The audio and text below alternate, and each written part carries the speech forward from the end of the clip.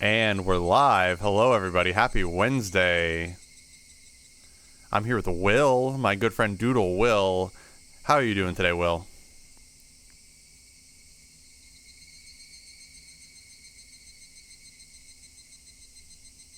Will? I think Will stepped away. This is all my fault, okay? This is all my fault. Okay, I'm back. Yo, welcome back. Say hi to chat, Will. Did you start early? No, I thought you were here. No, I was still getting my drink. No. See, that's good. It's good comedy. God, I'm such a bimbo. Hello, chat. Welcome in, everybody. Happy Wednesday. We are... Oh, okay. That's good. Is that whenever you talk? No, I just Oh, God. switched to that. I was for the like, comedy. it's so big. I'm going to have to shrink you down.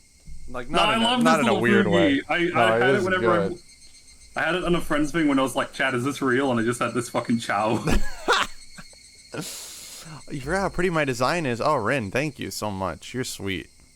All right, I'm gonna be staying with this for the entire time. This isn't a soul stream. I can't get away with fucking flipping back and forth. You can drop the big titty one if you want, but like, I don't know if it's going to fit the mood of the entire... That's why I went flat. I was like, Yeah. man, someone's gonna get fucking murdered, and people are just gonna be like, man, those big fucking boobs.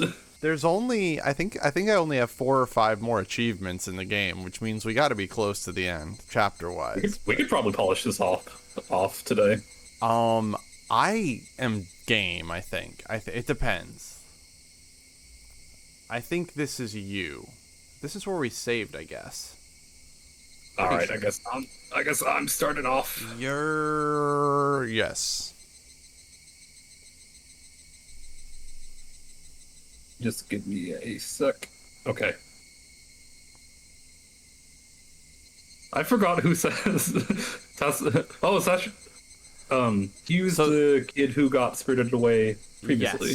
Yes. He was spirited away. He is also, if you recall, he is Satoko's older brother. Yeah. Satoshi and I had what? These nuts in my mouth. No. Okay. I mean, Yeah. I've seen some art. All my well-planned actions through the day has turned out to be like, oh, I'm looking at the stream instead of the. Okay. Instead of the Discord stream. Yeah. Oh yeah. I should probably move this over. Here, I'll move this over slightly so we can see the entire text. All my well-planned actions throughout the day have turned out to be nothing more than a reenactment of what Satoshi has done. Satoshi, had he really been in the same situation as I was now? The friends he had gotten had changed suddenly, and for no reason, at least none that I've noticed, planned to kill him. Then, fearing for his life as I am, he got a bat to protect himself and carried it around with him every day to practice his swing. And then one day, suddenly, Uh-oh. he transferred. Oh boy. My blood went cold, causing a prickling sensation throughout my veins. Starting near my chest, it radiated outwards, from the top of my head to the soles of my feet, chilling every part of me without recourse. What did she mean by transfer? What did she mean by transfer? Satoshi still at wherever he transferred to? Was he the only one who would be able to understand me? Would he be able to tell me why it all ended up like this? More importantly, where did he transfer to? What did she mean by transfer? What did she mean by transfer?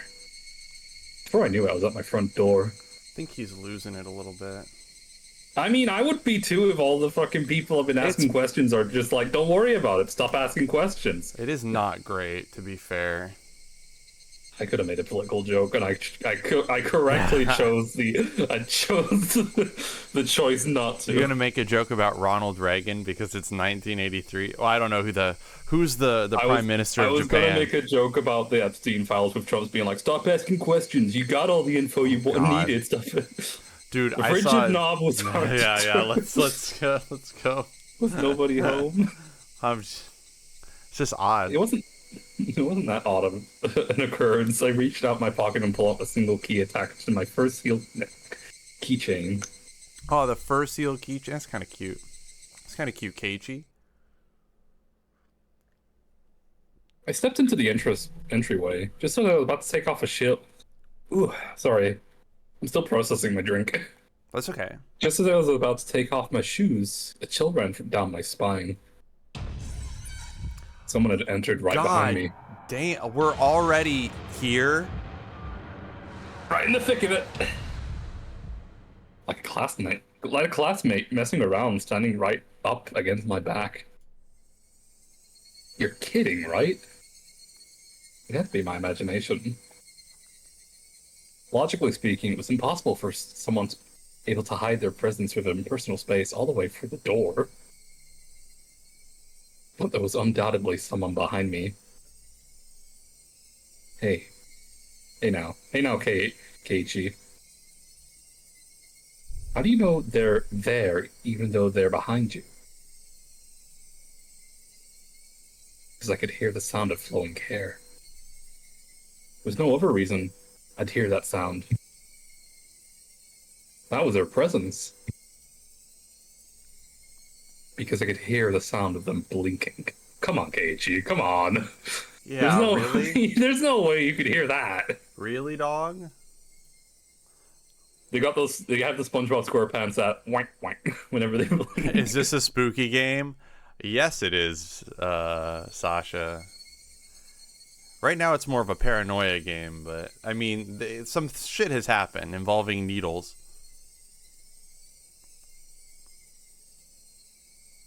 My most base instinct was warning me of their presence. Common sense was telling me that it was just my imagination. It was just my imagination. There was no one behind me. I began to erase the mental image of an eerie figure standing behind me. Yeah. But at the same time, I asked myself, if there was no one behind me, then what was I feeling? An uncomfortable sensation crawled up my spine. Actually, wouldn't it be better if there was someone there?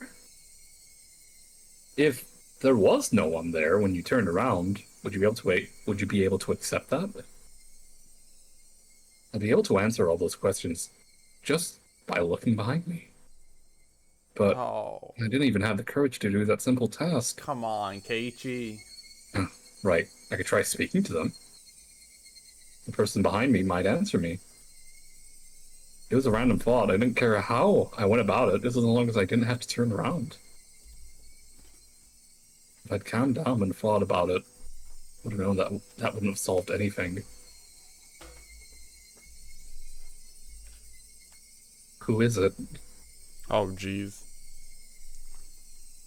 Spoke in such a hoarse, broken voice that I couldn't even believe it was my own. I almost felt like contemplating their response. I felt it. There's no way I could be able to do that. Calm down, Keiichi. It's all in your head.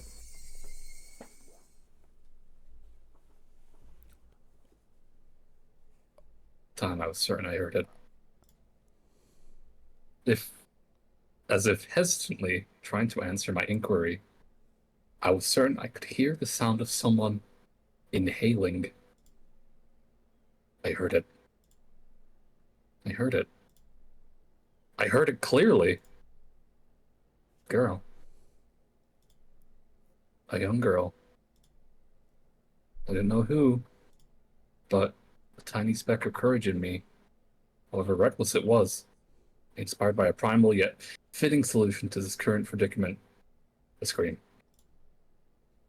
All the force of my body released from my lungs and throughout my throat, creasing.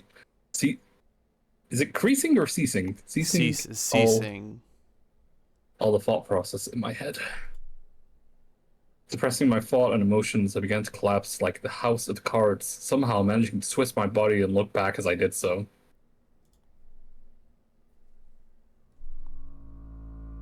Definitely there. Right there. Someone was there. Until the moment I turned around until I brought the area behind me to my field of vision, they were definitely there. Falling face up, my eyes traced around the remnants of the presence suspended in the empty space. It couldn't be. They were visible. They looked like they weren't there, but they actually are still standing there. As I screamed, all the emotions I was holding back burst free in a violent wave. However, I decided to calm as my emotional dam collapsed. A turbulent wave of pent-up emotions was skillfully diverted into a torrent of aggression. That emotion was definitely required to Man, I suck at reading. I suck at literacy. No, it's fine. No one uses the word extricate. Extricate? Yeah. Myself from the bizarre situation happening right in front of me. In the state of my heightened lucidity, I entrusted my body to the fury. Metal back held firm right in my right hand as if drawn there by a magnet. A mid-level sweep would be the hardest attack to dodge. Whoopsie. I remember reading something like that in a book about swordsmanship or something.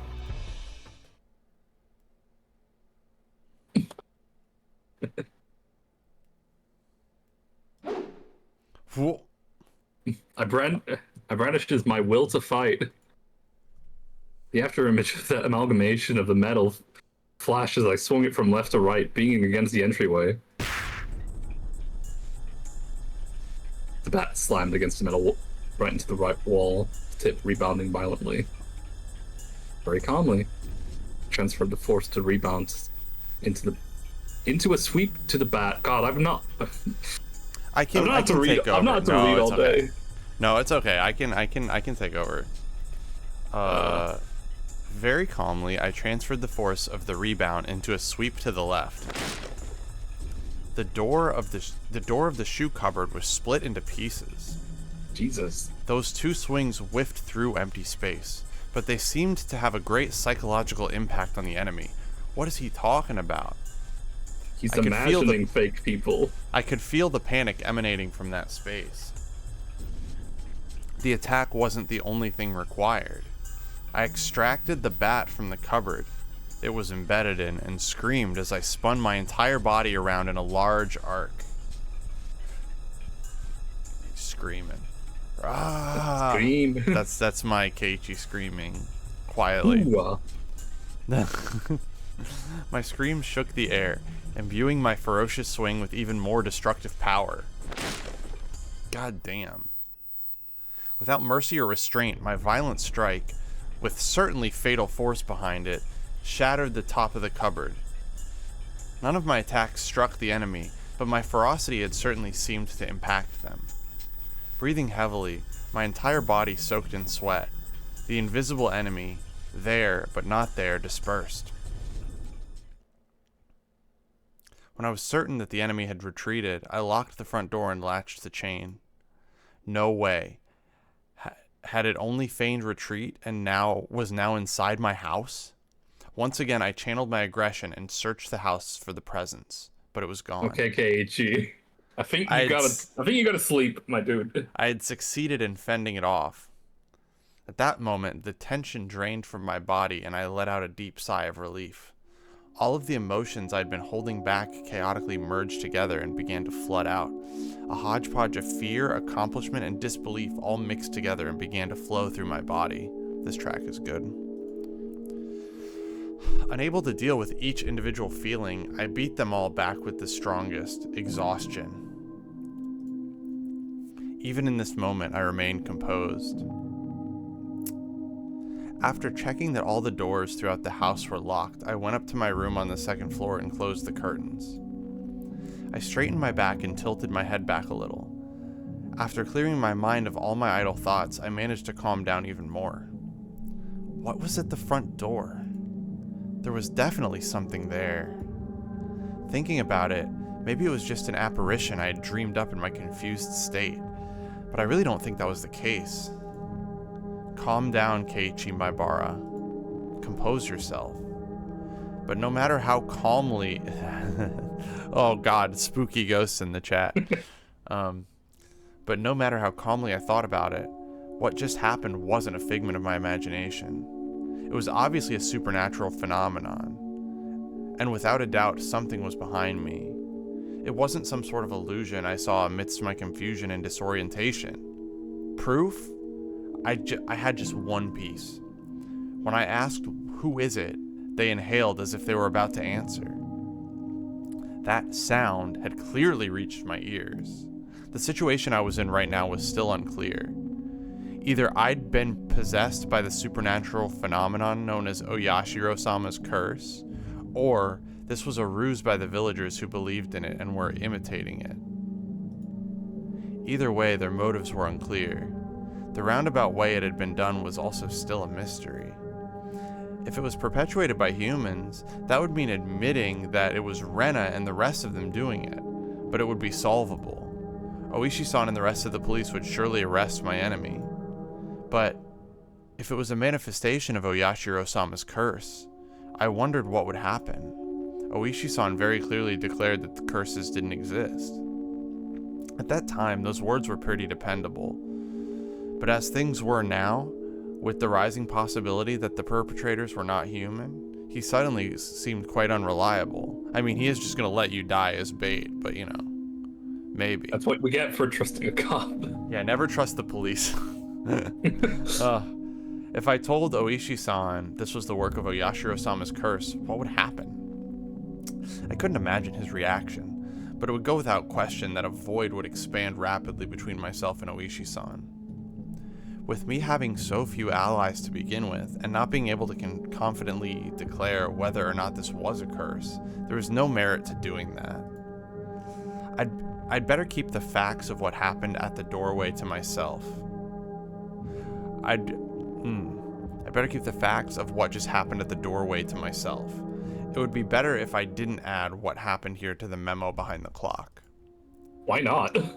I don't know. Well, because then, I guess because whoever found it might think he's crazy. Yeah, I suppose. I mean, I'd still keep a memo of it, just maybe not just the one behind the clock. All cats are beautiful. If you know, you know. I'm reading you loud and clear. There was still the ever so slight possibility that I was actually confused when I thought I was composed, and I was just going berserk in the entryway. How wonderful would that be if that was really what happened? I would be able to refute Oyashiro-sama's curse. But if I denied Oyashiro-sama's curse, that would mean admitting that Rena and the rest were the perpetrators. If I said that Rena and the rest weren't the perpetrators, then that would mean believing in Oyashiro-sama's curse. Dude, now I can't read, what the hell? By denying both of these, I would be admitting to myself. I would be admitting that I myself was losing it. The three options from which I couldn't choose became a trilemma of sorts. They mixed together and formed a whirlpool in my mind, making my head spin. Once again, I straightened myself and leaned my head back slightly to cool myself down. Calm down, Keiichi. Accept what has actually happened as reality. Stop thinking of anything more than that. But I couldn't help but think of it. How wonderful it would be if it turned out that I was delirious and everything up until now was a figment of my imagination. Oyashiro-sama's curse wouldn't exist, and I would still be bestest buddies with Rena and the rest. I would have to be crazy. That was the first time in my life I'd ever wished for such a thing. Dude. Fuck. So, no, imagine being like, I have friends, I can't, you know. God, I hate that sound.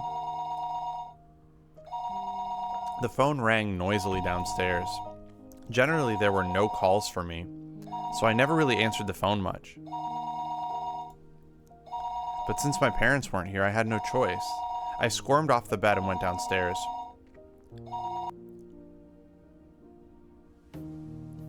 Hello, this is the Maibara's residence. Keiichi, this is Mom. I intuitively had a bad feeling about this. It was because I thought she was going to ask me to go out and buy some things. So I took the initiative. What? I don't mind having instant noodles for dinner. There's still a lot of them. The other day, we went out as a family and bought a whole case of cup noodles. I wanted to get a bunch of different kinds, actually, but they refused since individual packs were expensive, so instead I got a whole case of the mega-sized pork bone and ginger flavored ones I like. That sounds really good, actually. But my parents don't like strong flavors and didn't touch any of them, so the cupboards were still full of them. So you see, there isn't really any need for me to go shopping, right? Keiichi, I'm not asking you to go shopping. Both Mommy and Daddy have to go to Tokyo right away because of work. Huh? Right now? This was really abrupt. No, we were already here. We left this afternoon. It's quite a distance to Tokyo from Hinamizawa. Also, that's a bit of shitty parenting. Yeah, we knew you were out. We're just gonna leave and not tell you until They just like pieced. later. Yeah, they fucking pieced. Sorry, I'm distracted. Also, I think I just realized who this is. Alright, sorry. Here we go. Gunning it at full speed down the highway would still take 6 hours. Like running or driving, I would assume. I think like, yeah, driving. Dad has a license, but since he doesn't like the highway, they likely took the train. It would have taken longer. I'm thinking you might understand since you heard us speak about it last night, but it has to do with Daddy's contract. Right now, things aren't going too smoothly. Now that she mentioned it, I did remember that they talked all that time about his job prospects weren't looking so good.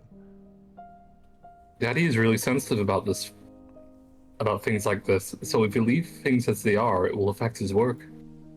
Part of my father's particular fragile artistic personality, his emotions changed as easily as the fall sky. You could also just say he couldn't take criticism. Well... Yeah, guy, well, I hate to break it to you, but both of these hands on this guy are left. Yeah. But something like that can be done over the phone. Keiichi, this is your father's job. You can't, so can you support him a bit, please? Anyway, it's just faster to talk about it in person. So there won't be any misunderstandings. As their son, there was nothing more I could say once they started talking about work. So we'll be back tomorrow night. Keiichi, you will be fine on your own. It's not like I'm gonna die or anything. This motherfucker, this dumb motherfucker is the most genre-blind person. And then the Jinx Fairy my game. God. Ooh, I would like to see about that. The Jinx Fairy came and used Lovely Kiss or some shit. Oh, man. Keiichi, you shouldn't speak so lightly about dying. Oh, this is the 80s. They wouldn't, I guess they would take that kind of seriously. They hear a kill yourself joke and they act, And they're like mortified. If there's something troubling you, just talk to us. I believe Mommy will be able to help out. Yesterday, I did bring up if I died rather abruptly, so I suppose they were a little worried. But really, I was more depressed by the fact that nothing would be solved by telling them. But I didn't plan on dying. At least not while I still knew nothing. I would never allow it. I won't die. I won't. I'll survive, even if I have to gnaw my leg off. Yeah. This isn't really comforting to her. Good for you, kiddo. See you then. Tomorrow morning, make sure to wake up and eat your breakfast. And don't forget to take a bath and brush your teeth. Yeah. See you. The call ended like that. Sometimes my parents went off to Tokyo for business meetings. But Tokyo was far away. They normally did things by phone. The times they did go were normally planned out in advance. It never happened this suddenly. I couldn't say that those circumstances didn't feel strange, or rather, unnatural. Anyway, I only needed to recognize the reality of the situation. That tonight, I was the only one in the house. That when my parents came back from work, I'd be gone, missing, vanished. Looking back on the series of events from the previous 5 years involving Yashiro-sama's curse, it wouldn't seem that strange at all. Come to think of it, it was getting pretty late. I didn't think it was good that the only light on in the whole house was from my room on the second floor. It was the same as broadcasting to the enemy that my parents were gone, and this was their chance. First, I ran to the living room, flicked on the lights, and turned the TV on a reassuring volume. Next was the study. I similarly turned on the lights and some music. We're doing a fucking Home Alone. Doing a fucking Home Alone 1. I poured all the marbles at the bottom of the stairs. I put the guy from Space Jam on the train. I hooked up a car battery to the doorknob. Dude, oh, I just had a thought. With this, Rena opening the door and getting fucking comedy. The blowtorch. Oh, it's just a fucking Tom and Jerry skit. Yeah. Once again, I went through the house, checking to see if there was anything left unlocked. When I saw the veranda and the laundry still hanging out there, I went pale. That would have made it too obvious. I needed to take it down. I snatched the laundry haphazardly and erased all traces that my mother wasn't there. It should be fine now. Ah! The garage! They hadn't gone all the way to Tokyo by car, but they had gone up to Okinomiya Station. The garage was empty, wide open, and in plain sight. This was not good. Did his parents do anything? You don't close the garage? Jake, it's a quaint little Japanese village. It's not like they're gonna get robbed. Yeah, that's true. I panicked and rushed out the back to close the normally open garage door. It should be fine now. Ah, I needed to get the paper. Okay, Keiichi, you don't need to get the paper. Just chill. They forgot it. Mom always got the paper. Since they left in the afternoon, the evening paper was still out there. He's losing his mind. My premonition was correct. I pulled out everything from the mailbox and dropped it in the entryway. With this, for sure this time, it should be fine. How old is Keiichi again? He's like, I think they're like just high school. 12, No. 13? He's like between 14 and 17, I think. Okay. I'd say 15 probably, but maybe 14. I mean, I definitely acted like this fucking bumbling doofus at like that age. When I was left alone at like 14, 15, I was scared. I was scared as shit. I was left alone a bit, so I think like when I was 12, I'd be a little bit more antsy, but like by the time I was 15, I was just fucking like prancing about the fucking house in my underwear. You were just chilling. Yeah. Come to think of it, leaving the cupboard busted like that from my little freak out was kind of bad. I'll just say I tripped and fell, and the bat I was holding smashed into it. Even so, just leaving it in its current state wasn't good. I should clean it up a little bit before Mom got back and scolded me. Oh my fucking god. I remembered that there was a broom and dustpan in the closet. As I was going to get them, the phone rang once again. I will say, even as 15, getting random phone calls by yourself is kind of unnerving. Oh, for sure. Hello, this is the Maribara residence. Oh, is this Keiichi-kun? Oh, you want to do it? No, I'll let you do the villager. Okay. Oh, is this Keiichi-kun? Is your mother around? Ah, she isn't here at the moment. You idiot, Keiichi Maribara. Don't reveal that your parents are gone. You can follow up still. Calm down and take care of it. I think she'll be back soon. That wasn't really a good response either. Now they might say they'll call again or tell her to call them when she comes back. Then that's fine. It wasn't anything important. Well then, sorry for the bother. The scenario I feared didn't play out, eliciting a sigh of relief. What a goofball. That call was fortunate in more ways than one. I'd have to deal with any telephone calls coming in from my parents tonight. I was somehow able to deal with the phone call just now, but I couldn't continue to rely on such poor improvisation. I needed to make up a good story to explain that my parents were home, but that they couldn't answer the phone at the moment. They're having sex. They're fucking. They're having big bonus sex. They were making tempura. tempura. Couldn't step away right now. That's what next time I'm boning and I need I'll drop the I'm making tempura. I'm outside grilling.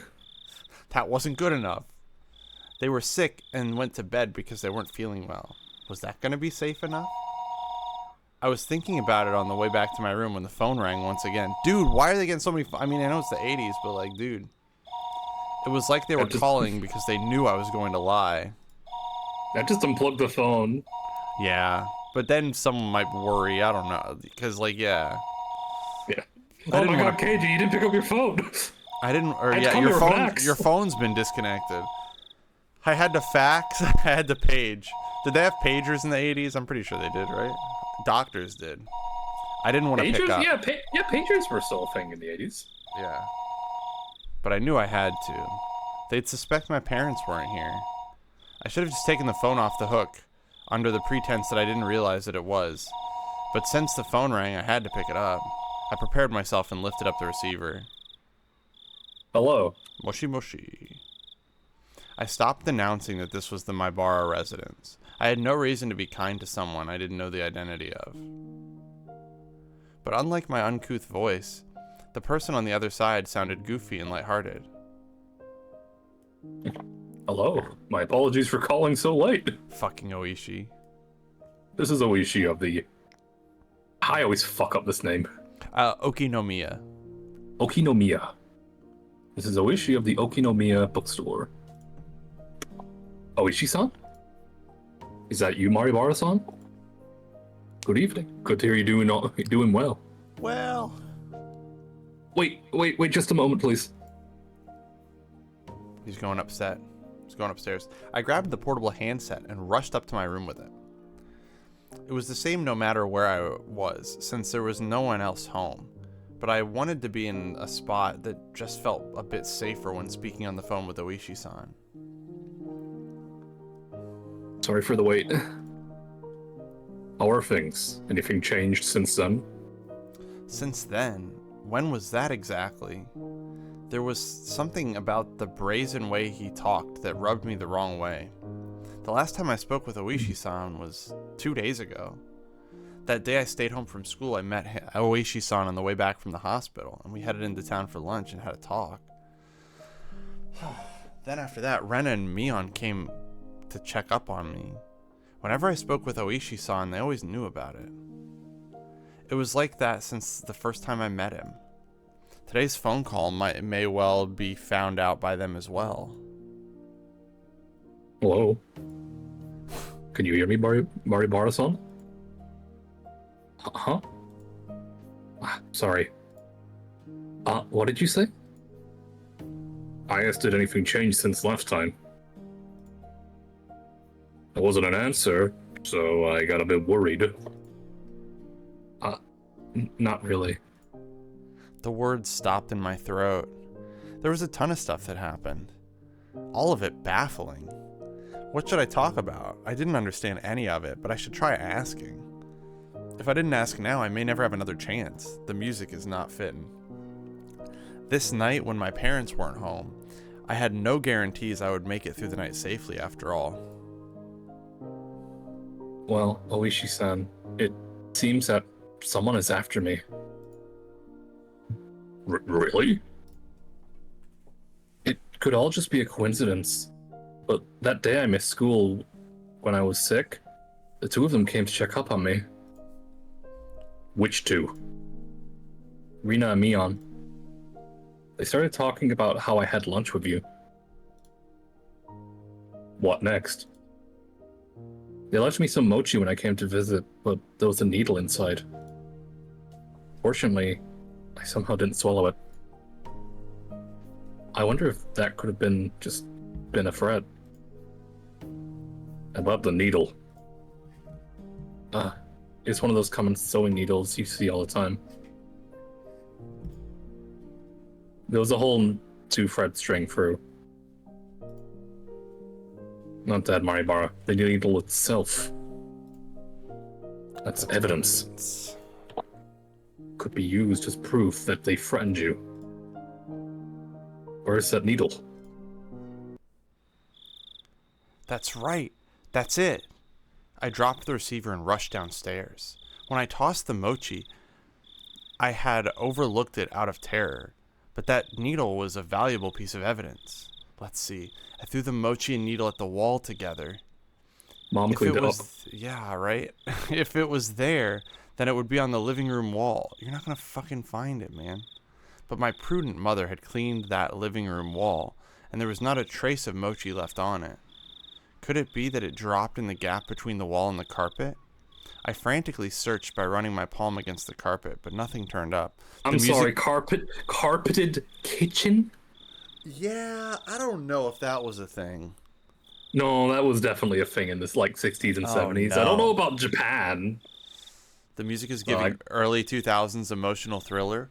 Well, I'm going to be honest. Higurashi is, in some regards, an early 2000s emotional thriller. Yeah, I would consider Higurashi a thriller. I mean, and it is like an emotional thriller at parts, and then there's parts that are more horror. I'm really excited. I'm really excited. I got a picture for you, Shake. Here you go. Uh-huh. Is it porn? Gaze upon it in all its glory.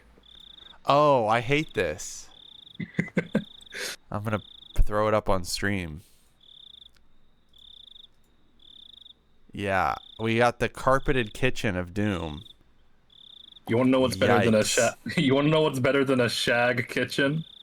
Ugh, what?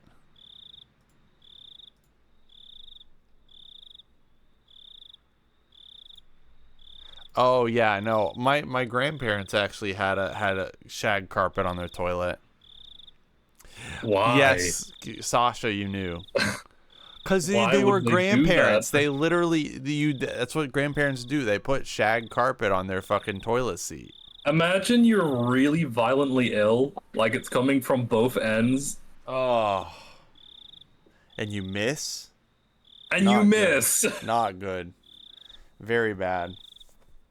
I frantically searched. Yeah, nothing turned up.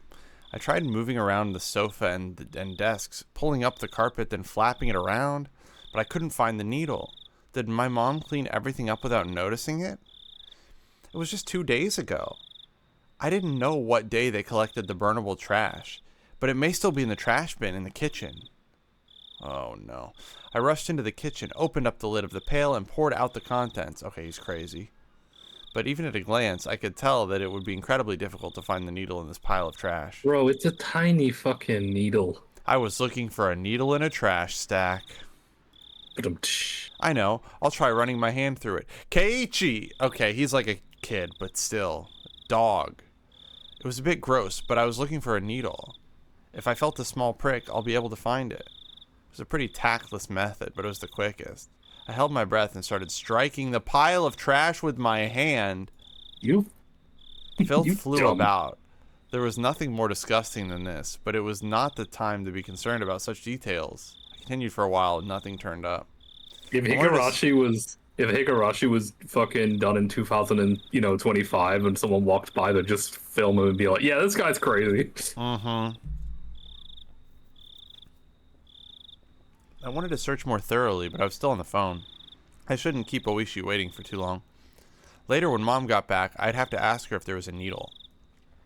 I hastily began scribbling on the notepad affixed to the refrigerator with a magnet. Was there a needle? I scrawled the words with a red pen, then dashed back up the stairs, where I had been keeping Oishi-san waiting for far too long. Whoa. How did it go? I couldn't find it. I was really overwhelmed when it happened, and let me see. It'd be great if you could find it. Keep it safe. That's right. The needle wasn't the only incident. I had to tell him about this morning with the hit and run. Also, Oishi-san, that isn't all. Actually, this morning, Oh, that van was definitely aiming for me. I could say that without a question due to the circumstances at the time. did you see the license plate? I can search it. I can search for it from here. Damn. Damn. At the time, I mean, he is just a kid. Yeah. At the time, I just flipped out yelling at him, but I didn't look at the plate. What failures on my part with the needle and the plate number? I was so focused on just protecting myself that I let some of the most important details slip out of my grasp. I punched my pillow, annoyed at how worthless I was. Sorry, I don't know much more than that. It was a white van. Nothing to fret about, Maribara-san. Anyone would be shaken up after being hit. I guess all of this really isn't a coincidence, is it? Oishi says nothing. Oishi started to hem and haw over on the other end. I could imagine him folding his arms. Also, Rena is acting strange. How so? What Rena said on the way home today, asking why I was so much like Satoshi-kun. Now I could say it with confidence, that Rena knew what happened to Satoshi. She knew that there was more of it to him. She knew that... Go ahead. Like what we discussed last time, I think Rena might have a split personality, or is being possessed.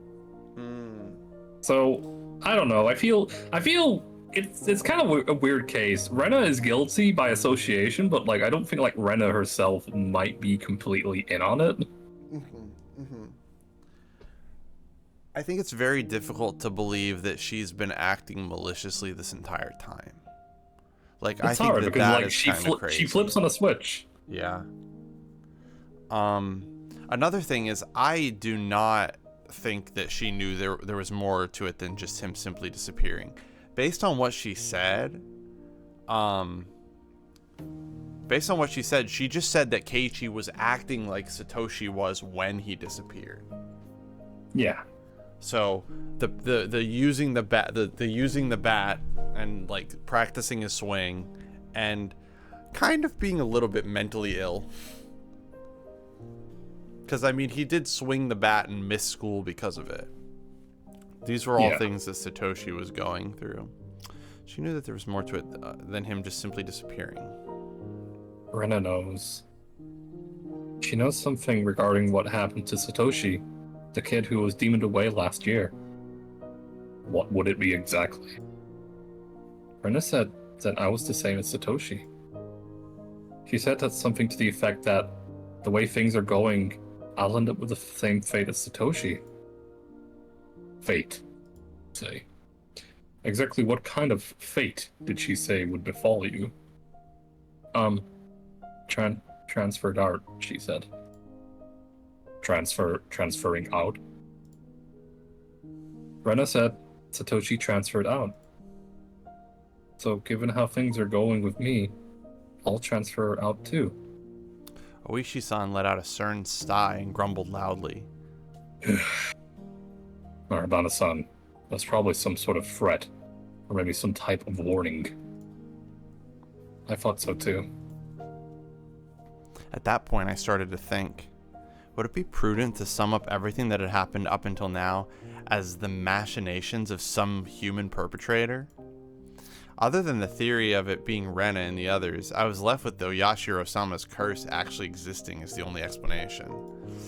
Of course, I couldn't tell that to Oishi-san. Except, Rena's strange behavior could be proof of either scenarios. Whether it was Oyashiro-sama's curse being real or everything being part of a conspiracy committed by all the villagers, Rena was involved. Rena had to know something. Rena was suspicious. What button is the change the music? I want to change the music. Rena was acting like a sussy baka. Yeah, a little bit though.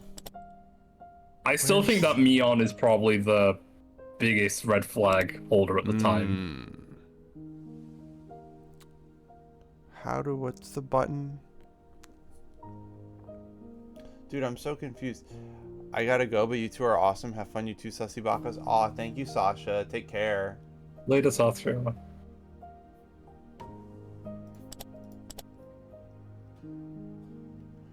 Oh, it's I don't mind the music. I'm assuming the music's like this because like all the previous music was like fucking all the previous music was just like fucking scary. So this is like a reprieve. It is more chill. Yeah. This one's fine. Yeah, so it was intentional. Mm-hmm. What exactly was Rena? I couldn't help but think she was somehow involved with the prior string of mysterious deaths. I seemed to recall that Oishi-san had admitted that he had dug into Rena's past a little. He was probably just downplaying it when he said a little, meaning he had actually dug pretty deep, most likely. I wanted to hear about Rena. I wanted to know what happened to her at her previous school, among other things that were still unknown to me. If Rena was somebody I should suspect, no, not that. I wanted to know the truth. Tonight, I was alone in this huge house. Even though I said I couldn't count on them, I had lost the security I felt I had just had by my parents being around. It wasn't like this house was some sort of fortress or castle. If a malicious person decided to use brute force, they'd easily gain entry. There were no other residences close to the Maibara residence. No one would be able to hear anything, no matter how loud it was. Unless someone's outside your door again. Yeah. Well, they would have had to sneak in. I'm not saying that's not possible. I had never felt as much resentment towards my father's artistic temperament, and the fact that he had this house built in such a remote location as I did right now. Oh, fuck me. I wondered if I would still be here by tomorrow morning, so I had to ask, right now, because I had no idea when my next chance would come. Was that just a troll? I don't know. Now I'm going crazy. It's probably gonna ring again. Yeah, I bet it will. So I had to ask right now because I had no idea when the next chance would come. Ah! Oishi-san, I have something I want to ask about. Please don't keep anything from me. Sure, ask away. Even though he was so far away on the other end of the line, this was the most reliable he had ever felt. I wanted to ask. About Rena. About what happened at her previous school. Actually, it's regarding Rena's... Oh. I noticed a sound that had been going on for a while now. Fuck me. Do you want me to take over? No, we're good. Okay. Since I was so focused on the call, I hadn't paid attention to it at first, but I finally realized it was the doorbell. The time was 7 o'clock. It feels so much later. It was past the time the postman would be making a delivery, and past any sensible time a neighbor to be visiting. I considered just acting like nobody was home, but that wouldn't be good. That would ruin all the work I put into making it look like my parents were home. I needed to answer the door. Oh, hello, fuck me. Marabara-san? Sorry, someone seems to be at the door. I'm gonna go see who it is. A guest? I see. My apologies. Should we end this phone call now? That would be a problem. Would be a problem. No, I'll be back in a second. Do you mind if I just leave the phone on? It's fine. I don't mind. I dropped the handset on my bed and dashed down to the door. I needed to make up a good excuse to get them to leave. I had a hunch it was the lady who called right before Oishi-san did, in which case it would be one of the neighbors who's friends with my mom. I'll just say my mom isn't feeling well and went to bed early. That would be the easiest option. It'd be hard for her to ask me to wake my mom up if she's not feeling well. The bell continued to ring at regular intervals. If someone didn't answer after you rang the bell so much, you'd normally give up and go home, wouldn't you? Without removing the chain, I opened the door slightly and peered out at the visitor. A chill ran down my spine. I knew it. Somewhere deep inside, I had prepared for this moment. I had tried to escape by imagining it was the easiest person to deal with, one of my mom's friends.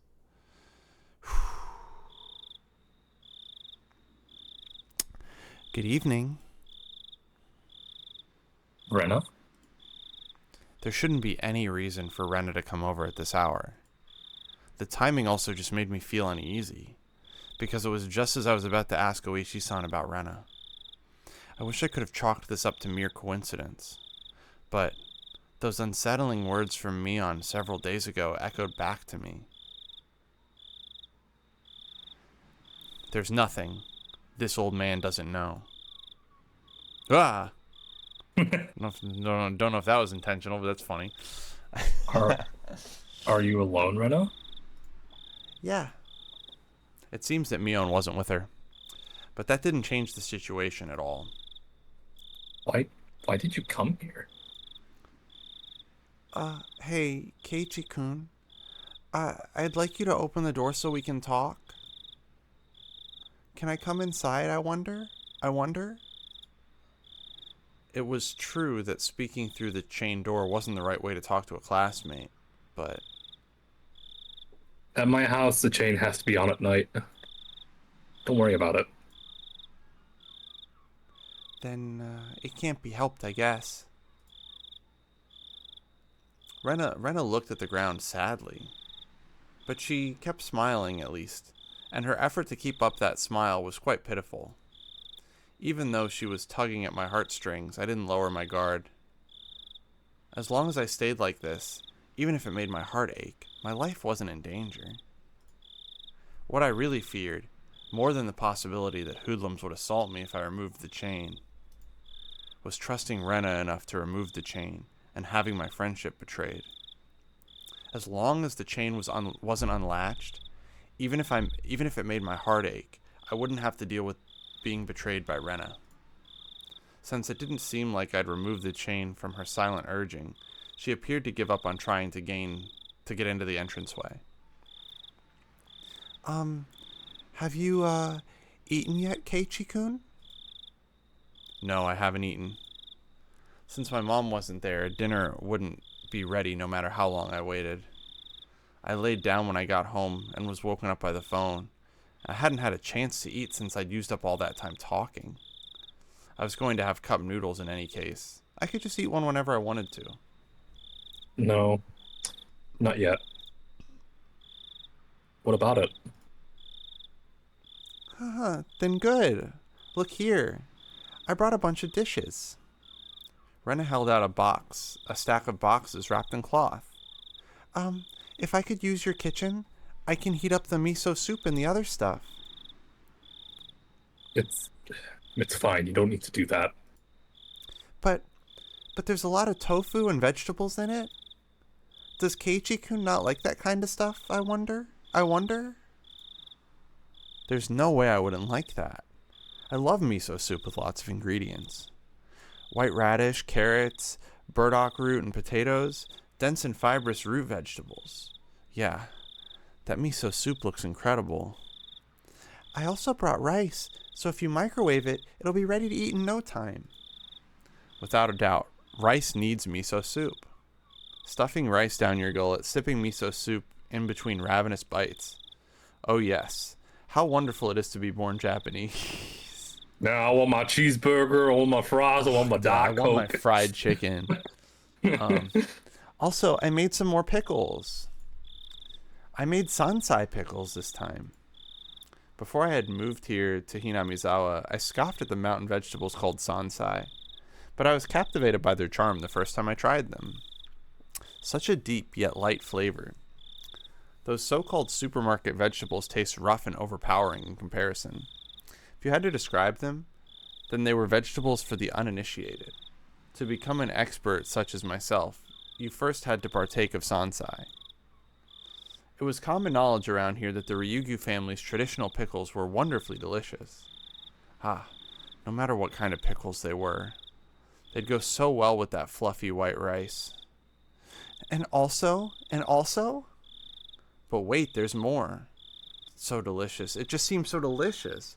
Farewell to my unhealthy self who said he'd make do with cup noodles. Rena appeared to be in good spirits, and she was offering such a delicious sounding dinner. The stress evaporated from my gut, and hunger reared its voracious head. Keiichi, you fucking idiot. Look. At the same time, my wariness of Rena suddenly dwindled. Rena did say she was alone. It shouldn't be a problem letting her inside. Though, the possibility that it was laced with poison still hadn't been ruled out. At that moment, a cold chill ran down my spine once again. Ooh. I couldn't understand why such a sensation had occurred just then. But the voice inside me was sounding the alarm. This happy Rena, speaking of this charming dinner, was dependent on one premise. That premise was that tonight, dinner hadn't been made at my house, meaning it was under the assumption that my mom, who should be making it, wasn't here. At any normal household, 7 o'clock would be around the middle of dinner time. If my mom weren't here, we'd be eating dinner around this time as well. The fact that she brought over all the makings of a meal at this time was inherently strange. Unless she knew. Rena, did she know that my parents weren't home? But there was also a chance that this was a bluff. I had turned on the lights and a bunch of other stuff to make it seem like my parents were here. There was a chance that Rena was unsure if my parents were home, but I had to wonder. The laundry, the garage, the evening paper, there were plenty of signs of them being hastily tidied up. It was hard to say that Rena didn't have a chance to determine if my parents were here or not. But there was no reason for me to confess that right now. I should try holding on to that fact as long as I could. First of all, the chain was still latched. As long as I didn't take it off, Rena wouldn't be able to do anything to me.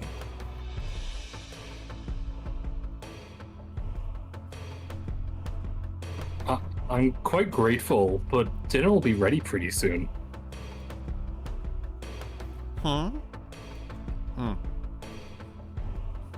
Mouthful of Red Bull.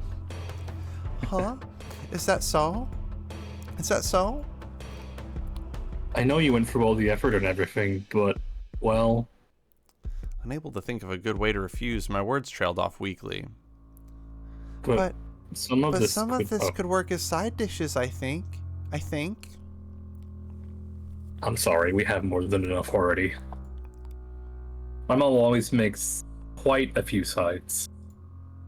So... Huh? You have side dishes? With a smile that bordered on a cringe, I dodged her questions apologetically. But the feeling I tried to ignore began creeping up my back again. I spoke as if my mom was setting down dinner right now, but it didn't mesh well with what Rena was saying. Rena was talking as if she was aware of some obvious fact, and that I was aware of it as well. So Keiichi-kun can cook?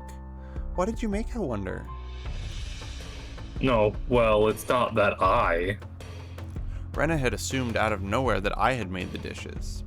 No, not so much that I'd made them, but rather that my mom hadn't. Did you really make them? The side dishes? Did you, Keiichi-kun? It wasn't me who made them. My mom did, so... No, she's making them. Right now. So you see, I'm sorry, but I can't eat whatever you brought. Rena fell silent at that moment. At that moment, I felt that the light had suddenly disappeared from her eyes. Mask off. How about I try guessing what Keiichi-kun's dinner will be? Doesn't matter what I'm gonna eat. Let's see. The conversation might appear natural at first glance, but Rena was firmly in control. It felt like I was being interrogated. Your dinner, I wonder. Is it something that can be made with just hot water? Hey, stop with the insults. I can't believe you'd belittle my mom's extravagant dinner like that. Tickets sold out, full capacity already. It's that amazing. I tried my best to put on a strong front, but I couldn't grit my teeth quite right. So instead, I looked like someone who was borderline hysterical. No, Keiji, you're not meant to do that. Keiichi's not the best at this. But Rena showed no reaction whatsoever, even to that silliness. Keiichi-kun, did your mother really leave you dinner? No, you see, she didn't leave me dinner. She's making it right now.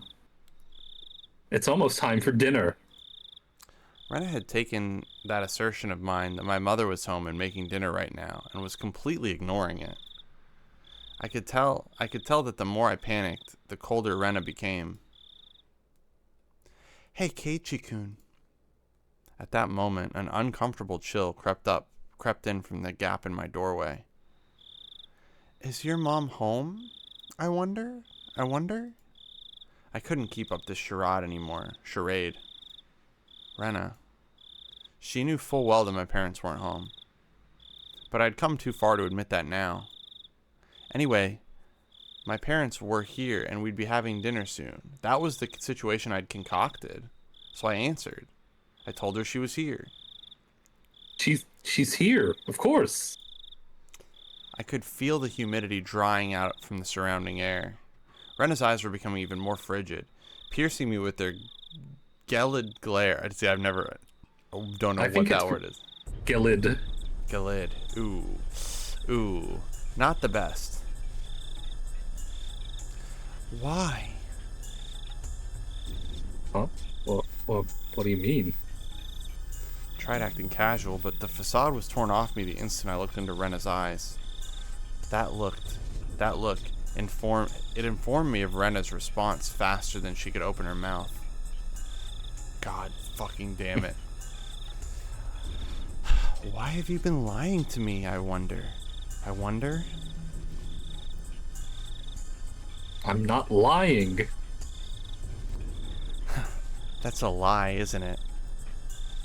It's not a lie. Liar! Rena's outburst sent a jolt surging through my body. Rena and I were still separated by what few inches that slightly ajar, but still chained door could afford. But despite that, I was still being cornered. My house, which I'd considered a safe haven up until now, had become more like a dark alleyway where no one could save me. Shall I guess your dinner, Keiichi-kun? Let's see. I knew now that Rena had already known that my parents would not be here tonight. But it was still so strange that it had come to this. Even if she somehow knew my parents weren't home, there was no way she should be able to guess what I would be eating tonight. But Rena said she'd guess. How could she guess it? How could she know it was instant cup noodles? That's right, isn't it? Then I was going to eat. Wait, the cooking repertoire of a man who can't do housework is probably nothing but cup noodles after all. Looking at this statistically, it was the most probable answer. That didn't mean she was guessing. I don't think you'll be full with just noodles. I think having rice and stuff will definitely hit the spot. Calm down, Keiichi. This was just a coincidence. Rena was just reading certain tells of mine. Did you want to switch to the narration? Good for now. Okay. So the fact that she was inferring what I was thinking alarmed me. But it wasn't as if she was actually reading my mind. If it was being read, then she was a demon. No, not a demon. Things like that, they couldn't possibly exist. Do you like them? You mean noodles? Wait, what is she saying?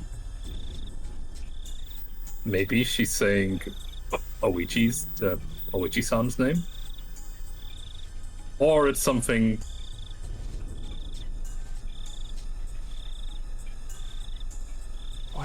fuck is she saying? We'll see. We'll see. No. Beep. No, F word. No. Whoa, you can't call me that. You can't say. I mean, it's 1950, 1983. 1, 2, 3, 4, 5. It's 7 stars. How long is Oichi's name? Penises. How many characters is Oichi's name?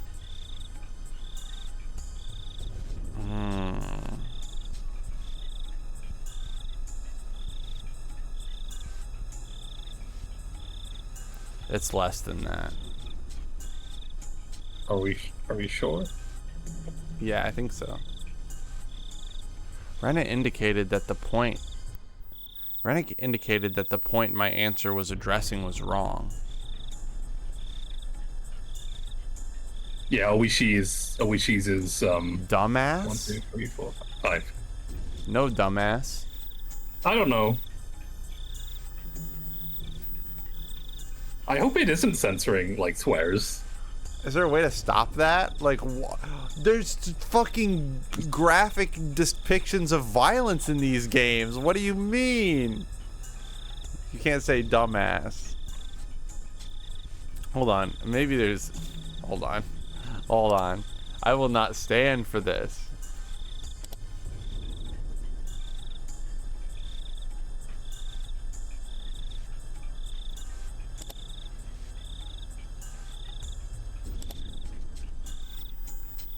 I'm reading information saying that the Steam version is uncensored.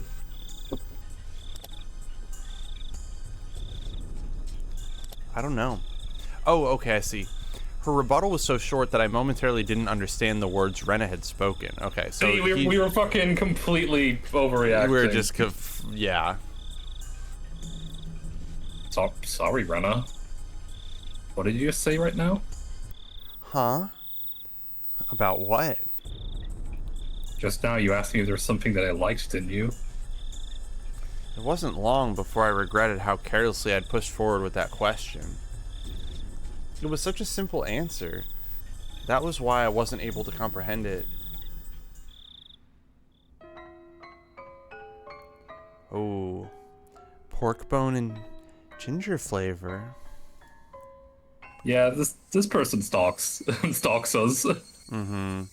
I wondered how I appeared in the moments my mind went completely blank until the moment I was able to recover. As my field of vision began to distort, slowly swirling in a counterclockwise direction, I lost all sense of balance. Why do you know that? I didn't even deny it. That was the type of frenzied state I was in. How could Rena even know this? Not even caring as I mashed my head against the door, I fixated See, this is the Keiichi I fuck with. The Keiichi which is like, how the fuck do you know that? Tell me right now. Yeah, no, he just needs to be more forward. I fixated my gaze on Rena, but she didn't even flinch when she saw me do that. Certainly did buy them. I bought a bunch at once. I bought a whole case. How could you have known that? Why, I wonder? Quite strange, isn't it? Isn't it? How could you dodge the question at a time like this? The chain and door suddenly were no longer protecting me. How did you know? Why do you know? Answer me. You bought them at 7th Mart, didn't you? A shiver ran up my spine. I tried covering it up with an angry facade. Like I said, why do you know that? I was behind you. I was following you the whole time, Keiichi. What are you saying? I couldn't understand why she was saying she'd been following me all this time. That's because I was right behind Keiichi-kun's back the whole time. Ha ha ha ha ha. Like that night. That night I was absorbed in my phone conversation with Oishi-san. I didn't even sense her being there, standing behind the door, behind me, standing there just like that. When Keiichi-kun was picking out the noodles, I was watching the entire time. You picked out so many different flavors, didn't you? Then your mom got angry. If you were going to pick up the expensive ones, then you should just pick one type, she said. Then you picked out that big box of pork bone and ginger flavor you love so much, didn't you? I like it too. Pork bone noodles. But I can never eat a whole big bowl myself. My brain was paralyzed, dulling my senses. It might have been a defense mechanism to diminish the fear I was feeling to non-traumatizing levels. With the fear being diminished, the fog enveloping my mind was cleared away. Then, I could understand what Rena was saying and started to put meaning behind her words.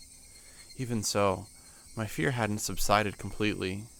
It was like I was standing at the edge of a cliff, eyes closed so I didn't have to look down. It didn't actually solve any of my basic problems. I slowly took a step backwards. Oh. And as I withdrew, Rena advanced. So, Keiichi-kun, can you open this? We can eat dinner together. I'm sure it's going to be delicious, so okay? Red flags, red flags, red flags, red flags. Yeah, this is not the best experience to have. Here, I got to snooze ads again. Classic. Rena's pale, slender fingers squirmed through the crack in the door, one at a time, as if they had a mind of their own, rattling the chain.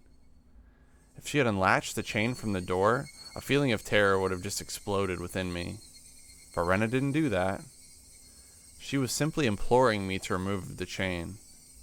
I tried my hardest to light the fuse to the powder keg in my heart, trying again and again.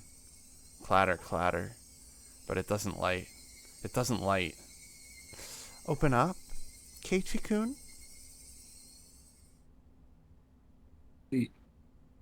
Please go away. I beg you, please go away. How can you say something so mean, I wonder? I wonder? Please go away. Go away. Go away. The powder keg inside me finally went off. Not smoldering, it just exploded. I tackled the door. The force through the door had knocked Rena momentarily off balance. I couldn't hesitate here. I grabbed onto the doorknob with both hands, planted my feet firmly, and pulled with all my might. But the slamming sound I so desired didn't happen. Oh, I didn't slam the door hard enough. I could feel a tiny disturbing bit of resistance keeping the door from closing. And the source of that was Rena's fingers. Each one of those fingers wriggling, squirming around like the tendrils of a carnivorous plant through the crack in the doorway. Oh, it hurts. It hurts, Keiichi-kun, it hurts. It wasn't a harsh shriek, but more of a yelp she was trying to keep back. Go away, go away, go away! I kept on pulling on the door with all my might. I didn't even realize that if I didn't loosen my pull on the door, at least momentarily, Rena wouldn't be able to pull her fingers out, and that's why the door wasn't closing. It really hurts, Keiichi-kun. I'm sorry if I was messing around too much. I didn't care one bit for her apology. No matter how much she apologized, it didn't change any of what she had done up until now. It didn't change anything. It hurts, it hurts. I'm sorry, I'm sorry, I'm sorry. Go away, go away, go away! Rena couldn't leave even if she wanted to because I'd trapped her fingers. Rena's white fingers had become deep red and were no longer even squirming. I'm sorry. I'm sorry. I'm sorry. Go away, go away, go away, go away. Just open the fucking door, you dummy. I'm sorry, I'm sorry, I'm sorry. Rena's apologies were occasionally twisted with pain, but like a broken record, she was intent on repeating it over and over. Go away, go away, go away. Stop it, stop it, stop it, stop it. I pulled on the door even harder.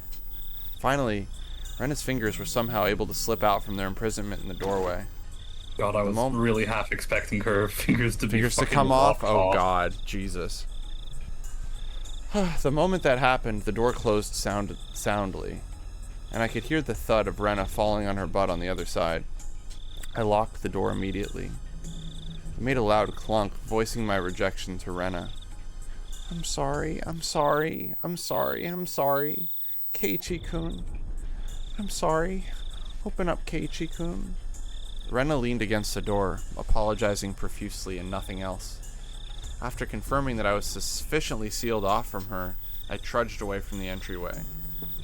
On the other side, I could still hear Rena echoing her apology. I'm sorry, I'm sorry. Those pitiful words, they would be forever seeking my forgiveness. I didn't feel bad about this at all. But that wasn't out of any sort of malice. I felt a sort of hazy sense of relief that I was able to escape from Rena. Before Mion had threatened me at this doorway, saying there was nothing she didn't know. And just now at the same place, Rena told me the same thing. My feeble attempts to disguise the fact that my parents weren't home had served no purpose from the start. I should have just pretended to be out, and not even opened the door. My meager plans hadn't helped at all. In Hinamizawa, it was impossible to outwit them. Even though I was on the other side of the door, I wanted to get as far away from Rena as possible. 1 step, 2 steps.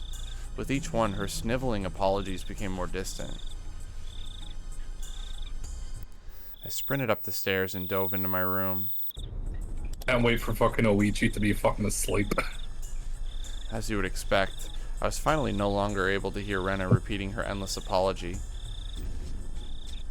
Diving into my bed, I was startled by the hard lump I felt. There was something in my bed? It was the receiver. I finally remembered.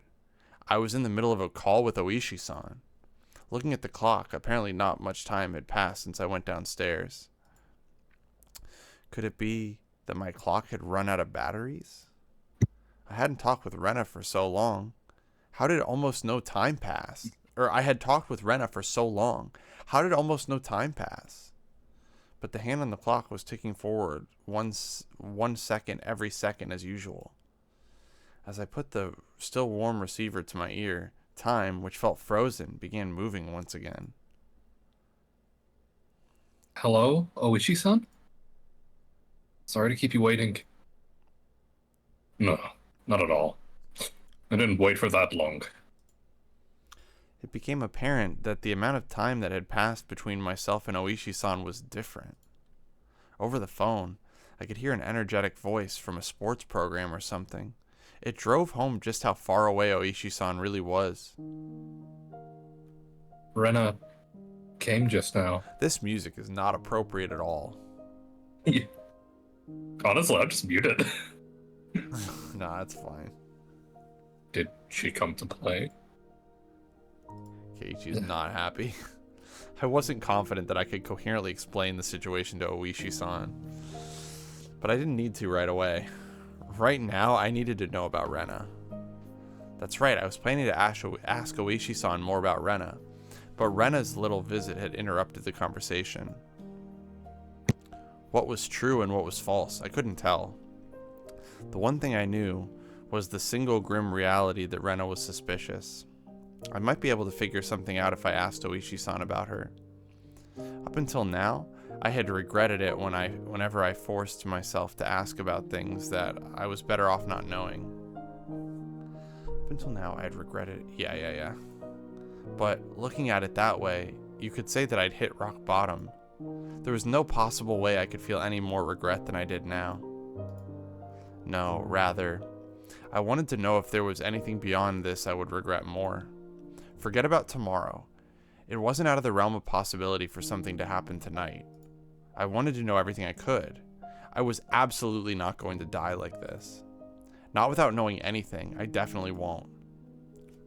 Regarding Rena Ryagu, how do you pronounce her name again? It's Ryuga?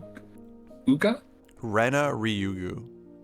Ryugu. That's like difficult. That is a name. Yeah. Regarding Rena Ryugu, see, it's also like an Rena R Ryugu. name in front of Yeah. Rena Ryugu. Regarding Rena-san, I did a bit of digging. Yeah, well, it wasn't much. I understood that Oishi-san was talking in circles. A bit meant I dug so deep it'd be hard to discuss with you since you're her friend. I want to know everything from your research. I don't think you'd be very interested in what I have to say, though. Oishi-san. I spoke as calmly as possible to Oishi-san, who was continuing to avoid the issue. And then I said it. I think Rena Ryugu is suspicious. Even if the past incidents were from Oyashiro-sama. It's a tricky one. Oyashiro-sama. Rena is involved. Do you have any sort of proof that makes you believe Rena-san is suspicious? The manner in which Oishi-san spoke became very firm. Do you have some sort of proof? That was him talking as a detective. I only have circumstantial evidence. I see. I could tell, even over the phone, how disappointed Oishi-san was. Pulling on the fishing line when he felt a bite, only to reel in the bait. Disappointed, but ready to cast the line once more. That's how it seemed. Oishi-san. You can't do anything without physical proof, can you? Of course not. What I meant was, you can't come and save me without proof. I stuck that barb in there. As Oishi-san loved roundabout ways of saying things, he understood me just fine. It's fine, Maribara-san. I'll protect you. That was not the least bit reassuring. Oishi-san was just using me to continue his investigation. I was just going to get killed, and my corpse would be an important piece of evidence. That was all I was to him. Whether I'm alive or dead may be of no concern in your investigation, but it's all over for me when I die. Oishi-san went silent on the other end of the line. That may have been too blunt, but I didn't care. All I needed to relay to Oishi-san was that I currently was in a very dangerous position. So, please, tell me. Tell me about Rena. Satoshi transferred out. Not too far in the future, I'll probably also do what Rena called transferring art as well. But you won't be able to find my corpse. You haven't been able to find Satoshi's body yet. Alright, Maharbar, please calm down. I was already suppressing my agitation, even without Oishi-san having to tell me. It wouldn't solve anything if I continued to scream about my mistrust in the police. It would seem we all fucking know that. Yeah. It would seem that I could only depend on myself and the bat that Satoshi left behind to protect myself. Then I at least wanted to know what happened before Rena transferred schools. You are aware this won't be very interesting, right? What the fuck? Oishi-san, realizing my resolve couldn't be swayed, finally caved.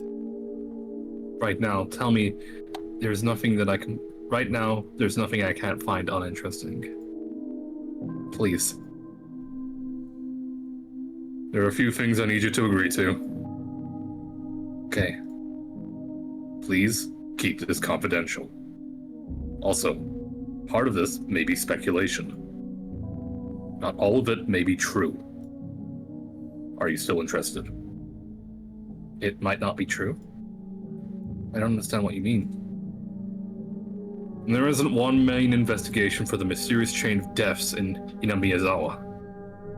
Each one is treated as its own individual case. Thus, Rena Ryugu has been never linked to any of these investigations. Basically, you see, this isn't an investigation of Rihanna done by the police. And it's a personal inquiry. Is that what you're telling me? This will make things a lot quicker since you understand. All of it is from either phone calls or meetings and interviews. So they can't be cooperated. I'm asking is that you take this with a grain of salt, is what I mean. Yeah, I'm sure. Do we have an agreement? Yeah, I'm sure fucking Keiichi can take this with a grain of salt right now. Yeah. All of this is just from what you heard?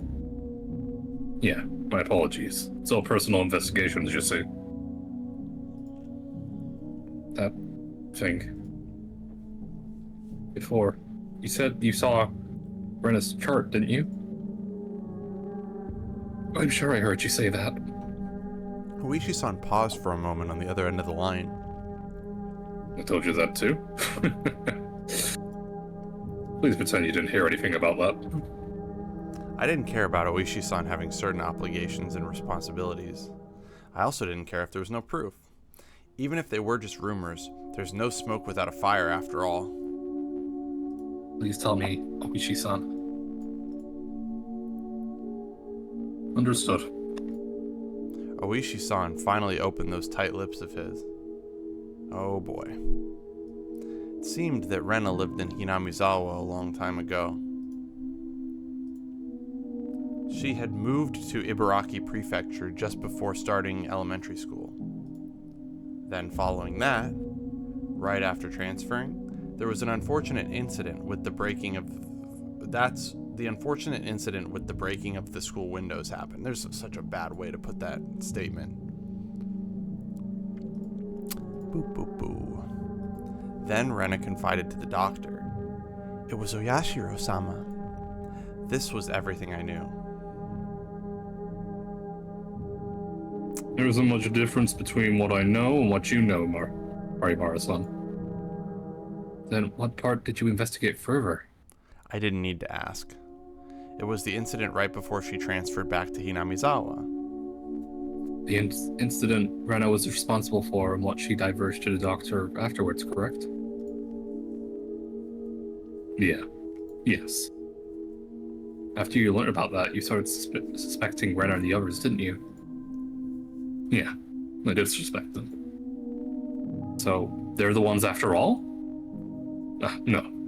That's not what I meant by suspect them. Oishi-san was the type of person to say things with confidence, but these particular words were less than reassuring. Then who do you suspect? That was it. That it was... Oh, yes. Oyashiro-sama. Oyashiro. Oh, yeah. Oh, yeah. Huh? That Oyashiro-sama's curse really exists. Yeah, right. Well. Oishi-san's laugh was quite dry, certainly not the kind that would make you want to join in. Oishi-san resumed the conversation about the dubious circumstances behind Satoshi's disappearance. The course of events leading him to delve into Rena's past. Oh my. Just then, there was thunder in the distance, and a heavy rain started pouring down. It came without warning, a downpour fiercely beating the ground. I had left the window in my room open a crack to let the heat out. The violent wind danced... I really hope his fucking window isn't, like, above the door, or else Rena could have fucking heard all of this. Yeah. Also, the audio is fucked. It just got so fucking loud. I think it's cozy. I'm gonna turn it down slightly, because it is kind of going crazy. It's a good thing I limited it, because, like, damn, every once in a while this shit goes off. Is there a sound effect setting? Or is this with the music volume? I don't want to fuck with it.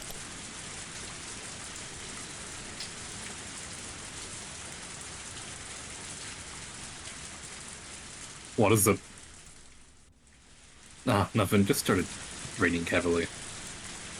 Sorry, please continue. I got up while okay, I'm gonna turn it down slightly. It's like, I don't know about you, it's blasting me. It's actually like the loudest sound ever. I got up while still on the phone and grasped the window. I said at the beginning It was an incident. But because neither the schools nor the victims filed charges, the police were never involved. So you see, those involved were very reclusive, reluctant to talk. Regardless of there being a victim who had one eye beaten so badly they have permanent damage. Jesus Christ. But this is by Rena?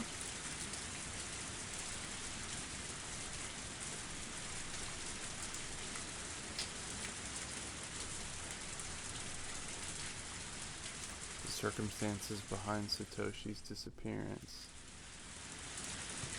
Regardless of there being a victim who had one eye beaten so badly that it had permanent damage.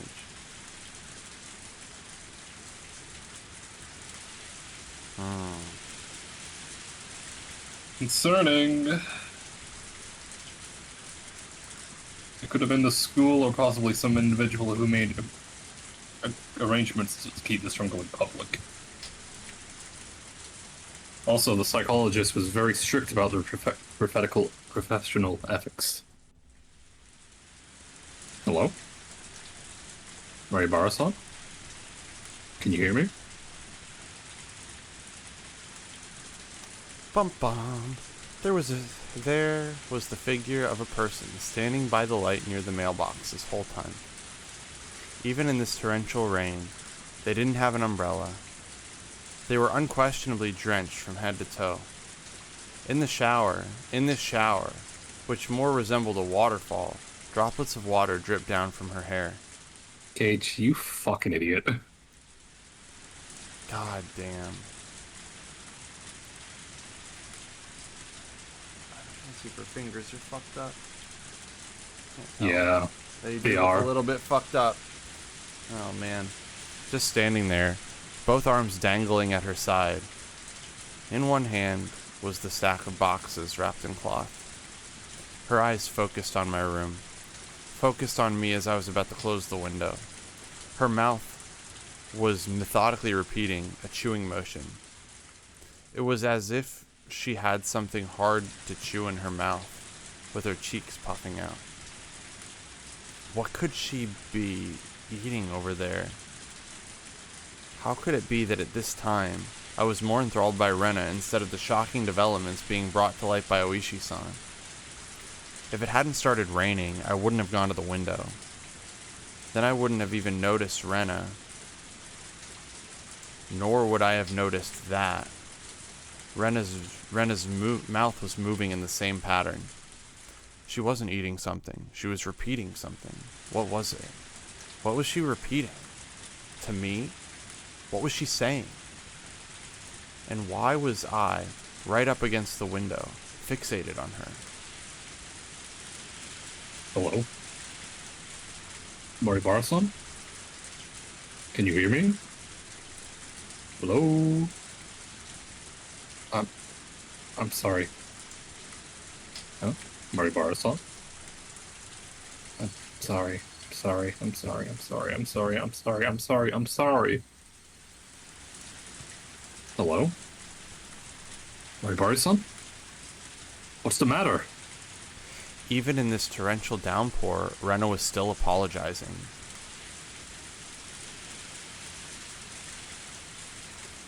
The other self inside me drew the curtain hastily with my right hand, blocking my view of the outside. But even doing that, Rena's relentless apologies still reached my ears. I'm sorry.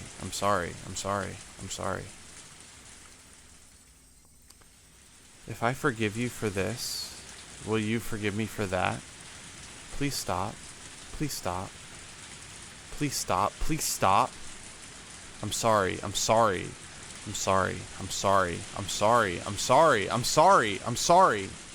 Damn it.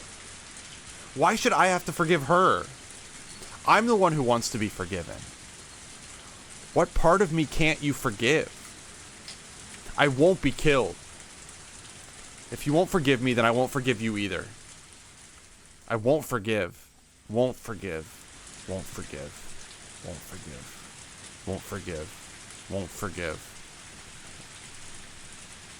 Maribara-san? If you can hear me, then Please respond. Hello?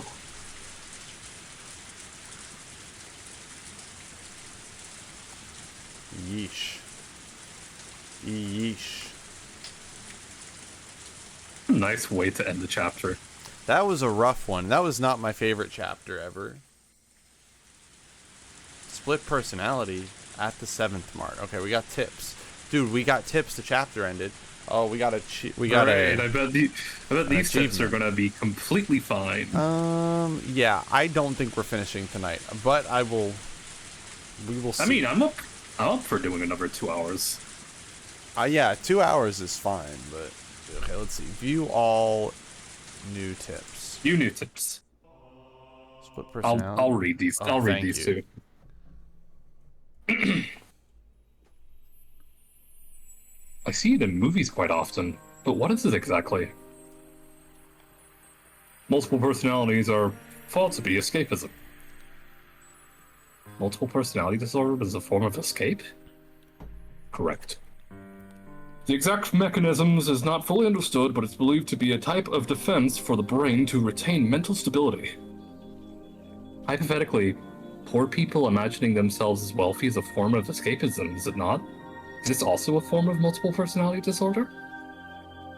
I wouldn't go that far, but broadly speaking, one could infer that it's something that occurs in all of us. Does a split personality occur when one cannot tell which is reality and which is their escape? That's difficult to say. There are some who agree with that and some who disagree. There is no consensus. Then, is the occurrence of multiple personalities still an unknown phenomenon? Something which is not fully comprehensible in the psychiatric field. Yeah. Psychiatric field. Unfortunately, in the current state of things, we can only put our hopes into future research. But it's sort of cool having a split personality. What kind of people get split personalities? Dude, this reporter sucks. I mean, I guess it's the 80s, but like, dude. Dude, being a split personality like that guy from American Psycho is so cool. Recent studies find that those who develop it, or rather those who are more susceptible to developing it, might be genetically predisposed or have had abnormal mental development. Some say that childhood abuse increases that chance. Speaking of which, person A here has experienced abuse as a child, didn't he? How sad. Person A has 7 different personalities. Jesus. Let's watch a video of him. Right after these commercials. Oh my fucking god. What the hell? Damn, what is this, TMZ? Crazy.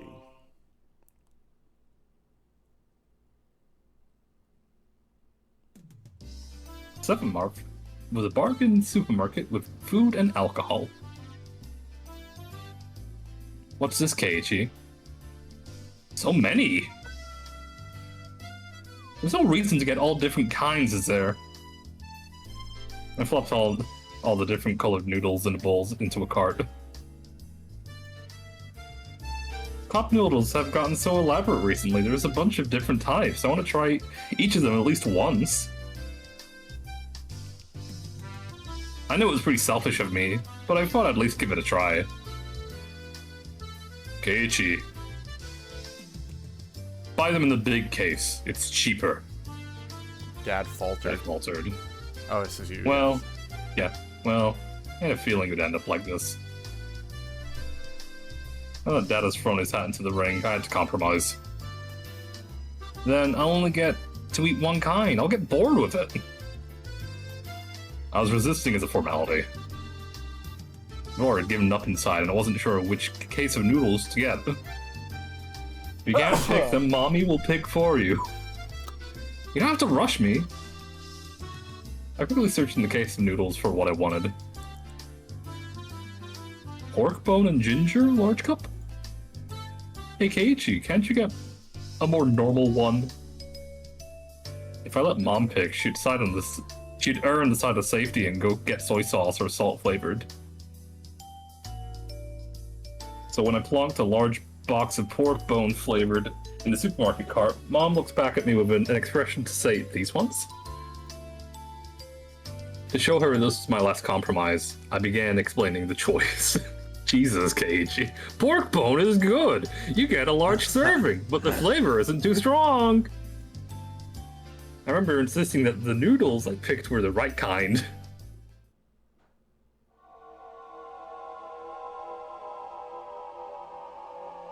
In this frozen memory in time, this encapsulated world, I didn't have the power to look around at my surroundings. So, I did what I could and reached out, with my hearing and vision sharpened, my senses to find the presence I overlooked. No matter how much I searched through the field of vision, I couldn't see Rina. I rewound the situation, searching. But of course, I couldn't find her. Was she spying at me? From my blind spot? I go through the sound and presence again, looking. I could sense the other customers. They're all mixed about, moving as they please. There was no one looking over this way, and no one trying to get behind me. Not here? Couldn't be here. Probably wasn't here. I definitely noticed if someone was right behind me, even if I wasn't on my guard. I smiled wryly at the thought of using vague words like probably right before contradicting myself with definitely. Then I paused. My mental replay as a chill ran down my spine. There was definitely a presence like a shadow behind me. That was terror unlike any other. If a presence really had manifested behind me, then I would have definitely turned around to check for it. But the world had moved on, and there was no way for me to turn around. While carrying that frightening shadow on my back, I was clearly running around the store searching for a case of noodles. Running through the instant noodles section, bad-mouthing my mom. But there was that presence constantly at my back, sticking to me like a shadow. Only to see what it was, realizing it now, after the fact that it was horrifying and repulsive. In that moment of time, I was running around gleefully, carrying a cardboard box. Tip-tap. But listening to that moment again, I could hear footsteps other than mine, going pit-pat with every step. Tip-tap, tip-tap, tip-tap, pit-pat, pit-pat, pit-pat. I'm not gonna keep reading it. This is all dialogue's gonna be. It's a lot. It's a lot. While I was running, the sound of those barefoot footsteps going pit-pat were right behind mine. Me running around gleefully in that closed-off moment in time, but I didn't hear it. No, I heard it. That's why I remembered it. I didn't think I had to hear anything. That's why I didn't turn around. That's why I didn't turn around. In that moment, the pit-pats of those footsteps were following mine the entire time. I couldn't run faster and escape. I couldn't run faster than I had the time that I ran at the time. I couldn't turn around. I hadn't turned around before, not once. Then I returned to my parents and started talking. That shadow-like presence was right at my back. Since I didn't move, the shadow didn't move. That's why it made no sound. That was all. At that time, I didn't have taken a step while I was talking with my parents. It was just standing there. This is undeniable. And yet, heard it. Pit-pat. It shouldn't be. If I took 3 steps, it followed 3 steps. Wasn't that the rule? There's no sound other than that. At that time, the entire world has gone dark. A sudden darkness. It was at the end. my reflective journey. I was tired. I wanted it to end. Someone turn on the light. Except my body couldn't move. As if I was sewn into that moment in time. Pit-pat. My past self had hair stood on end. That's impossible. No. No, it's just breaking the rules. Yo, thank you for the care package, Hendrix. I will do that in a second. And thank you so much, Paige, for the resub. 9 months. Stream, Hi, baby. Hi, Hendrik. Imagine being pregnant. It's crazy. I hadn't moved. So you shouldn't be moving either. I couldn't move. So you should be able to move either. Follow the rule. Pit-pat. Yet that sound echoed in the darkness once again. The hair in the back of my neck pricked up on end. So close that it was hard to tell whether it was touching the hair or not. Why couldn't I move? Like how the presence was moving behind me. I quickly realized I could move. Just I was scared and didn't want to. But now was the only time I could turn around. There was something so unforgivable at this moment in time. But I could turn around immediately. As if my entire being was trying to force me to stop. It began to administer a pain-like needle being stuck in my every pore. I'll turn around. I'll turn around. I'm not scared at all. I'll turn around. Turn around. I'm not scared at all. The scream I was unable to vocalize. Run! I turned around. At first, I couldn't understand the meaning of it. What? What is this? Oh my god, Salem, thank you so much for the raid. What a time. What incredible time. timing. Yo, let me give you a shout out really quick. We're getting mentally attacked here. Mental anguish time. Mental anguish on all fucking from all sides. Everybody, if you don't follow Salem, follow Salem. He's a cutie. Cute femboy streamer. Boom. How is stream? Were you playing what were you playing? What were you up to? All right. So let's see. You can go ahead, Will. All right, back to the mental anguish. Back to the mental anguish. That was enough of a break. Just as the person's mouth might have bitten into an apple, slurped juice, and finally discovered that it was an apple, my mind began to process the scene before my eyes by eating the apple. You were playing Wilmot Works It Out. I've never heard of that. Peacefully doing puzzles. We've been peacefully going insane. Munch, munch, choo choo. Slurp the juices and discover the apple. Meaning what was in front of me? What was in front of me was... Jesus. An apple. a jump scare cord. It was whiteness. Well, okay, so we've read all the tips. Maybe we will finish the game tonight. I gotta pee, and I'm gonna get some water. Go piss, girl. I'm gonna go piss. I'm gonna get some water, like I said. Here, I'm gonna save. Dude, we still got the rain. End of chapter 11. I thought there were like 14 chapters, so it might take a little bit longer. But give me one second. That's all the tips, at least. I'll be right back. Give me a second. Oh my god, the chow. The rain is so loud. Don't worry, Shake. I will cover you while you are gone. Literally. So how's it going? Chat, what is your favorite Pokemon?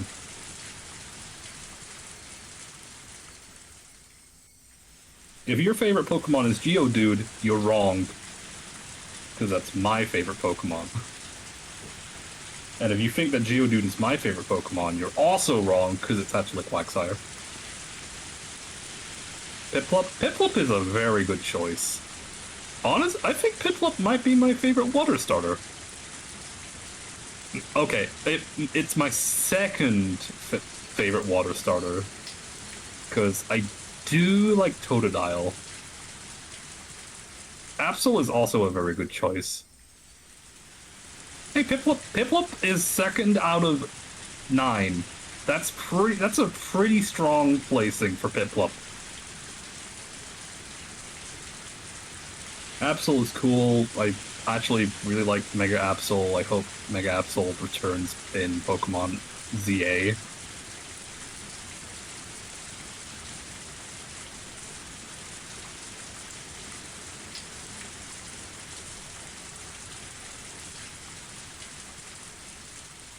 This game's been kind of rough. I'm not gonna lie. It's been a enjoy. I think enjoyable is the wrong word. It's definitely been an experience. I was robbed of a Mega Evolved Empoleon. I think Empoleon's a pretty strong design. I mean, I feel like with some Pokemon, they don't really need a Mega Evolution. Like, Yo. I don't think Mega Garchomp is really that good of a mega Pokemon. Oh, we're doing Pokemon stuff? Hell yeah. I just asked what's everyone's favorite Pokemon. Also, you're back. I don't have to cover you anymore. I love Absol. Yo, Salem. I caught a shiny Absol. I love shiny Absol. The red one. The red one. Empoleon got stronger in new gens due to Steel being stronger against Fairy. That's true. Continue because I hate the rain sound. I do have to say, something has got to be said right now, in this moment.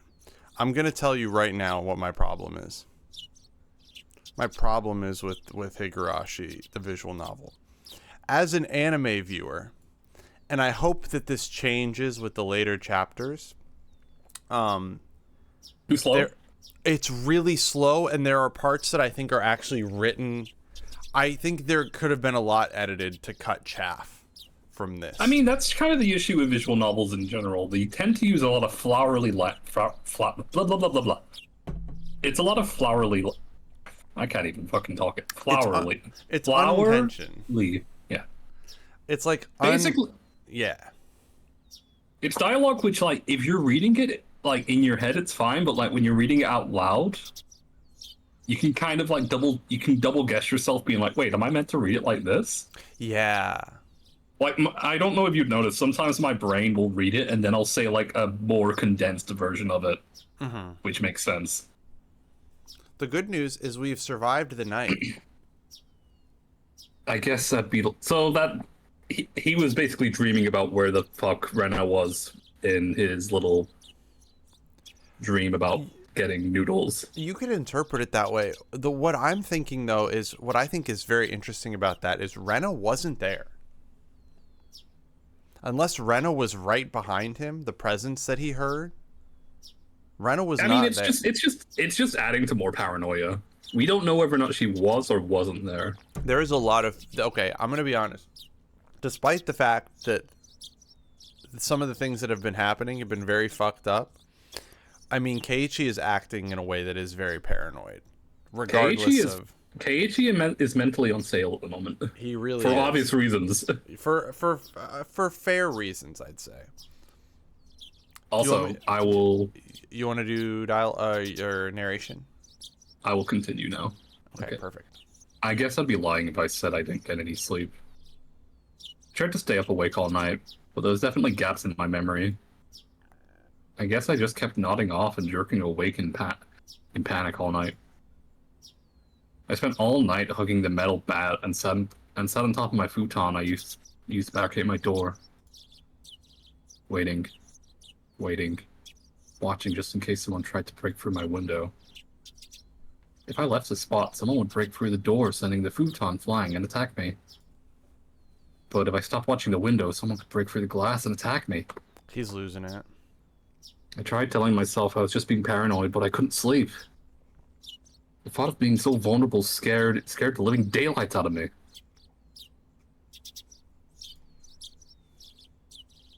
If sleep meant taking that risk, I didn't need it. Sorry if inactive. Yo, no worry, Paige. I have not played Deltarune yet.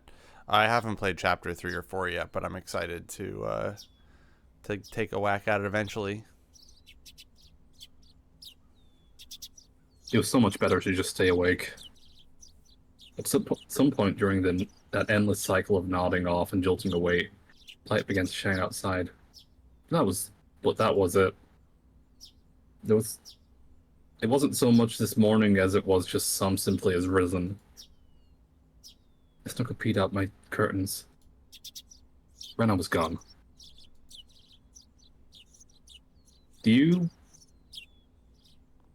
like... I was gonna say I notice it keeps pausing. Huh? Oh, it's because that's what happens when I right click. No. So I like misclick.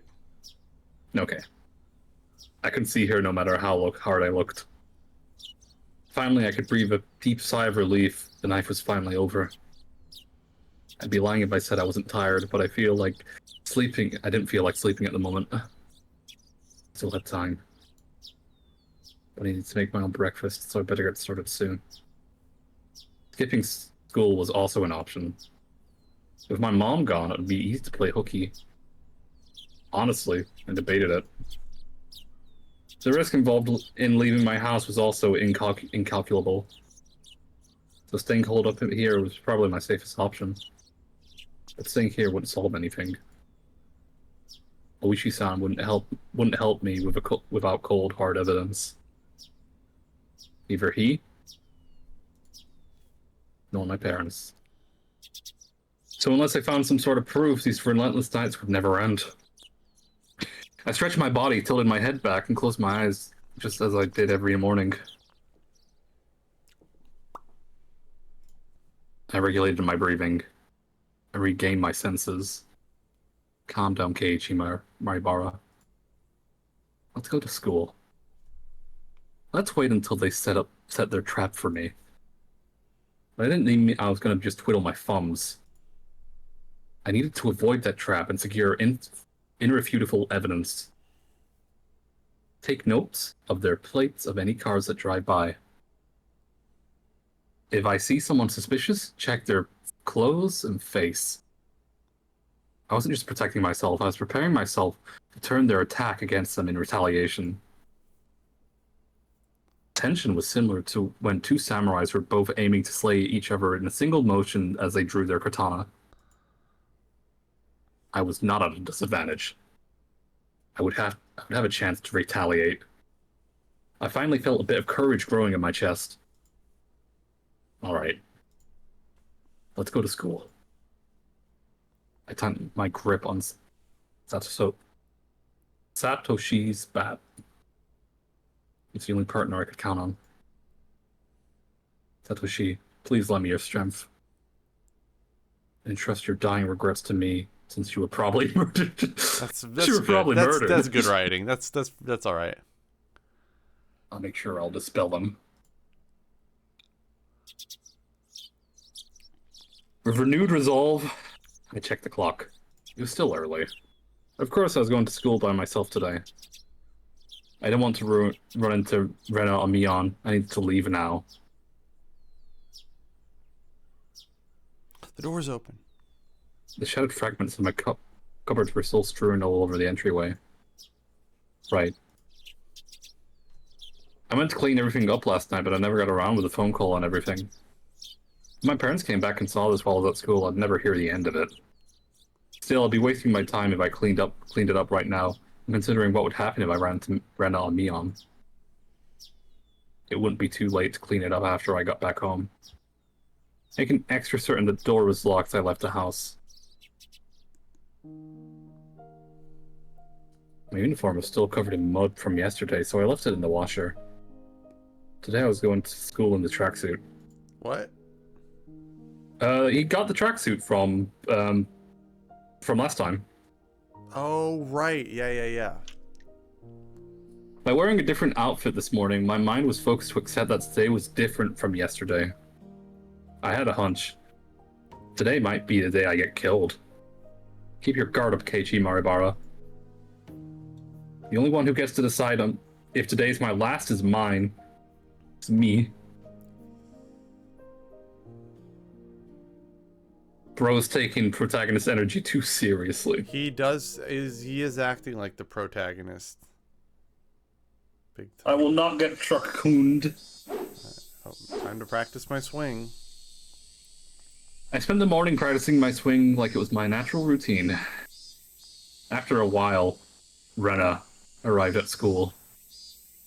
Our eyes met, but we said nothing. Rena said nothing about last night, as if it never happened.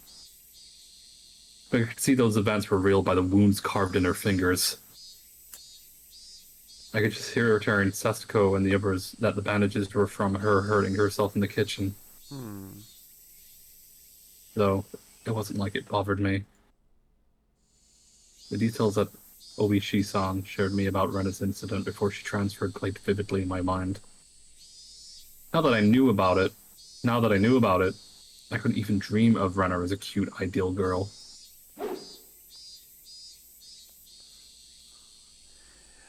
Kei-chan, I see you're still aiming for the nationals. It was Mion. Yep. Oh, that's you. It was Mion. I already sensed her approach, so I wasn't that surprised. Oh, Mion. If you understand, then leave me alone. I'm busy practicing. I gave her a curt reply without any of my usual jokes. Then I gave the bat an even larger swing, tactically keeping Mion from getting any closer.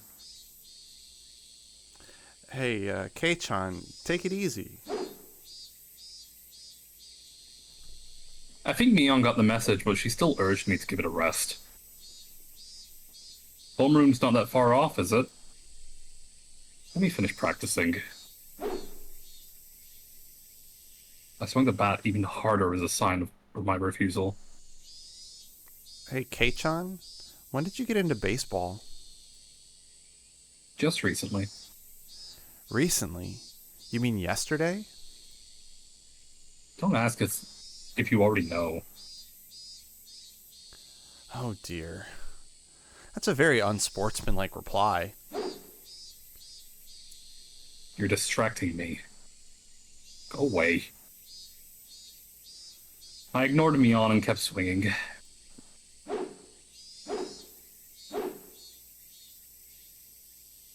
Normally she'd get mad or bored or leave if someone gave her the cold shoulder like this. But Mion just stood there, waiting patiently for me to stop swinging. I didn't sense any hostility. But we were in school, in plain view. I doubt she'd suddenly attack me here. Or was that too naive? Still, I'm starting to get tired. Maybe it wouldn't be so bad to take a break and hear her out. You need something from me, right? What's up? What is it? Sweat poured from me as I stopped swinging. I noticed my shoulders were heaving as I breathed. I cursed my lack of exercise. At this rate, I might not be able to move as needed when the time came. I should probably keep practicing my swing to build stamina and the additional excuse for carrying that bat around with me. Well, it's nothing important. If you're tired, I can ask again later. Now is fine. I'm only dealing with you right now because I judged the situation to be safe. Talk to you alone and away from the others? That's out of the question. Well, Mian was uncharacteristically trying to choose her words. But unlike Oishi-san, it didn't look like she was going to talk about something I'd rather not hear. Mian was puzzled, trying to find the right way to say it. Right thing to say.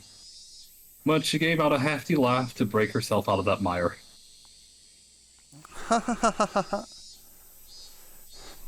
This old man's just no good at this stuff. Having a poor vocabulary hurts. Mood. What's this all of a sudden? If you have something to say, just say it. Stop it. Stop that swinging. She cut straight to the point. Her request was so frank, I didn't understand it for a moment. I've already stopped swinging to listen to her, hadn't I? I just stopped, didn't I? That's not what I meant. I want today to be the last day you swing that bat. I'm sorry. It took me some time to understand what she was asking me for. What's wrong with swinging a bat? Why? It's none of your business, is it? I'm not bothering anyone, am I? You are. Leon said it flat out.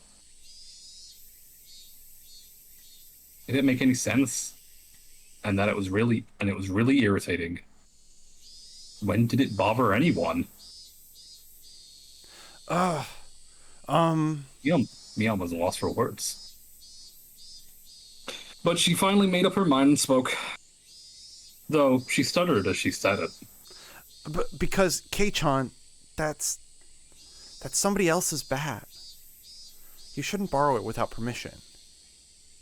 It was left behind by a student who got transferred, right? I'm just borrowing it until he comes back for it. Huh? Yeah. He transferred. Mion grew uncharacteristically flustered. That made it all too clear that his transfer was a lie. But strange, isn't it? For the older brother to transfer by himself, while his little sister stayed behind. Mion couldn't hide her reaction as my words shook her up. Kei-chan, you knew? Satoshi Hojo. Man, I wish I could read these. Satoshi. Give me some help, Jake. Satoshi Hojo. Satoshi Hojo. Satoko's older brother, right? The one demoned away last year. Unable to respond to that, Mion fell silent. Rena asked the same thing. Why did you start swinging that bat? She told me Satoshi did the same thing, practicing his swings, right before he went missing. So, is this some kind of omen for Oyashiro-sama's curse? Shh. Mion panicked and looked around. Please, Kei-chan, don't mention Oyashiro-sama so recklessly. I don't believe in him, but the others very much do. Rena especially. Dangerously so? Anyway, you're scaring everyone. If you're just fooling around, then stop it. You have to stop acting like Satoshi. I was the one who was scared. Who do I have to thank for taking up this bat in the first place? But it was still unsettling me knowing that my actions were overlapping with Satoshi's. It'd be one thing if someone suggested it, but I thought I was making my own decisions. I'll say this now. I don't know anything about Satoshi. After all, you didn't tell me anything about him. What? We didn't mean to hide it. You were hiding the incident that happened every year, weren't you? That's because we didn't want to, You didn't want to scare me? Is that your reason for leaving me out? No, we didn't mean to. Mion, I asked you directly if something happened at the dam, didn't I? And you told me nothing happened. When someone was dismembered and murdered. You lied to me. I'm sorry. I didn't mean to lie to you. Friends don't hide anything from each other, right? Isn't that right? And you all are my friends. Kei-chan, we... Mion looked helpless and flustered. Was I imagining tears in her eyes? I could never imagine Mion acting like this. Oh, and by the way, those get well mochis you brought the other day, they were good. I thought I was going to bleed. Who did it? You? Or Rena? Me. She admitted it so easily. Couldn't help but be surprised at how easy that was.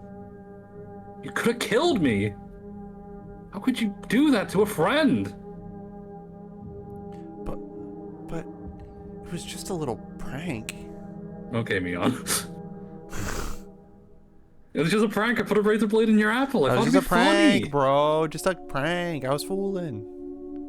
Mion gave a wide smile mixed with confusion, causing even more anger to well up inside me. You think that was a prank? I grabbed Mion by the collar and lifted her up. Jesus. This wasn't the same as putting Tabasco sauce in a piece of mochi.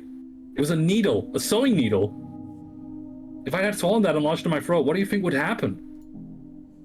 Mion froze as her body rattled in fear. This wasn't the Mion Sonozaki. Sonozaki? Sonozaki. I knew anymore. Yes. Anyways.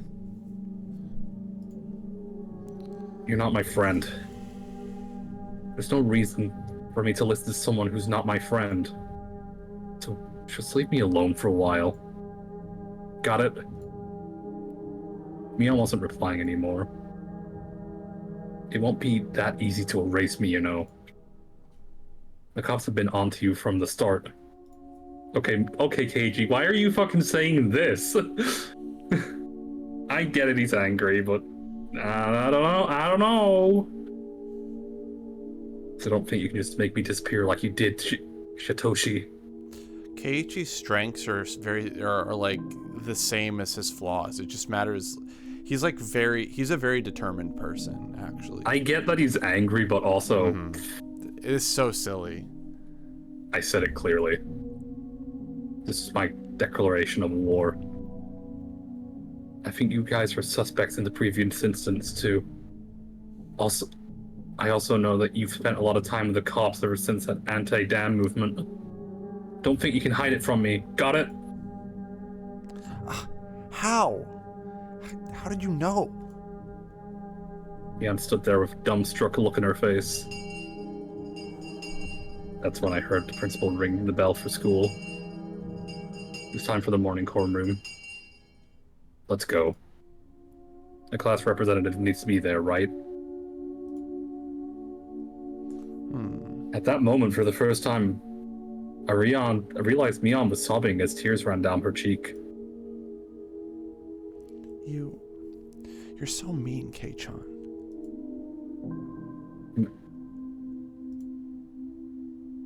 I wanted to console her, but I shut my mouth. I had no need to feel guilty. I'm going. Don't be late to homeroom. I left Mion still shaking as I turned around to head for the entrance. I mean, oh boy. This was a long time coming, but also I probably would have done it with a little bit more tact. Yeah, well, Keiichi is in no position to like actually. Because Keiichi's right. He doesn't have to feel guilty about it. Fucking a needle. Christ. Yeah. I had no idea how troubling it was to make a girl cry. Behind my back, I could hear her muttering. It was a faint muttering as she was speaking to herself. So that's how it is. Huh? She wasn't saying it to anyone. It was Mion talking to herself. But it was a sobbing voice that was kind of giddy. Kind of had a giddy cursing tone. I inadvertently stopped and turned back towards her. Oh my god. Okay. So, it was that bastard. He leaked it all to Kei-chan. She balled her fists as her tears continued to rain down. She glared at the spot at the ground with a terrifying yet smiling face, cursing. Chill ran down my spine from that demonic expression. Mion's transformation was different from Rena's. I should have killed him back then. He forgot the mercy I showed him just because he was going to retire this year. Ira share. Was she talking about Oishi-san? Damn it. Damn it. I'm going to kill that damn old man. Urgh. It felt like the air itself has begun distorting. With Mion at the center, the rope began to twist and spiral, bending, whirling. This was the first time I'd experienced such a visage.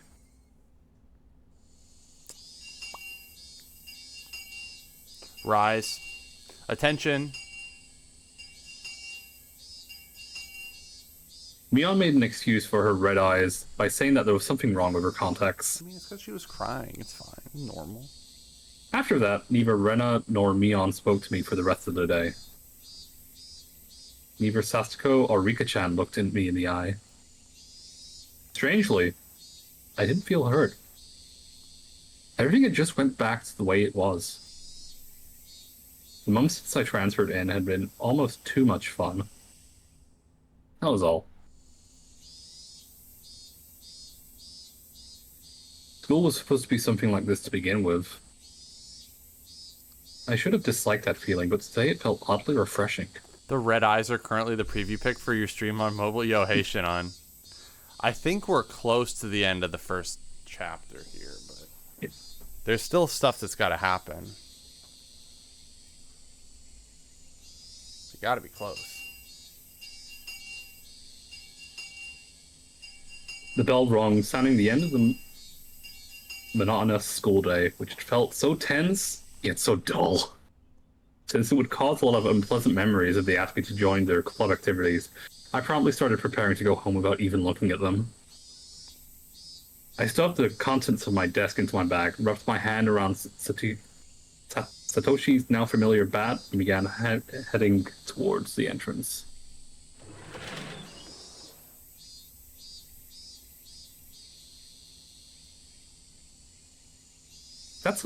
I don't think I've ever read that word out loud. Is that assailed? Yes.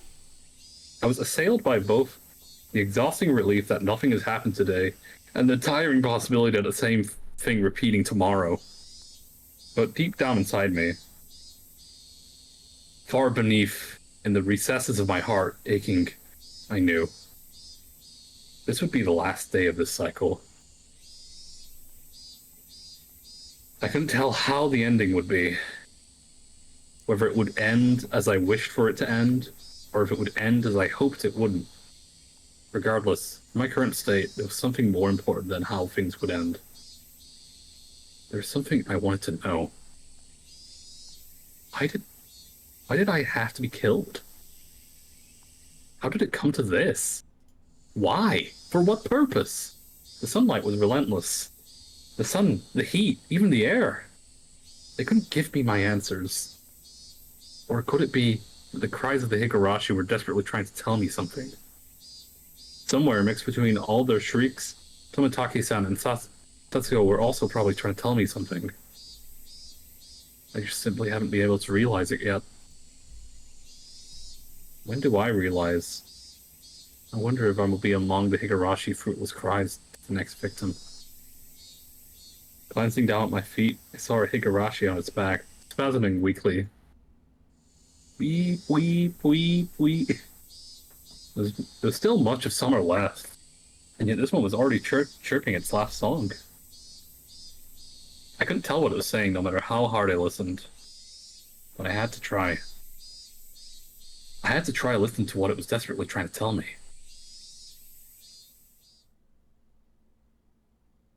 At that moment, the shrills of the Higurashi ceased all at once. As if they had all huddled together fearing that the person who'd brought them to their dreadful fate had arrived. There was no mistaking it. A presence was approaching. The sound of footsteps were almost non-existent. If the Higurashi hadn't warned me about the ending chirping, I wouldn't have noticed. My exhaustion left me in a heartbeat. In its place was a rush of adrenaline that sharpened all my senses. Just barely able to hold out that creeping suffocation suffocating feeling of horror. It wasn't something I could hold back for long. But in this moment, I needed to be razor sharp. I was able to retain my composure. I wasn't going to shout like I did yesterday. I hid myself calmly among the trees, waiting for my pursuer's shadow. Could I get them to pass me by? No.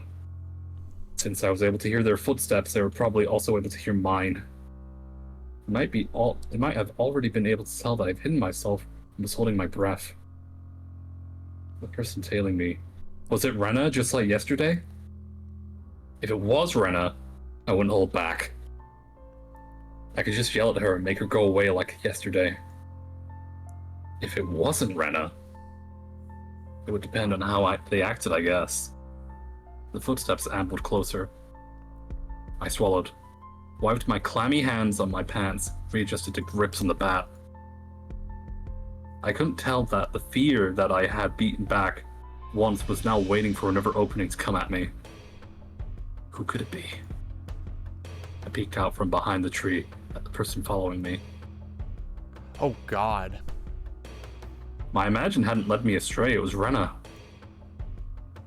There was a bit of relief as I realized it was someone I knew, but that feeling left me in an instant. This wasn't the same Rena I knew. Her eyes were dark and lifeless. I mean, are you looking at this picture? I think she looks kind of normal. I don't know. This picture is unsettling. But her mouth appeared as if it was carved in a crescent. Yes.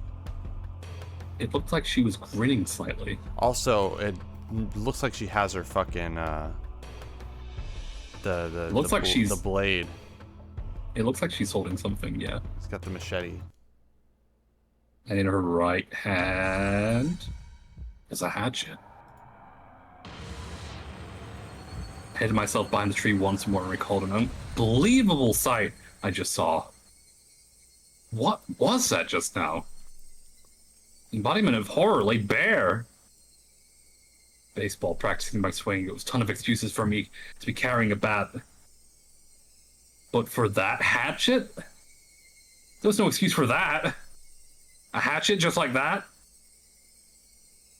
Oh, God. Keiichi-kun, are you playing hide and seek, I wonder? Heart was pounding. Hard enough, but I had trouble breathing.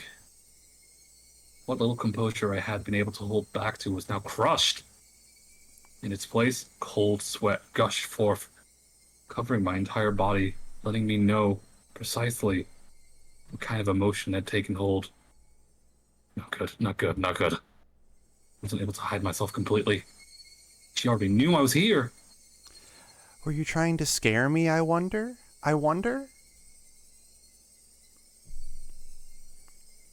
I decided that it would be better to reveal myself now, since there was still space between us that allowed Rena to come any closer. I adjusted my grip on the bat, readied myself mentally, and stepped out from behind the tree. Ha ha ha ha ha ha. I found you, Keiichi-kun. Rena was pleased she found me. Exhilarating, a mysterious giggle. Eliciting. Yeah. No, Eliciting. I can't do it justice, but the laugh in the show is so good. Her mouth was smiling, but her eyes told me that she was displeased by the fact that I've been hiding. Gotta see again what the graphics look like. How did I do it again? Mod menu, graphics. Hotkey F. Ah! Jesus Christ. Okay, yeah, the manga gamer. If you press F1, it should shuffle through them. No, but it switches through, like, I like my custom settings. This is something else. I didn't realize she was closer in the, sorry, F10. She's closer in the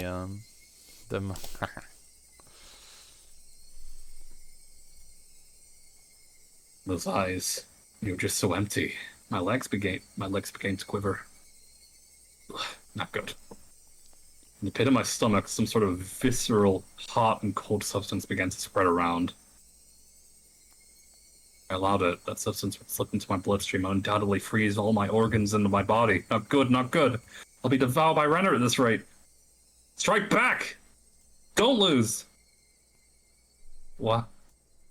What is it? I blustered, hiding behind my bravado. But Renner didn't flinch one bit. Just the same as Keiichi-kun. I'm heading home. Then what about the hatchet? Then what about that bat you're holding? I am practicing my swing. Then I'm treasure hunting. Renner gave a flippant explanation to why she had such a fearsome weapon. Treasure hunting?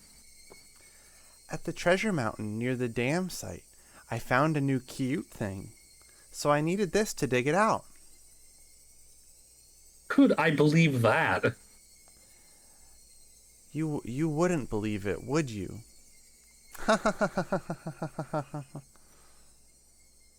Renna's laugh was obviously very strange. I'd seen Renna's transformation many times before, but the one today was completely different. Things are progressing.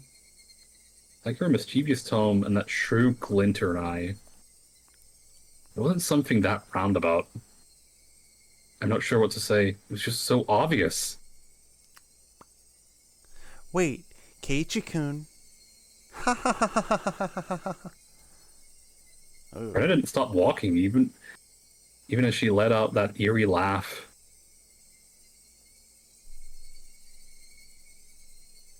Whenever Renna got too close to me, I would just scurry away and turn back towards her. The cycle repeated over and over. Yo, hey Amy. Things are well. I hope you're doing well also. Happy Wednesday. Things are well? Are you seeing what's on screen? Look, things are well for me. Things are not going so well for Keiichi at all. No matter how you looked at it, I was being chased by Renna, and I was trying to escape. Don't follow me! I can't do that. My house is this way after all. I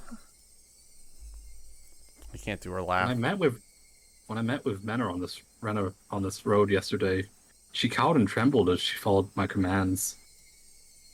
But today was different. Renna didn't show a hint of trepidation. Whoops. God damn it. Actually, wasn't I the one who was cowering? If the way home for Renner and me was the same, that's fine. I'd just change my route. That'll work out, wouldn't it? I turned down a side street I'd never been down before and knew little about. But Renna saw me do that and followed me while laughing. Yeah, Higurashi's a trip. Why? Why? Why aren't you going home?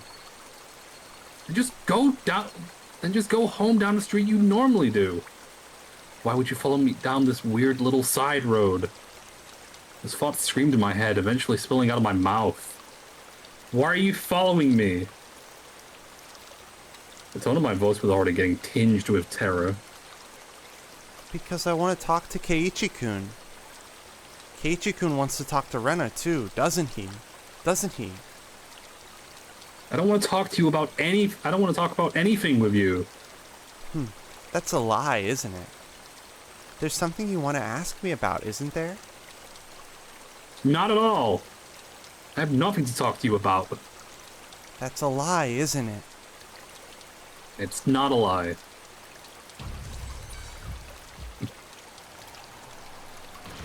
I can't do it.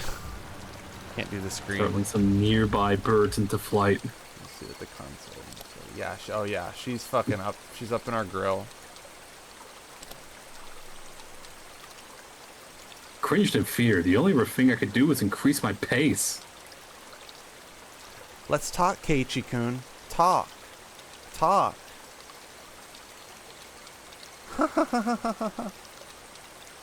Why was I running down this unfamiliar and deserted street? Doesn't Keiichi-kun have something he's worried about? Nothing at all. I'm not worried about anything. I want to hear what this sounds like. How do I do this? Oh, how do I... Is there a way? Is there a way? Jake, you're ruining the immersion. I know. I'm sorry. I want to hear. What the laugh sounds like.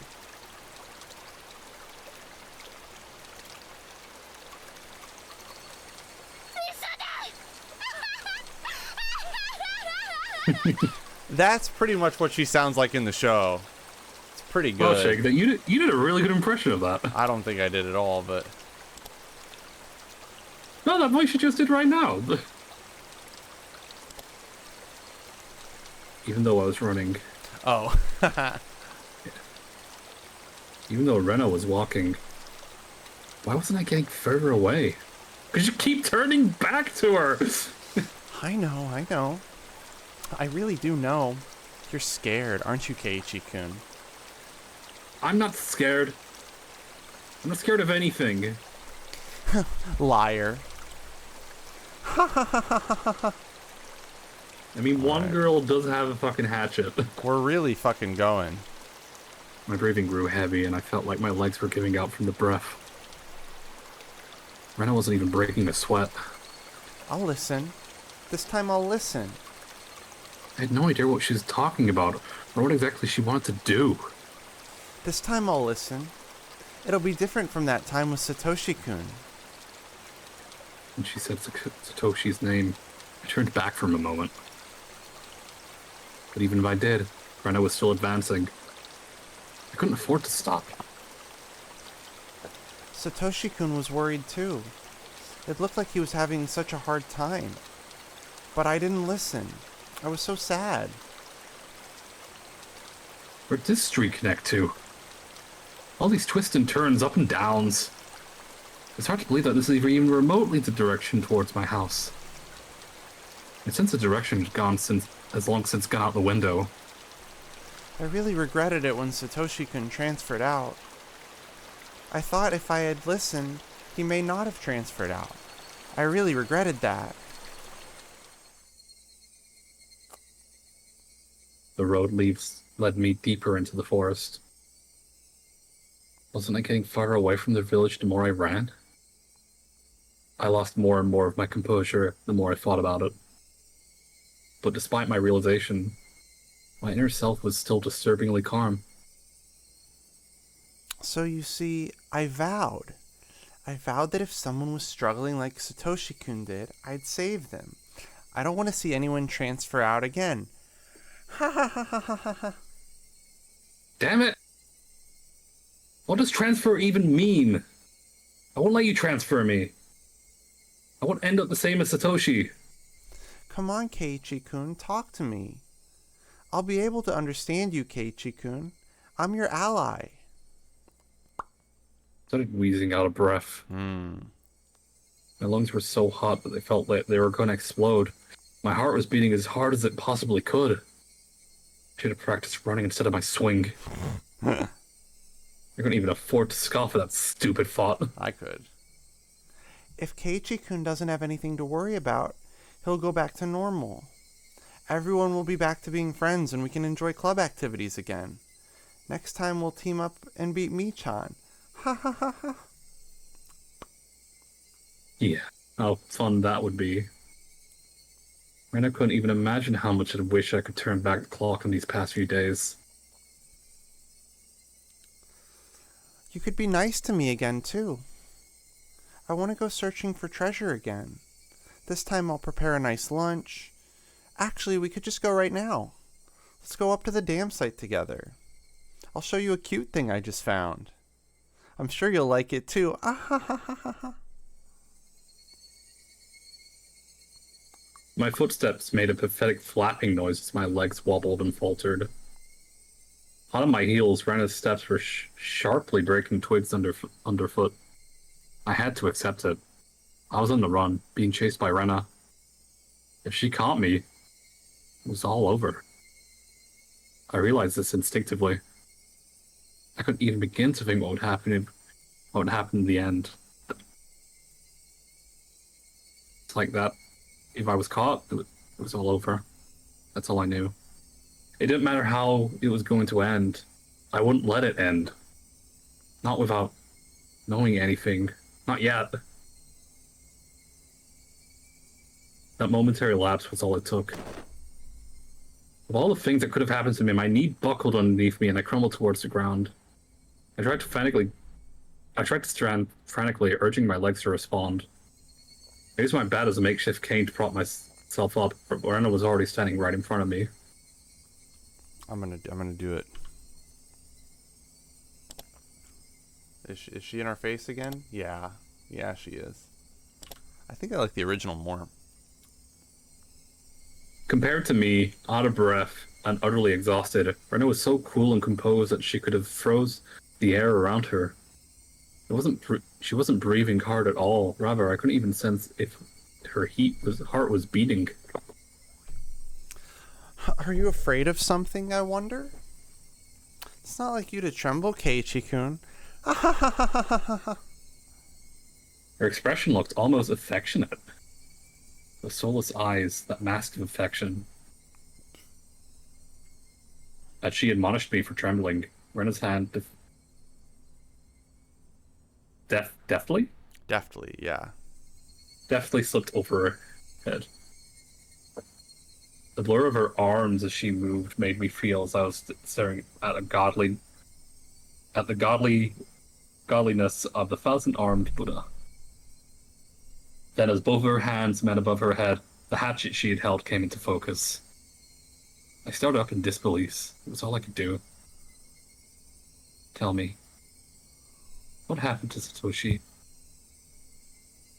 As Rena stayed like that, her hatchet raised above her head and solemnly opened her mouth, as if she was trying to express a farewell to a friend she was never able to see again.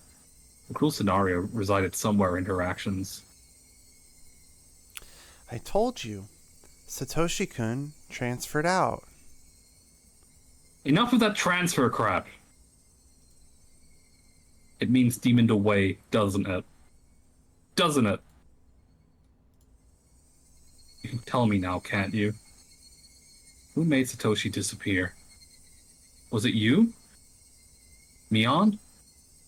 Or someone else in the village? Answer me! I became frantic the more I screamed, but Rena did nothing but maintain the smile frozen on her face. I have no idea what Keiichi-kun is talking about. Then I'll say it in a way so you do. Who is the perpetrator of this chain of mysterious deaths? You seem to be confused, Keiichi-kun. What? There is no human perpetrator. Everything is by Oyashiro-sama's will. Isn't Oyashiro-sama's curse just superstition? You believe that too? It's not about believing or not. Oyashiro-sama exists. Period. Rena's gaze grew even more chilled.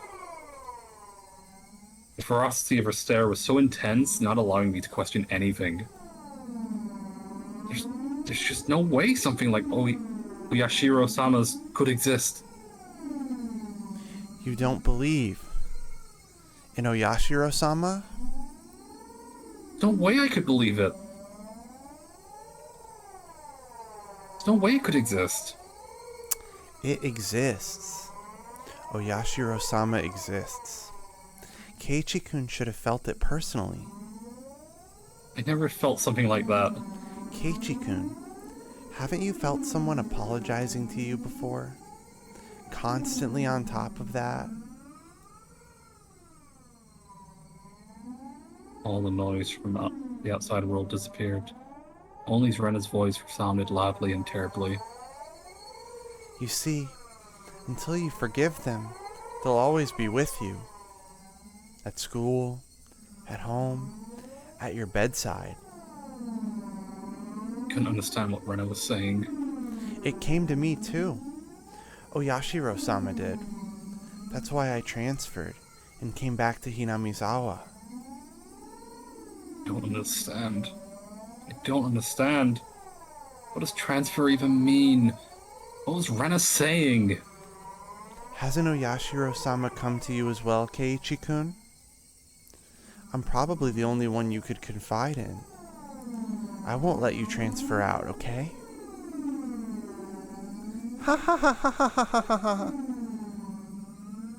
Rena's demented laugh clanged around in my head. Was Rena saying Oshiro-sama's came to her as well? That's right. That's right. Oh. Last night I'd heard about that when I asked about Rena.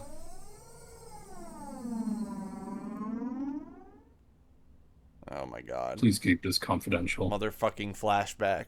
Also, part of this may be speculation. Not all of it may be true. Are you still interested? Since it's a flashback, do I gotta read it? Yeah, we can. Okay.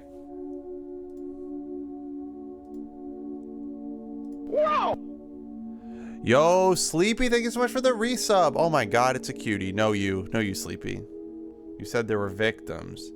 Didn't Rena just break all the windows? No. Okay, no, this is new. This is We new. missed this shit. Can you check the logs real quick just to see? Yeah, I got you, homie.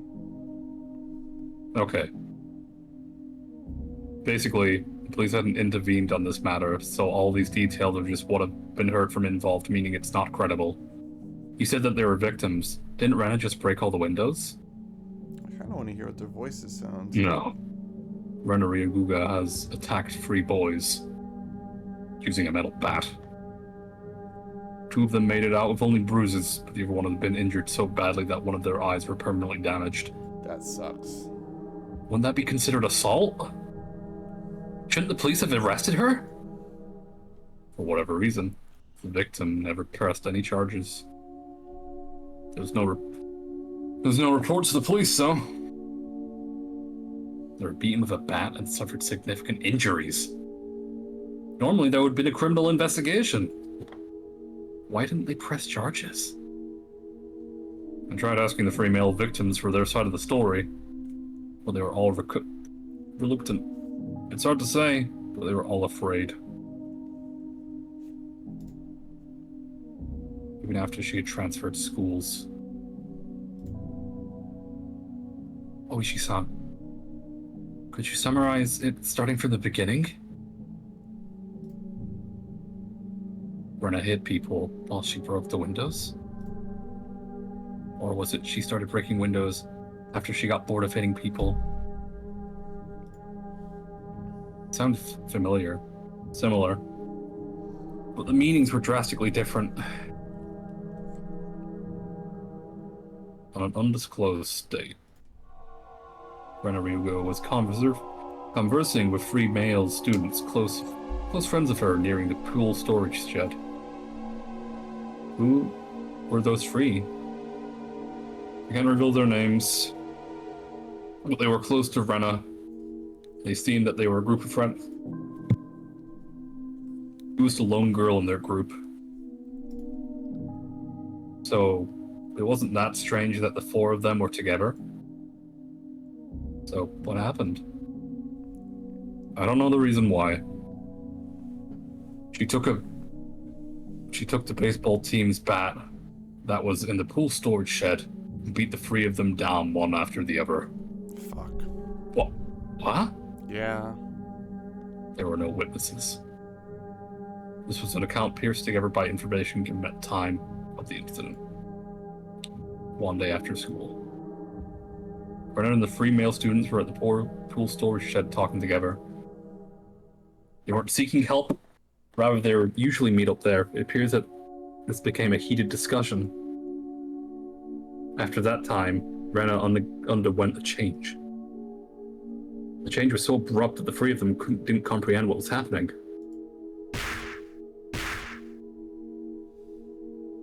Then, taking the metal bat, she attacked her friends one after the other.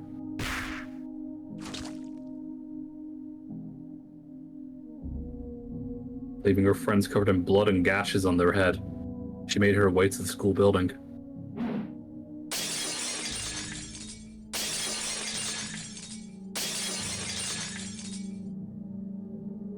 Then, she broke the glass windows one after the other. A few minutes later, a teacher appeared on the scene and subdued her. Jesus. What was this change Rena underwent? What matches in the statements were that he's free from the free was a sudden change. The point that there was a transformation. I also could recall Rena's transformation. It seemed that changed many times before. It was so different from the usual Rena that I couldn't help but believe that it was someone else who looked like Rena. The transformation they're talking about, had it happened before? No, there was nothing like it. As far as I could find out, her medical history and past, there was nothing like it. What? Does it happen often? Where people change suddenly like Rena did? Of course it does. There are plenty of psychological phenomena that could cause something like that. Then you're saying that it was a dormant element that Rena that caused this transformation? I cannot say for certain. But according to the statements of her friends, it's hard to believe that she had such a side to her. Kind, caring, and adorable. Even before she transferred here, she was probably pretty popular in the school, like... She was probably pretty popular in the school like she was now. That girl transforming suddenly and assaulting them with a bat? Who could imagine such a thing? No one could have seen it coming. I myself sometimes believe that I was mistaken for thinking that Rena was Rena even now. Then what happened after that? There was a hospital right across the school. 3 of them were taken and taken in and carried in. I need to slap you in, Shake. Okay. Been reading a lot. What about Rena? What about the police? Why aren't there any criminal investigations? The problem is fucking Oishi's yapping. Yeah. You see, the police can't get involved unless they are called. Even though one was badly injured with permanent damage? Why didn't they file charges? That's what caught my attention as well. Either some threat or pressure was placed on them. Or they had a reason they couldn't file charges even if they wanted to. We're talking about you, after all.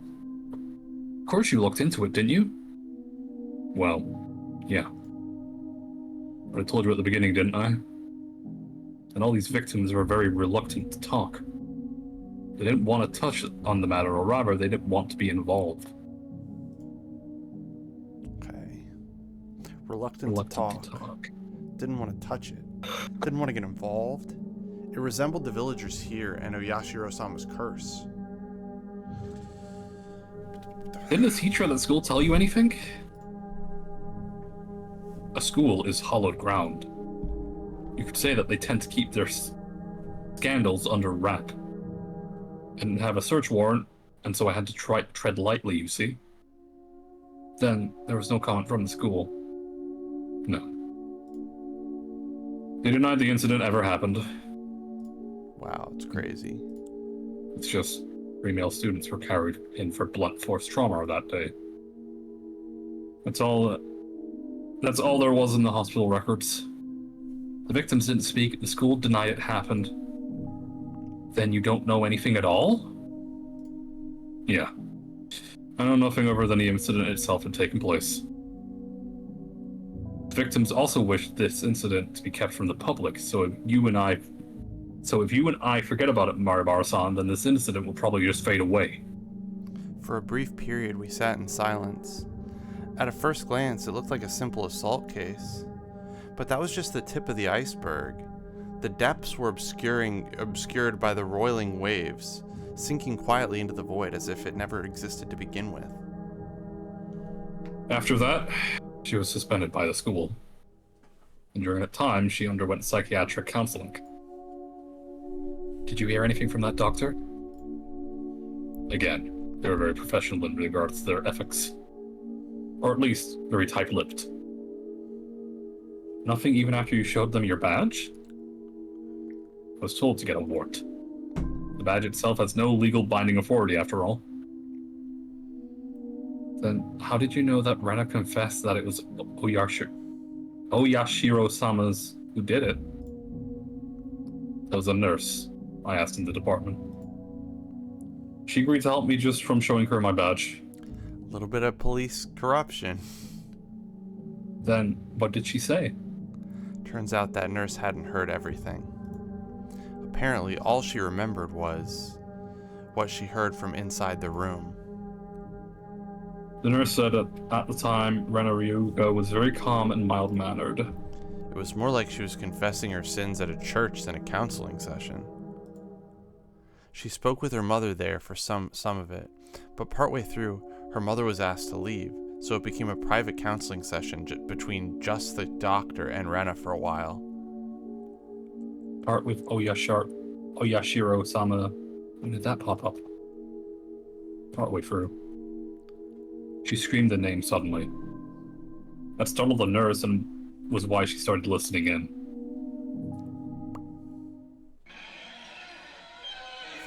It was Oyashiro-sama. Rena suddenly shouted that. I had no idea what was said before that, so I had no idea what the meaning behind it could have been. The doctor, calmly and collectedly, asked Rena to have a seat.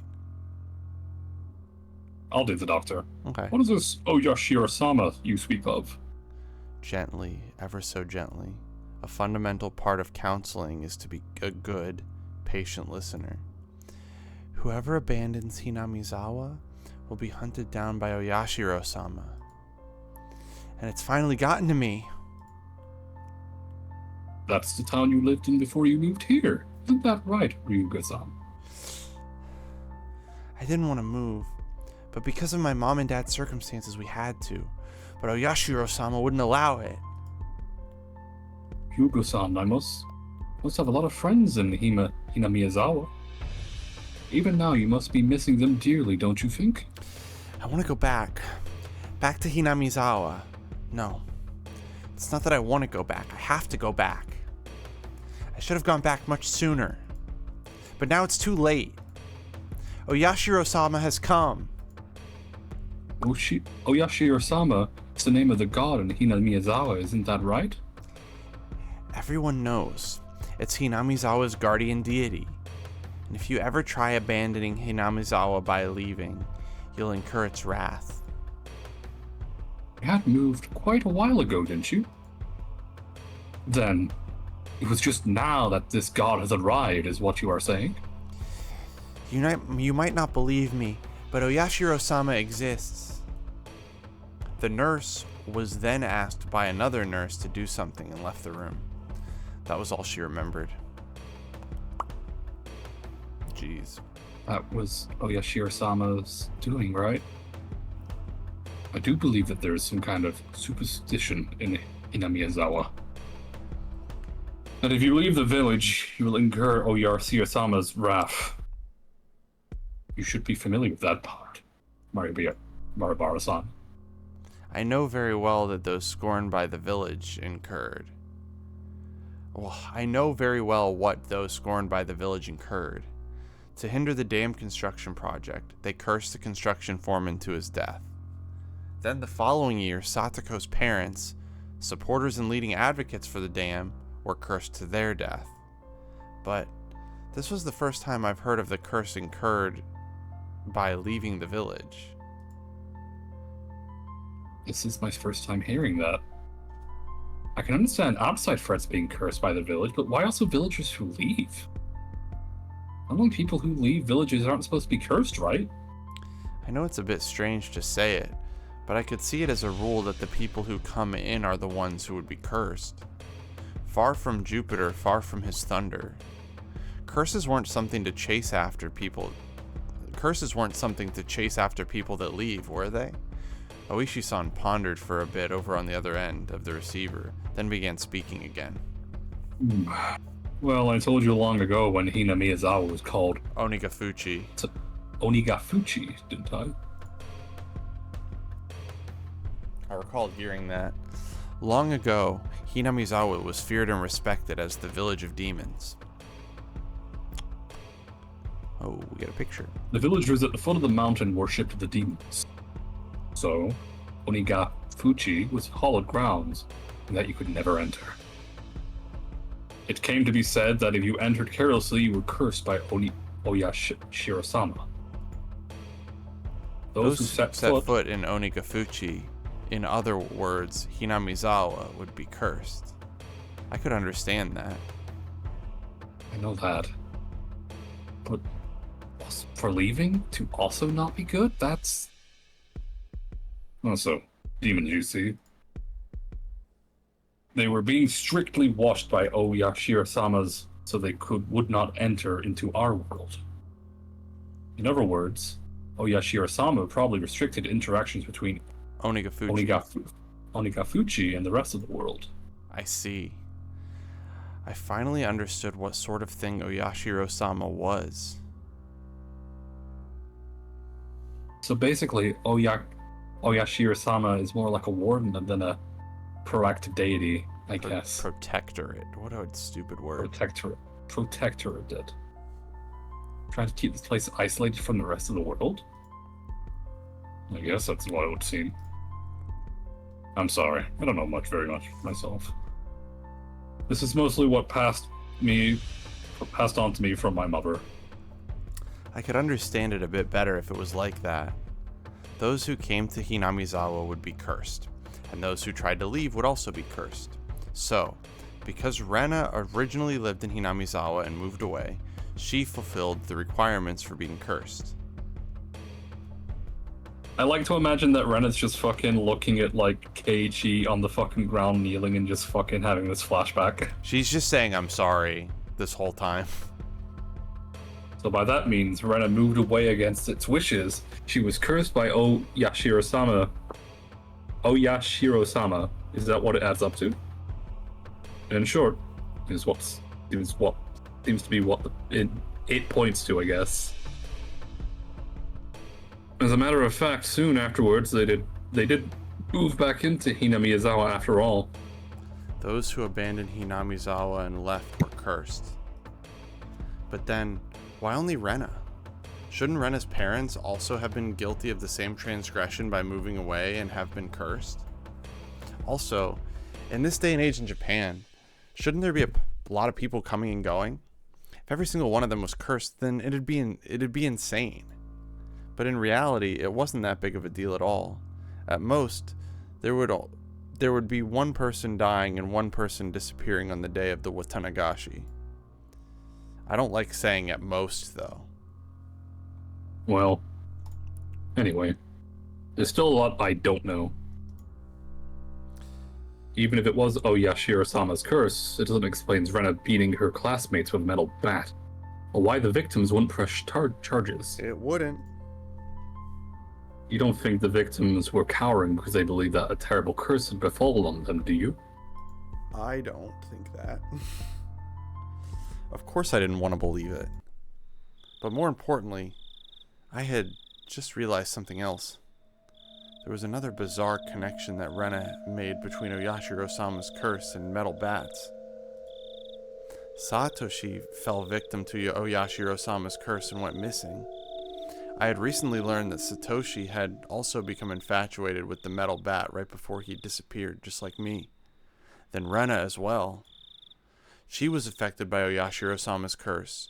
She confessed that much to the doctor. And the weapon which she had used at the time of that horrendous act was, again, a metal bat. And finally, me. I'd encountered various things that were inexplicable, and now I was holding on to a metal bat. I was shocked when I learned that Satoshi did the same thing. It couldn't be. Had the same thing happened to Rena? But there was one critical difference between her and Satoshi's case. That being, Satoshi went missing after falling victim to the curse, but Rena was still here. Both of them had fallen victim to Oyashiro-sama's curse, yet they were met with different endings. Oh, fuck. And finally, me. I couldn't call it a coincidence anymore. Rena, Satoshi, and finally me. Could it be that I really was under Oyashiro-sama's curse right now? No. More importantly than that, what should I do now? Satoshi had been demoned away, vanishing without a trace. Rena was fine. Fine? Rena had undergone a change. I could only believe that there was something that wasn't Rena residing within her. And here, right now, it was standing before me. Okay, are we back in the woods? Yeah, we are. Rena, please tell me, what will happen to me? Rena stood imposingly, not answering. Satoshi disappeared, but Rena didn't disappear. So what will happen to me? Ha ha ha ha ha ha ha ha ha. I had never heard such an unpleasant laugh before. I want to hear it. Shake's wasting time. I want to hear it. Give it to me. Oh, it's so good. Spooky. I didn't know if it was going to be the same. It's pretty much the same performance as the damn Maybe it's the same anime. VA. It might be the same VA as the anime. It had become akin to the sound of her breathing. I was no longer a voice or an expression of feeling. Don't worry, I'll save you. Rena took one step forward, still holding the hatchet high above her head. Now then. One step closer, Rena's face spread out to fill my vision. Speak. One step closer. Rena's nose was close enough to touch mine, and was still pushing closer. Kiss! Fucking kiss! Sorry. There's something you wanted to say, isn't there? I'll listen. I'll save you, okay? Hot. Maybe not when murder's on the plate. Yeah. Speak, okay? Speak, okay? I slumped down, landing squarely on my butt. It wasn't for some pathetic reason. It was all I could do to get as far away from Rena.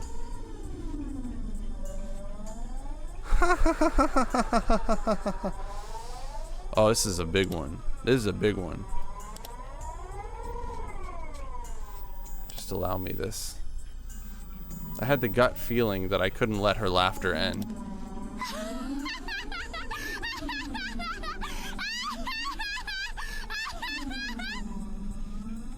It's really incredible. I think it's very good. Because when that laughing ended, the moment I picked up on that feeling, my body moved by instinct. I sprang to my feet so fast, I couldn't even believe it. I pushed Ren away with both hands. Don't forget to lubricate those vocal cords? Thank you. Yeah, I've been drinking water. Rena was light as a feather. Thrown about by the unbalanced weight of the hatchet, she was sent backwards, as if she had been carried off by the wind. After confirming that out of the corner of my eye, I dashed off at full speed. I was the perfect picture of fleeing like a greased pig. Get away from Rena. Run away. Survive. I couldn't think of anything other than this. While I was running, I remembered I'd been holding onto the bat the entire time. Such a worthless weapon. I couldn't believe I'd forgotten about this weapon at such an important time. I mean, it's probably cursed, so... Yeah. I sped even further down the winding path. I didn't even feel myself gasping for breath, or my legs getting heavy. My body understood it as well. If I didn't have to run from here, if I didn't run away from here, I wouldn't live. I could hear her laughter. I could hear the laughter of that simulacrum of Rena coming from behind me. It rang through the trees and in my head and slowly chiseled away at my sanity. The grove of trees thinned out, my field of vision suddenly expanding. Where was this? For a moment I was bewildered by the scenery I felt. I knew, but couldn't quite remember. I quickly realized it was the dam site. The fact that I dashed madly and ended up in a place like this gave me a bad feeling, like I was following someone's scripted plot. Well, calm down, KHE. This isn't Undertale. It's not a video game. I had a good view of my surroundings, but I didn't see a single soul here. This was a terrible spot for someone on the run, but there was no better place for an attacker. My heart was already on the verge of bursting. The muscles in my legs were screaming, but I didn't care. If I stopped here, then they might not even be able to scream much longer. Even still, I glanced back, looking for an excuse to rest. Rena wasn't there. Instead, I saw 2 villagers walking around. I breathed a sigh of relief that it wasn't Rena, but a third party. Except the voice inside me rang the alarm once again. Villagers walking around weren't suspicious in and of themselves, but it bothered me. Both wore rough-looking clothes. Empty-handed, they definitely gave the impression that they were just out for a walk. But at this time of day, 2 adults wandering around without a purpose, it was enough to raise questions. Ah! Sorry. But more than anything else, those eyes. They weren't chit-chatting while walking. They were both silent, heading forward, looking in my direction. Was I at the end of my rope? And had finally started imagining things? I should run away. That was probably the best choice. If they weren't involved, I'd lose them easily by running. If they were part of the group after me, then they would come running after me. Either way, unless I hurried up, Rena would catch up with me. That's right. I was gonna run. Deciding that, the moment I began to turn tail, both of them rushed towards me, as if they knew exactly what I was thinking. Somewhere inside me, I had jumped to the conclusion that Rena was the only thing I needed to be afraid of. I made the assumption that I didn't need to fear anything else, but right now I realized just how blatantly wrong I was. Suddenly the story Oishi-san told me about the demons all leaving the village to hunt prey floated through the back of my mind. Yeah. I could tell that they were both coming after me without even turning around because of their frenetic footsteps. It was frightening, being unable to shake Rena off as she slowly closed in on me, but this didn't even compare. Being pursued with such violent ferocity, this straightforward horror was unparalleled. One of the pursuers' arms grazed my shoulder. Now it wasn't just their frenzied footsteps, but also the distinct sound of their breathing that I could hear. No, I could practically feel them breathing on me. They were already right behind me. Calm down, Keiichi Maibara. Still, running at full tilt, I felt the surrounding area go still. No, it felt like time itself had stopped. I turned my head back slightly in the frozen world, realizing how close my pursuers had gotten to me. I couldn't win against the legs of an adult. In less than the time it would take to blink twice, when this frozen time began moving again, they'd be right on top of me. On top of me, and then... Don't think about that, Keiichi. First, realize that you won't be able to shake them off like this. If the fact that you can't get away was a given, then you need to make a decision. Go with the right leg or go with the left. You need to decide which one. Let's go with the left. The moment I decided that, the temporal singularity burst into pieces. Right. Left. I swung the bat in a wide arc with my right arm. Using that inertia, I stopped and suddenly spun. What? The 2 of them were clearly startled. Momentarily losing sight of me, both of their outstretched arms ready to grab me, instead grasped at an empty space. The man on the right, I applaud him for being able to figure it out, spun around to the spot I shouldn't have been, and faced me in astonishment. But it was too late. I didn't even need to swing my bat. All I needed to do was extend my arms as I turned around. It was by no means a heavy blow, but it seemed like it had enough power behind it to knock him off his feet. But just knocking him down wasn't enough to scare him away. He got back up in no time. Both of them took a fighting stance and were ready to face me. This made me certain that they weren't just 2 people out for a walk. They were clearly after me. It felt much easier than dealing with Rena. Just by not recognizing their faces, by not knowing them, it made things easier. I smiled wryly on the inside. What do you want with me? Next one is going to be right in your face, you bastard. It's fine if it was just a bluff. By barking out at them, I was able to fire myself up. They didn't respond. They spread out onto either side of me with an unbelievably calm expressions on their faces. One of them would grab onto my bat and the other would hold me down. Was that their plan? Taking on both of them at once would be impossible. Hot sweat poured from every pore in my body. Then I'd just have to settle it with the first move. I'd step in and strike the first one down. Narrowing my target down to the man on the right who had already been knocked down before, I stepped in and swung with all my might. There was no way for an unarmed person to guard against it. It would cause immense damage. If they blocked it with their arm, their bone would snap like a twig. If they turned their back to it, then it was possible the blow would travel all the way to their vital organs. It looked like he was aware of this. He pushed further through the kill zone between us and delivered a fist right into my gut. Not good. With this distance, in this position, and in this state, there was no way for me to dodge it. The world flipped upside down. I understood that I was being tossed around like a rag doll. I landed on the soft earth without a sound, feeling the grainy soil pressed against my face. It didn't hurt at all.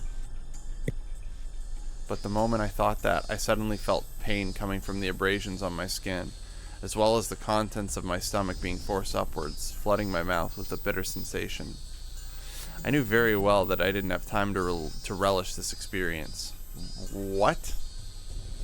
I stood up as quickly as I could, but in that moment the other man was already barreling towards me. I think it's meant to be like his adrenaline kind of blocked the sensation. Yeah. Like, yeah, I'm fucking throwing up. Being able to comprehend calmly that I couldn't simply dodge it made it all the more upsetting. After plowing into my stomach full force once again, my assailant twisted around behind me and locked his thick arm around my neck.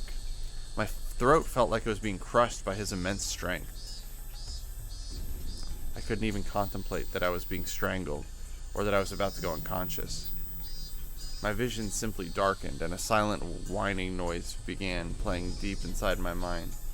It took everything I had to keep myself from blacking out. While all this was happening, the other man was more than likely standing in front of me. I wasn't able to open my eyes, but I could feel that he was there. There was nothing I could do now. Unable to shake his arm off me, I couldn't run. I couldn't fight back. Dire straits. I couldn't even come up with the phrase that adequately described my situation.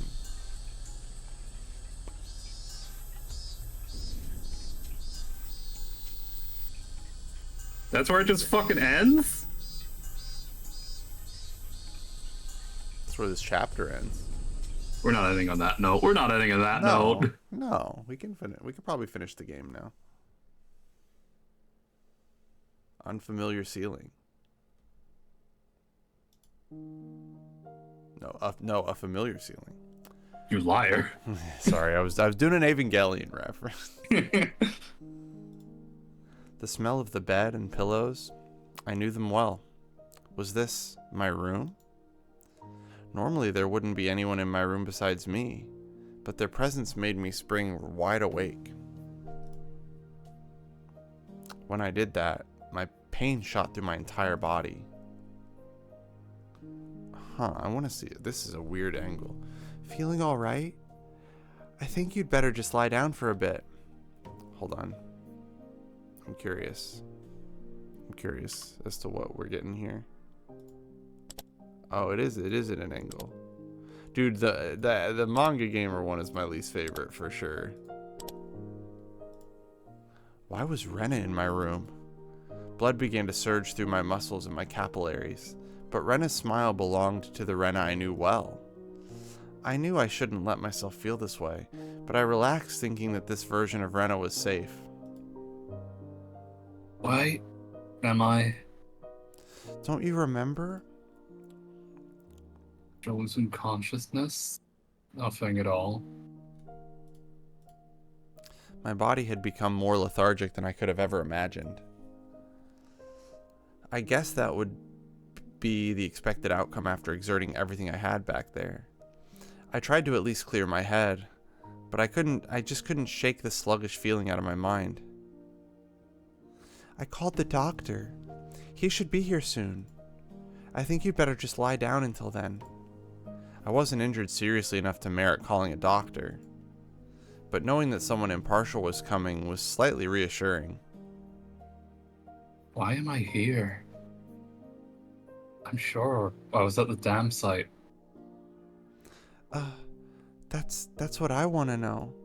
What happened? When I got there, Keiichi-kun was already passed out.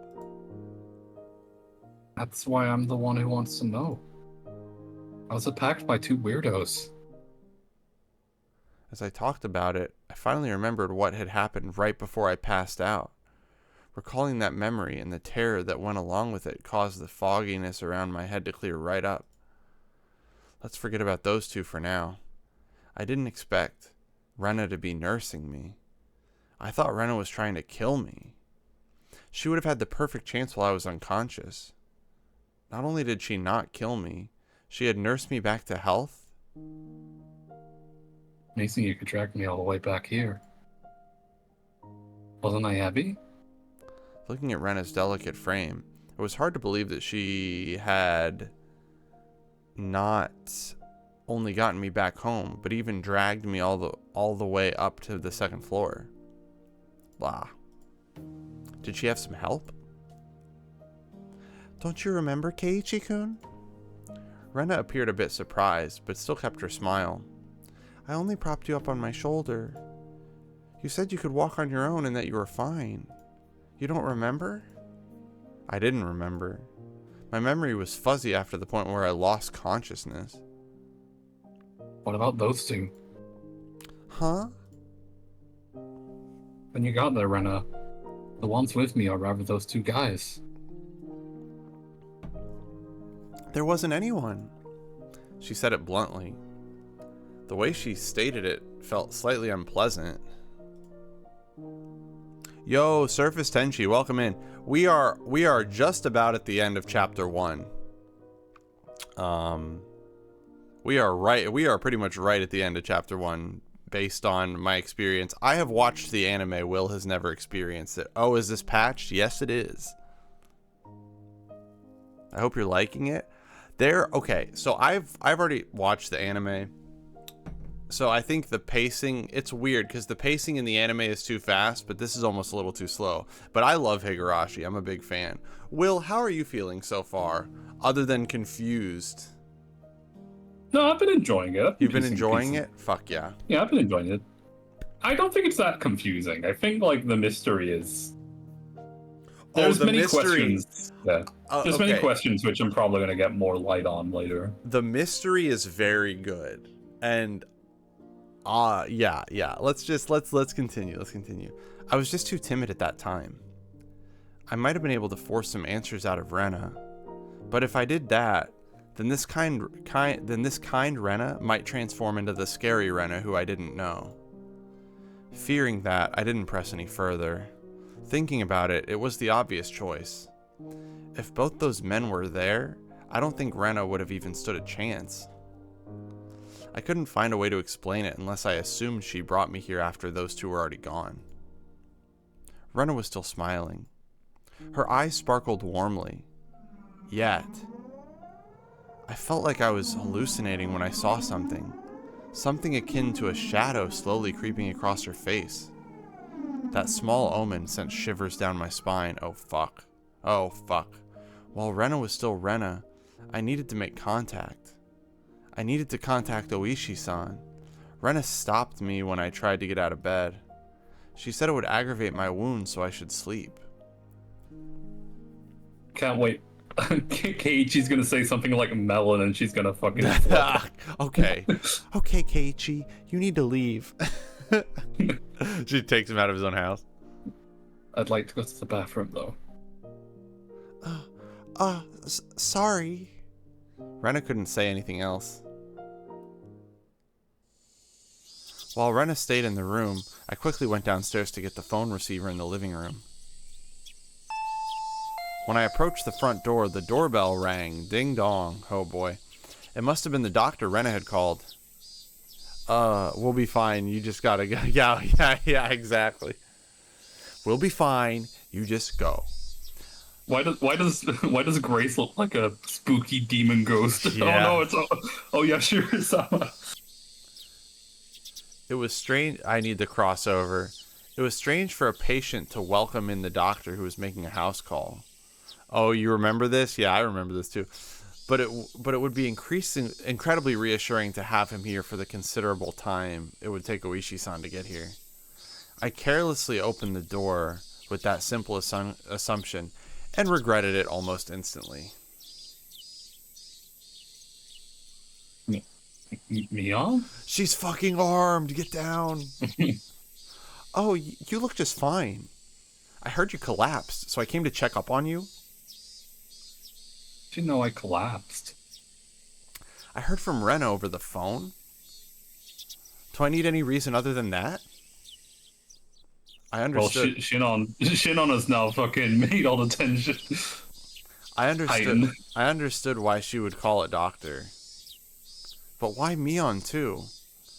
Rena was descending the stairs behind. Mion is the doctor. It's a house call. Rena was descending the stairs behind me. Rena doesn't know Kei-chan. Oh, wait. Rena, doesn't Kei-chan look pretty alright? Sheesh, he made me worry for nothing. That's true. Maybe I worried for nothing as well. They both began laughing. It appeared to be a cheerful laughter, but I couldn't shake the feeling that there was a darkness looming over them. Whoa, what's up with this shoe rack? How did it get like this? The shoe rack that I'd smashed to pieces had been like that since yesterday. I fell, you see. And the bed I was holding at the time slammed into it. This is what happens when you swing around something you're not used to handling. I kept the fact that it was none of her business to myself. But leaving it like this will really startle your parents when they get home. But I'll fix it up for you later. Now come on, Kei-chan. The terminally ill need their rest. Come, back in bed. Alright. Both of them urged me up the stairs. I had no chance to call Oishi-san. I was pushed into my bed. As it was the first time Mion had been in my room, she began searching around intently. She fiddled around my room and was scolded by Rena. You can imagine how it went. It was uncomfortable having my room poked around, but the conversation was so benign that it was heartwarming.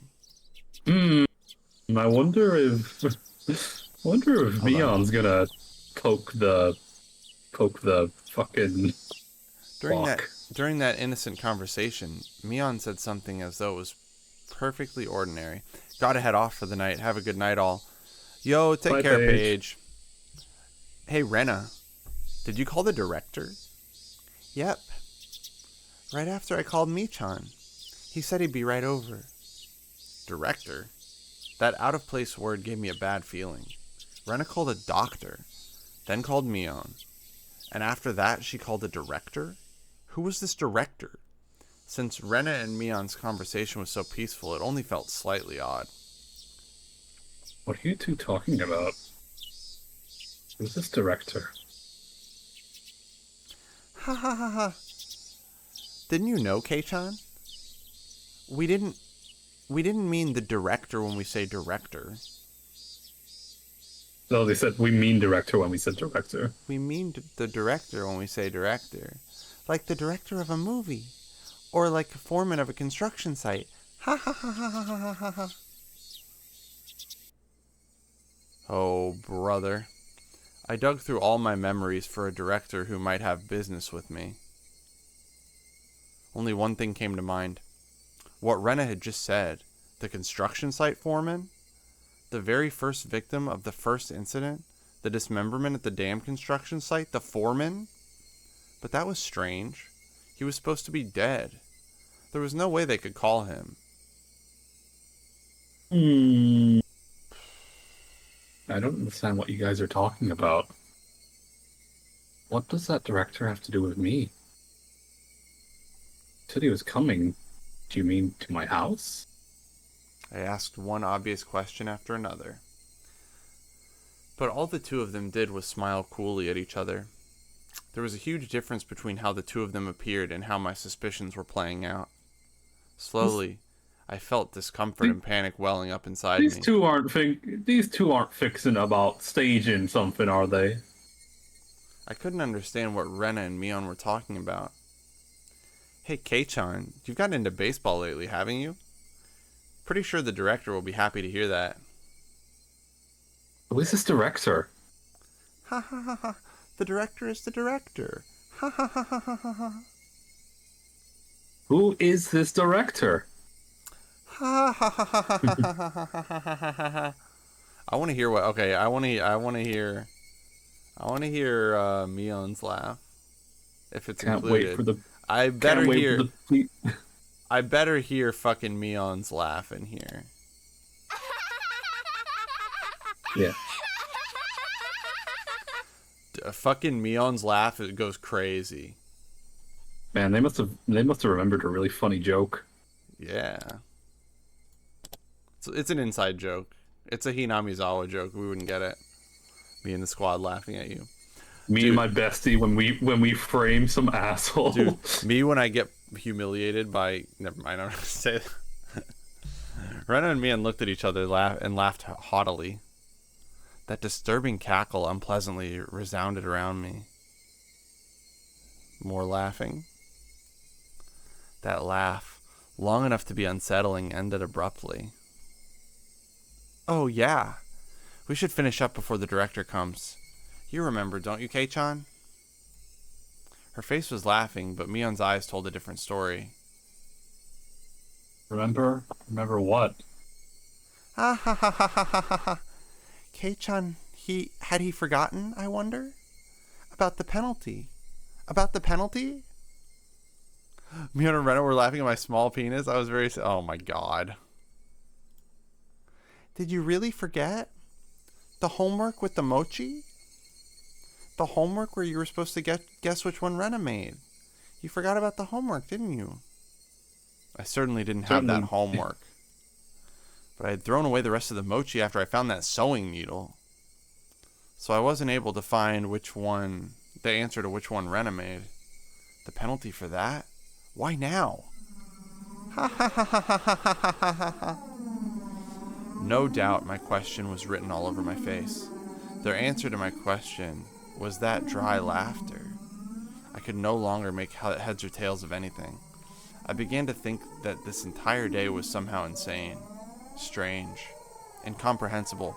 Hello, Bo. Welcome in. You've come in at a choice time. Being chased. Shit's about to turn real. Shit's about to get real. Being chased by Rena, attacked by strange men. The penalty Mion and Rena were talking about. What were these two laughing at? It didn't take that long for me to realize I had been dragged into an abnormal situation. Oh, really? What tipped you off, genius? Who were these two? Who were these people? Who were these doppelgangers of Rena and Mion? Rena had gotten behind me at some point. Why was she pinning my arms behind my back? What are you doing? Don't move. This is your penalty. My body was already very sluggish, and Rena pinning my arms like that made it much harder to move.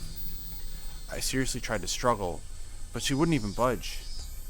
My panic began to well up, and I realized that this was way beyond the realm of jokes and pleasantries.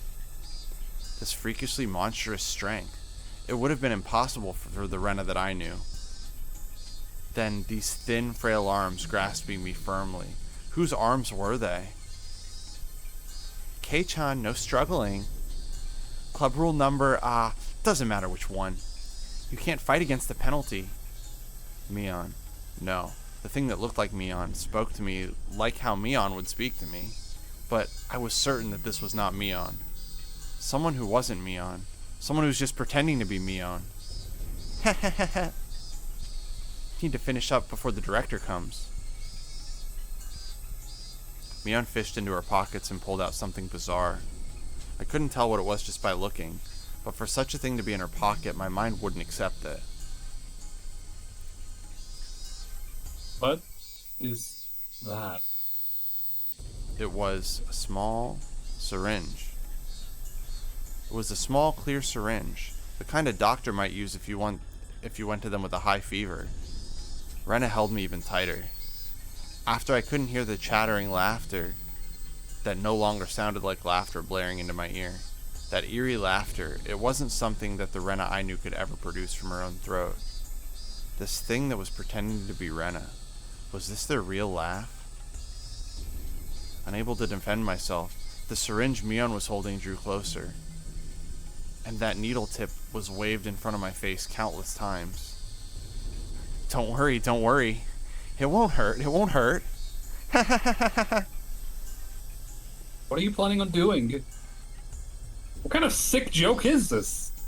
What are you saying, Kei-chan? You know exactly what's going on, don't you? About what? I don't understand any of this at all. I know you know. No use playing the fool this late in the game. Stop talking nonsense to try to confuse me. You're going to have done to you what happened to Tomitake-san. What? The same as Tomitake-san. I didn't really understand what she meant. What did that have to do with that syringe? You're playing dumb, Keiichi-kun. You should have realized it by now. Rena whispered into my ear, laughing as if to admonish me. Someone got red for it. Yeah, the red is crazy. But even the way she spoke was repulsive beyond compare. Playing dumb? Me? About what? What do you mean the same as Tomitake-san?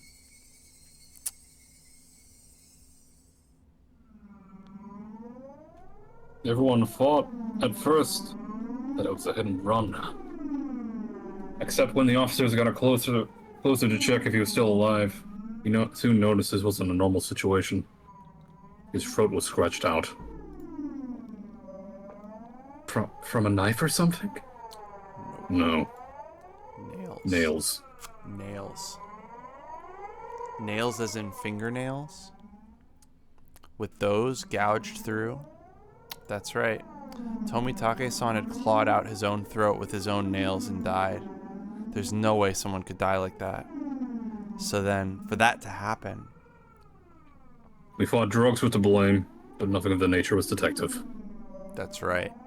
The police didn't find any drugs in Tomitake-san's system.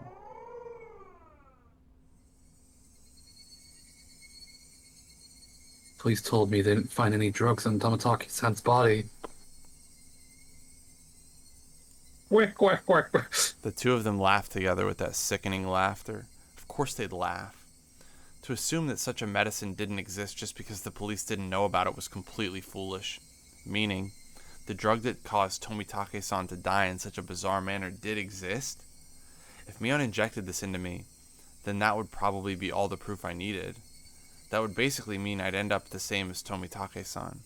Become hysterical, scratching out my throat in my last moments, then die. For such an outrageous drug to exist. For Mion to be holding it, and that I was about to be injected with it, at that moment, I did not feel that there was any need whatsoever to question it. What kind of idiot, when he's trying to dodge a ball flying straight for his face, has time to think of a reason as to why it's flying at him? Just give up, alright then? Mion's actions lacked any gravitas. That made it even more terrifying. There was none of the ceremony like when someone is sentenced to death. There was no hesitation at all, as if she were brushing her teeth. Mion reached out with one hand and grabbed onto my chest. It felt like electricity had run through the back of my head and the entire world had gone dark. Did I stand up too fast? Or did someone hit me really hard in the back of my head? Having lost my sense of balance, I was assaulted by a wave of dizziness.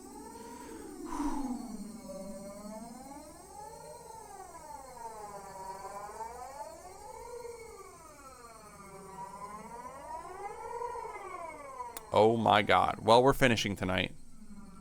Yep. We're finishing. We're like we're at the end. Shit's going. Shit's going down. I think it's really fucked up if these two were the ones who killed fucking... I'll take over for a bit. Okay. I squatted down for a bit, and when I came back to my senses, my entire room has drastically changed. It's not that drastically changed.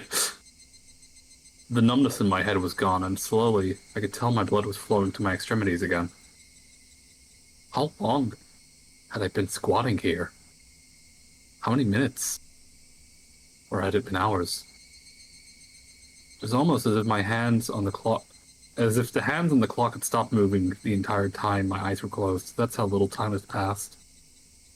Really?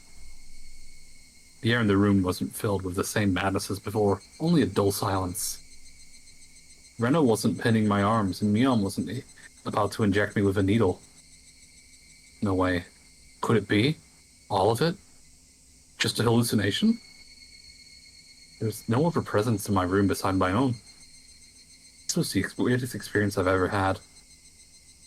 I was certain within Rena and Mion. I doubted my sanity for a moment, but I was also seized with some sort of comfort. Ha, I guess that terrible ordeal was a hallucination. Oh, okay. Okay, Greg. Really quick. Ada. My thrussy is sore. Get some liquid in you. Mm-hmm. Neither Rena nor Mion, they would never do something so terrible. My head grew hot. I could tell my emotions were welling. Why? That wasn't a reason to cry. Why? It was sorrow. Why was I sad? I don't understand. I don't understand. Kind to everyone, not discriminating against age or gender. Mion. That Mion was sprawled by the window in an unnatural pose. Bloodstained. Her a deep red from her head down to her chest. The bright crimson smeared onto the wall. That splatter has undoubtedly come from Mion. She had always had that bright smile and was kind to me from the day I transferred. Rena. Same Rena was slumped at my feet, was making the same pool of blood as Mion. I couldn't comprehend what had happened. Did someone come to save me? They beat these two down with this metal bat? I finally noticed the weight in my right hand. How long has it been there? It was Satoshi's metal bat. It was covered in a deep red. There's no doubt that this was the weapon used to mutilate both of them. And I was holding that weapon. I was the only person in the house.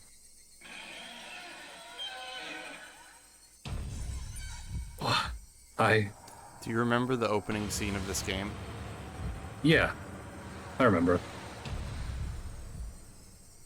Looking at this objectively, I couldn't think of any other than myself who could have done this. Did I do this? I did this? That's right. Keishi Maribara. Of course I did it. I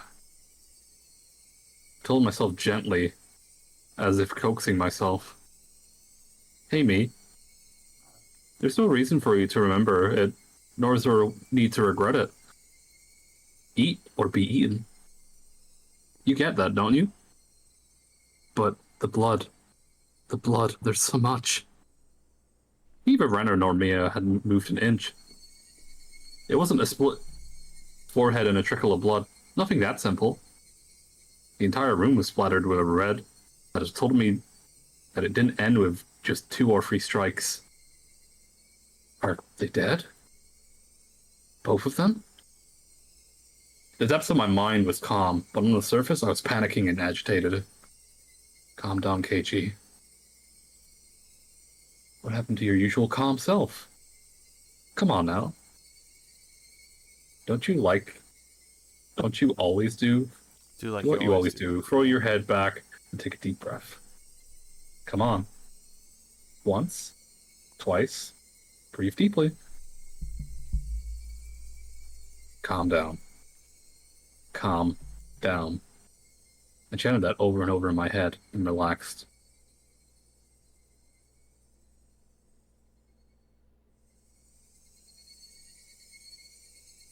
Color came back to my vision and smell reinfused the air.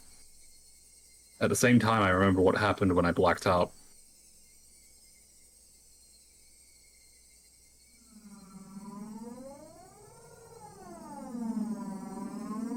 Rena and Mion had attacked me. They were both about to inject me with what caused the same symptoms as Tomitaki-san. But right before that happened, I fought back. I twisted my whole body and threw Rena as she was pinning my arms. Then I followed through with my spin and rammed my foot. Bless me. Rammed my foot as hard as I could against Mion's torso. It was soft. Rena tried jumping on me, so I tackled her as hard as I can and slammed her against a wall. I didn't let that brief moment of having them off balance slip by.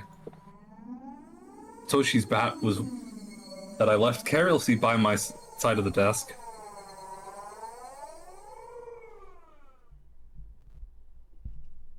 Weep. At that moment, everything went pitch black. There's nothing recorded past this point in the videotape of my mind. No, that wasn't right.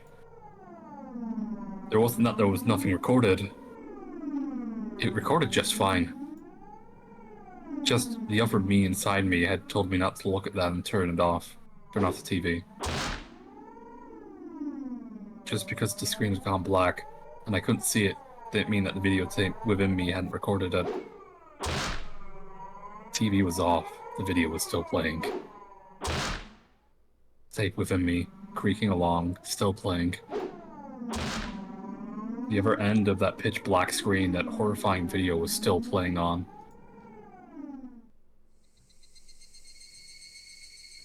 Compared to this, though, the scene right before my eyes was still so difficult to take in. There's blood splattered everywhere on the walls, two of them in these unnatural poses. No sign of movement from them. I couldn't even tell if they were breathing. No matter what the circumstances are, my friends, these girls, I had attacked them. I might have even killed them. But if I hadn't done this, I would have been the one done for. Balancing that out on the imaginary scale, it felt odd that I'd even feel bad about it. Even if it was a bit excessive, it was justifiable self-defense. Proof was all here. Two of them collapsed here, and Mion's syringe. Mion's syringe filled with some unknown drug that certainly would solve the mystery surrounding the incident with Tomitaki-san. And from the fact that the two of these were involved, they'd be able to pick out the criminals one after the other. Still, I might be suspected for this. But that was just fine. Anyway, now this should be a police affair. This wouldn't fade into the darkness like Rena's past incidents. As long as the police were involved, that should bring this to a close. They'd probably revisit their investigations of the chain of incidents. Oishi-san would definitely get to the bottom of it. Meaning my wish? Of not wanting to die? Of wanting to know the truth? That'd be fulfilled in the most basic form. It was all a matter of time now. The doctor Rena called should be getting here soon. I'll confess everything to him. I need to contact Oishi-san.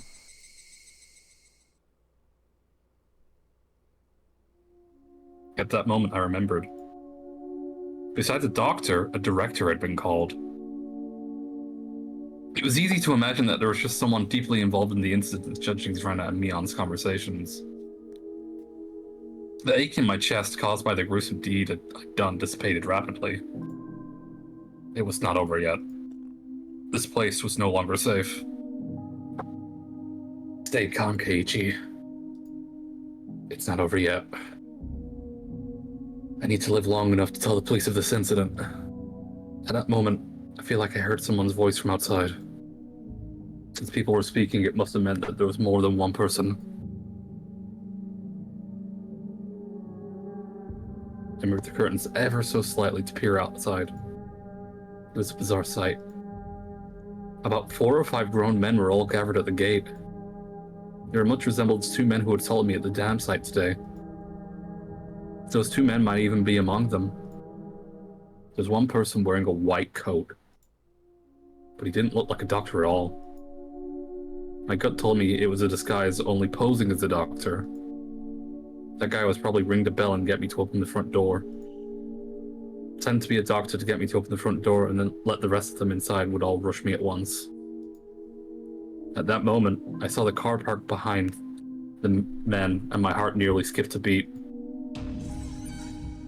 Oh, the white van. No mistaking it. That van, the one that tried to run me down? The man in the white coat entering the gate and heading towards the front door? The rest of the men hid in the bushes and watched him. I probably couldn't pretend that I wasn't home. Undoubtedly, they'll just break the windows and enter. I need to get out of here somehow. Then use a public phone and contact Oichi-san. Then meet up somewhere. First of all, I need a weapon. Then shoes. But before all that, there's one thing I had to do. I had no intention in dying. I'd live and reveal the truth about this nonsensical curse of Oyashiro-sama. But what would happen from here on, regardless how determined I was, may bring about my demise. And that was why there's one more important thing I needed to get than getting out of here right now. I need to get that clock. I need to get that clock out quickly and take out the note behind it.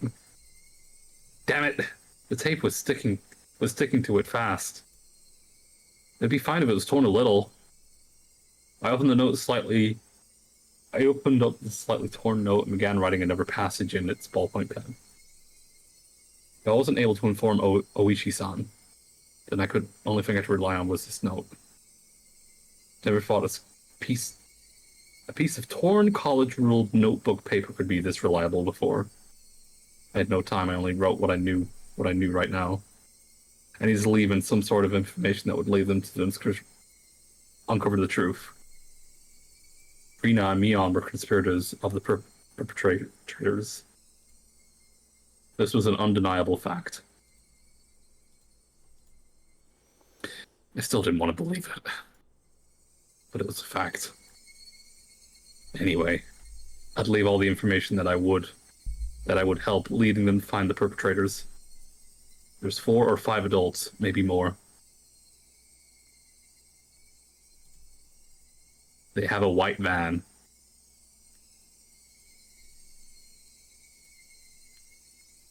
This was everything I was able to see from the window. There may be more. Also, there was an unidentified person known as the director. To begin with, the term director didn't even mesh with the Hinamiyazawa at all. They were going to include the directors from the past incidents, and the only one is the construction foreman, the victim of the first murder. The very first victim in the chain of events. Killed in a lynching, his body divided into 6 pieces. His right arm was never discovered. Police should have confirmed that death, but Rina and Mina did both call him director. They said director. They wouldn't use that term to refer to someone else who was dead. The police would never have even conceded that someone who was deceased could be involved. Could that be some sort of oversight? I don't know. But even if I didn't know, it could be a big hint for Oishi-san. That's right. You need to start fresh from the first incident. It just wasn't a simple dismemberment, but from the start, A string of mysterious deaths that would follow, so then there must be something hidden there. Please reinvestigate the victim from the first dismemberment incident. He's alive. His death should be established. His death should have been established after an autopsy. Logically, you would think as much. Was this really the case? Could this have been some sort of ploy that they were able to deceive the police with? I wouldn't jump to conclusions, but he may still be alive. I think Keiichi's dumb. Yeah. Remember, he's literally he's crashing out right now. Yeah, he's crashing The out. The only fuck. piece that they couldn't find was the right arm. Remember? Yo, hi Nikto. Shake, you have a funny question? Shoot. But remember how they said they still can't find the right arm. Every other piece they found, because all the people felt guilty and they turned him in. Well, and I'm thinking this now. Just saying. What's stopping them from just fucking hacking up some other guy and just giving it up to the police? I mean, that's true. That's possible. There was something even more important they needed to write. Tomitake's-san's death was from an unknown drug. That's right. Not an unknown just fucking take the syringe with you, dude. He should be grabbing that syringe, unlike the fucking needle that he misplaced. Just by doing that, everything else would be uncovered. Sorry, I'm getting tired. I couldn't just leave that vital clue lying on the floor. The syringe is proof. Writing that down, I stuck the syringe on the back of the clock. Why? No, bring it with you. Give it to Oishi-san when you meet him. So it absolutely would not slip and fall to the floor firmly. Is it a BJ or a gum job? I don't know. I don't know, dog. I've never gotten head. It's a gum job. It's a gum job. Okay, Granny gum jobs. That's a Rooster Teeth reference. The bell rang. Bell rang. They were here. I couldn't write anymore. But even still, there's one last thing I had to write. I have no idea why it's become like this. This might be the closest thing to the truth I wrote on this note. If you're reading this, then I am probably already dead. Although you may not find my body. I was gonna write everything out that I could happen. Either dying from the curse, or being demoned away. You who are reading this, please uncover the truth. That is my only desire. With my last will and testament complete, I wasn't certain that I was going to die, but this was my final plea, just in case. Here's the thing. Yeah? He just said that oh, there's a lot of contradictions here. It's kind of interesting. And I mean, it's really just showing you that Keiichi is not. He thinks he's cooking right now. You know? He's kind of lost it. He has lost it. I mean, keep in mind, he is a kid. Yeah. No, for sure. For sure. This was all a lot. But he's also saying, whether I get demoned away or taken by Oyashiro's curse, unless he's assuming that someone's going to do the curse to him, because what he has just said, essentially, was that there is no curse and that he was going to get injected with the needle, right? Yeah. Maybe I'm jumping to conclusions. Maybe he's just trying to he's covering all remind the people options. of the narrative. Yeah. He's like, okay, it's either this or this, like, because he's still not sure. He's not sure if the curse is real or not. Though we're gonna have to wait until Fury talk until afterwards. I gotta finish this. I have to pee too. Okay. Give me 1 second. Go piss. Yeah, give me 1 second. I was gonna wait until there was an ad break, but it didn't come. Don't worry, I'll cover you. Thank you. Shake has now been covered. Question for the chat. What is your favorite visual novel? If you have multiple visual novels you like. And would you recommend said visual novel?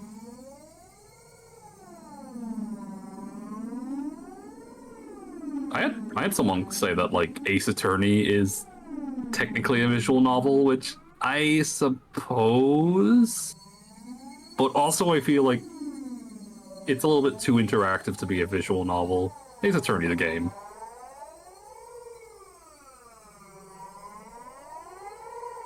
I think I've heard of this. Let me do a...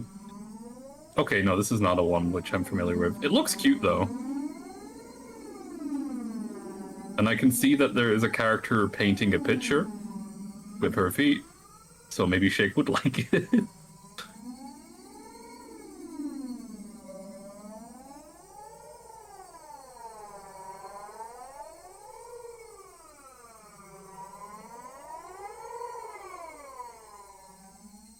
I will say, I think streaming visual novels is something I feel like works best when you have like a friend to read along with you. That, or you have like a big group of people who all want to do voice, voice work for characters. That way, everyone splits it up, and it's kind of a fun time. That said, I do think like sometimes just reading a visual novel by yourself is. I mean, it's good because you can just you don't gotta read it out loud. You don't gotta flub up the words. I can read the word differently in my head. Hello. I shake. Oh, of course, now that ads start, I couldn't make it. You used to love Katawa Shoujo. Katawa Shoujo was a classic. I game. Googled it, and the first picture I saw was some girl painting a picture with her feet. Yeah, so it's a weird story. I'll have to go over it at some other point. Isn't Murder of Sonic the Hedgehog written by the guys who the guy who did the comics, Ian Flynn? I mean, I know he's like he's more involved in writing for the games now. Is it all right if I take over narration? Yes. My voice here hurting. Yeah, no worries. I'm not gonna get as much of an opportunity to read Mion and Rena, unfortunately.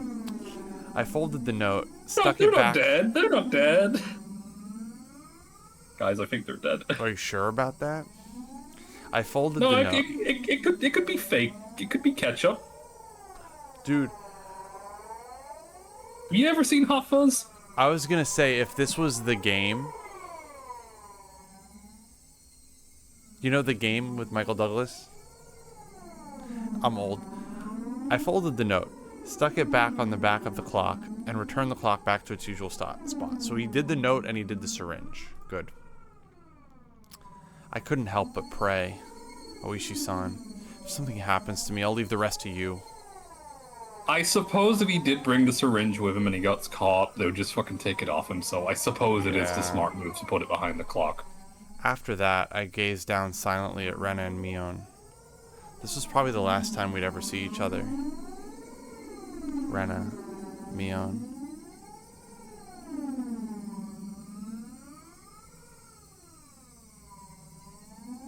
I really had thought all of us were friends. But why did it end up like this? I never had any fun in my previous school. I only worried about standardized test scores, about if the school I had hoped to get into was where I really wanted to go, or a safety net. That was all I talked about. It was a dull life. The people I called friends were also my rivals in studying and competitions and personal records and test scores.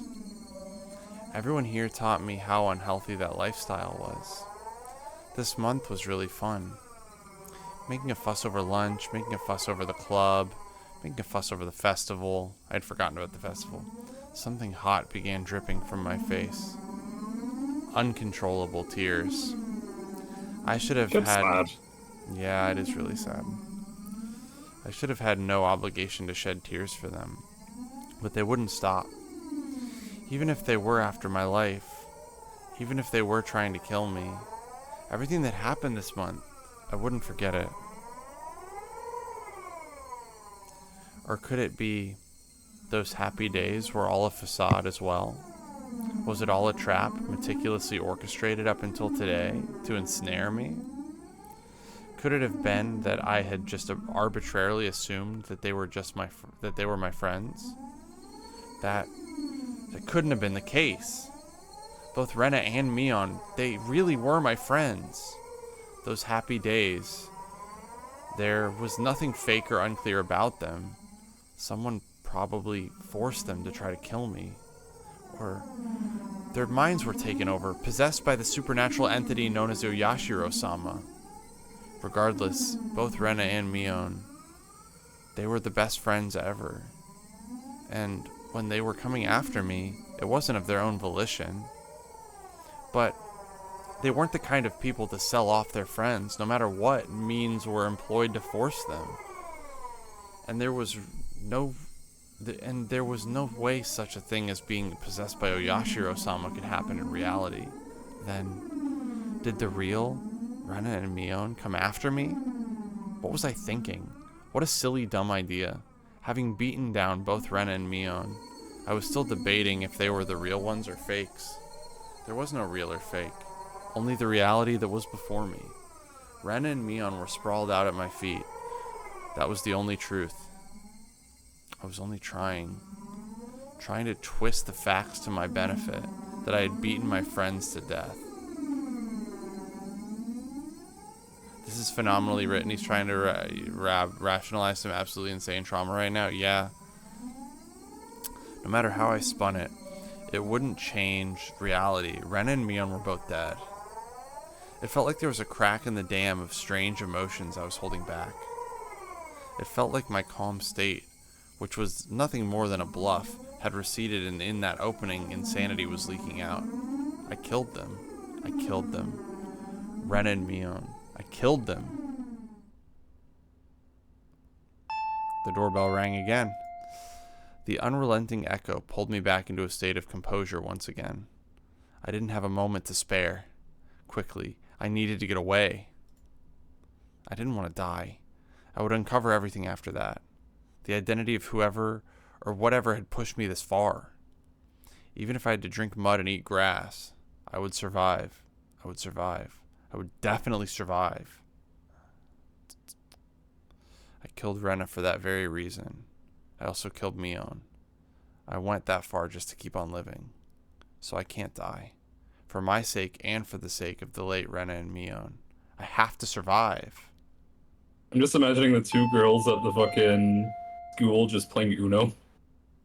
I don't know what. Just oblivious to all of this happening. I don't Just know having what. fun playing Uno. Yeah. I ran towards the door and grabbed my shoes. The doorbell rang again as if to urge me on. Behind this single solitary door, they were there. Doo-doo. Keeping quiet, I headed towards the kitchen. Headed towards the back door. Before opening the back door, I put my ear to it and checked for people outside. No one? After I put on my shoes, I opened the door slowly so as to not make a sound. There he is, the back door! A piercing voice echoed out. That voice stabbed through me, setting my hair on end. I had to run. Get out of here, Keiichi. One after the other, I felt like rationale and intelligence, those things you use when you have time to spare, spill out of me. I didn't feel any pain from the branches scratching my arms or forehead. My autonomously pulsing heart also felt neither fatigue nor pain. My entire body just wished to live. There was nothing else it desired. It probably had no complaints whatsoever, so of course I wouldn't feel fatigue. I just ran, just recklessly rushing in the direction I was already heading. Even if nobody was chasing after me, I'd still be running like this. There wasn't a thought in my mind about where I was headed. Turning around, I felt a presence right next to me. That presence was, without a doubt, chasing me like my shadow. If I took even one misstep, I would be devoured. That's what I thought, so I didn't turn around. I didn't stop. I ran. At full speed. Oof. Quack, quack, quack, quack, quack. That was the chirping of the Higurashi telling me it was evening, trying to tell me something, and then I finally heard it, the wailing cry of the victims who didn't make it. Would I be joining them?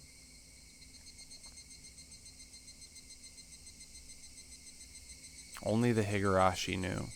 They knew everything. They definitely knew. So I ran towards where I could hear more of the Higurashi's chirps. But the further I ran, the further away their chirping became. I couldn't get near them. Why are you all running away? Was it my fault? Was I the one to blame?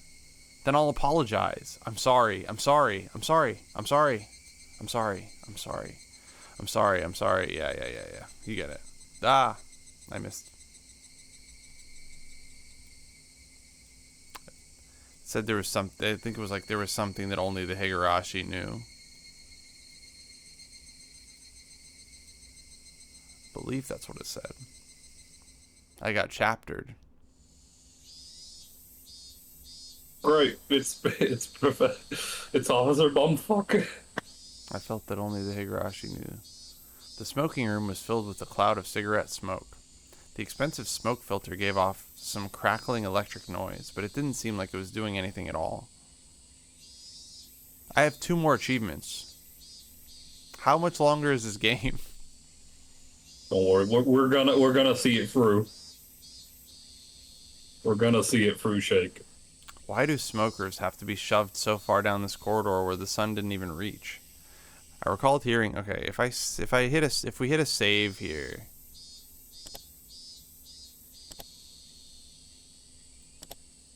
It's just we're somewhere.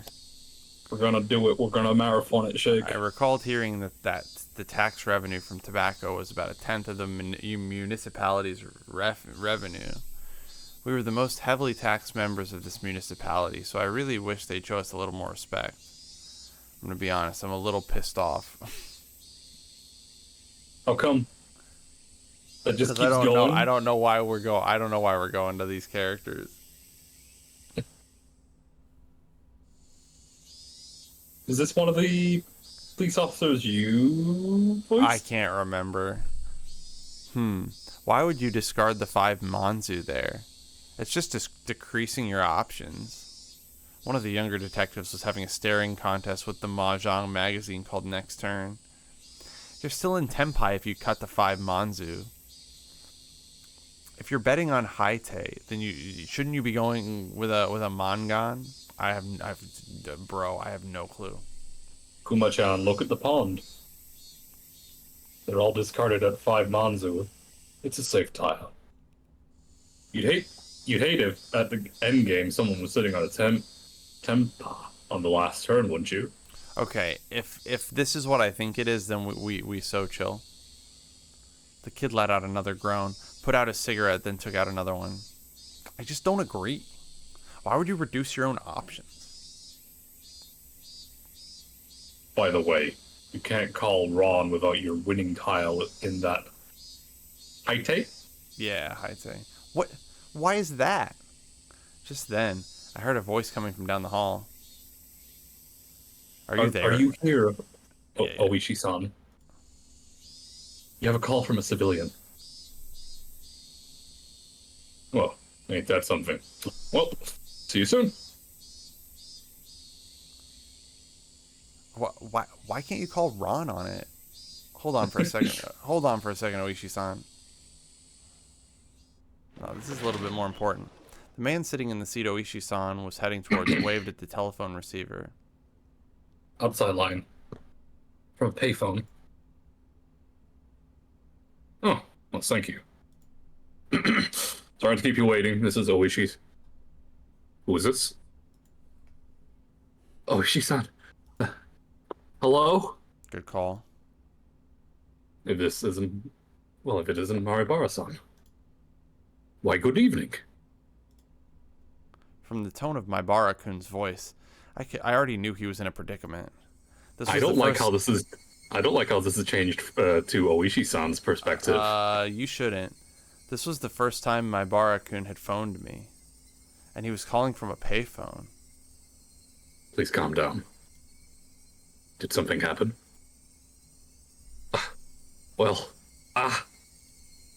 His voice was erratic over the line. He had completely lost his sense of composure. After checking that nobody else could hear, I prompted him in a hushed tone. And, I. Calm down, Maribara-san. I can have the local officers head to your location. I'll be there soon too. I think that's impossible. His voice was quivering and hoarse. He wasn't surrounded by people, even as he was making this call, was he? Maribara-san, you're calling from a payphone right now, right? Where is that payphone?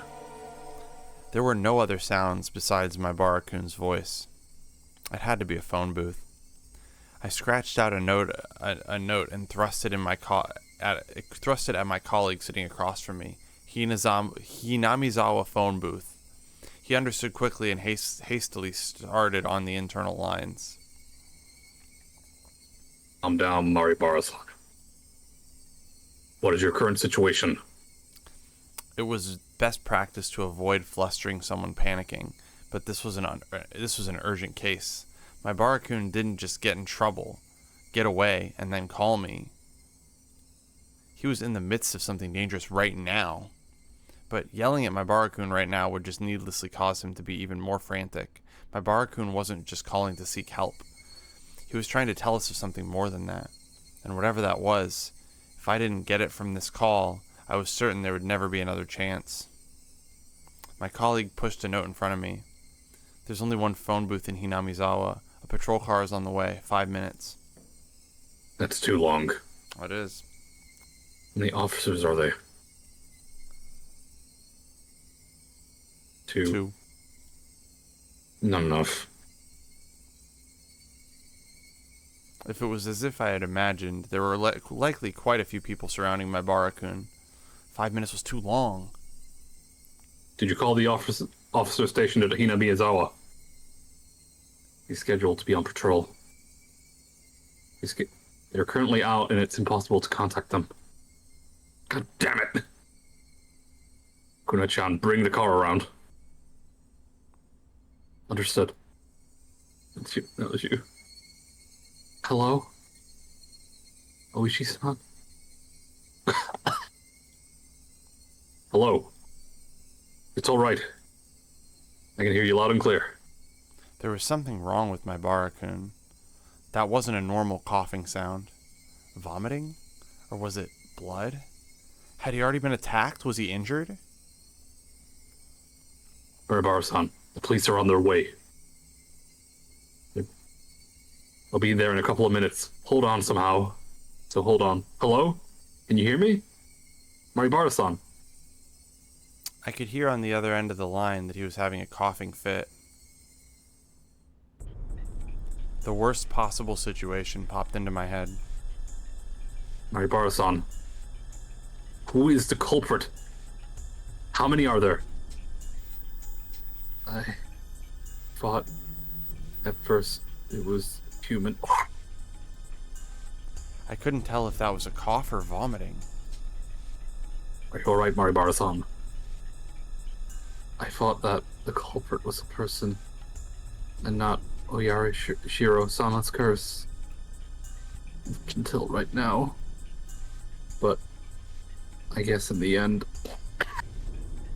It was an intense bout of coughing, then vomiting.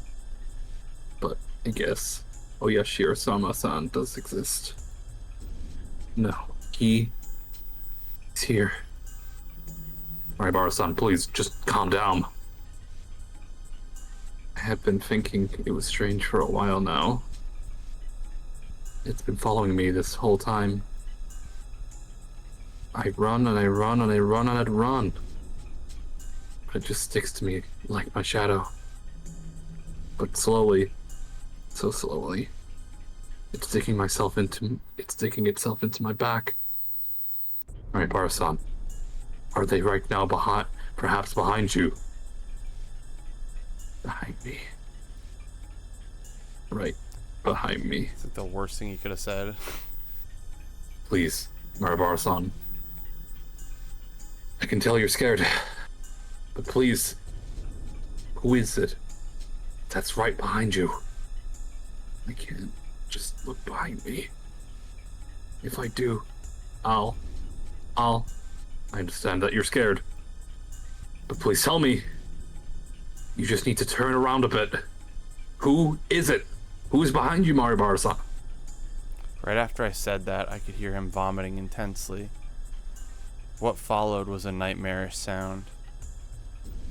Maribara-san? It couldn't be that you're clawing out your own throat. There was no answer. But I could hear something like scratching.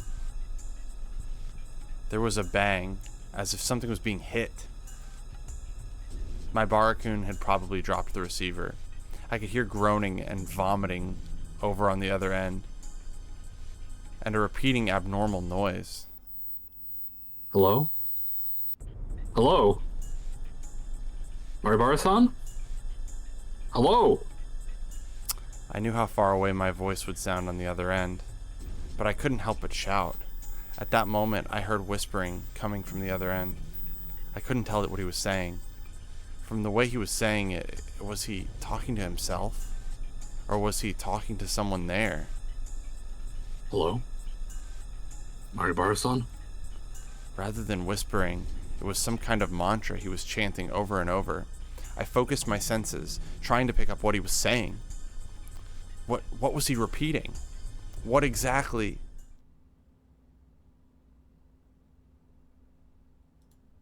Suddenly, the line went dead. Did he use up his time? It was because it was a payphone. It was because it cut out so abruptly. The last thing he said came out so clearly in my mind. Oishi-san, the car is good to go. Oishi-san? It was. I'm sorry. Oishi-san. That's what he was repeating over and over. He said, I'm sorry. I had a gut feeling. There was no longer a need to hurry. I could only hear the chirp of the Higurashi spilling from the open window. Yo, hi, Boo Bear. Give me 1 second and I'll get... And we'll... I should have been able to hear them this entire time. I just wasn't paying any attention. Why did I focus on them all of a sudden? Were they trying to tell me something? Only the Higurashi knew. That's how I felt.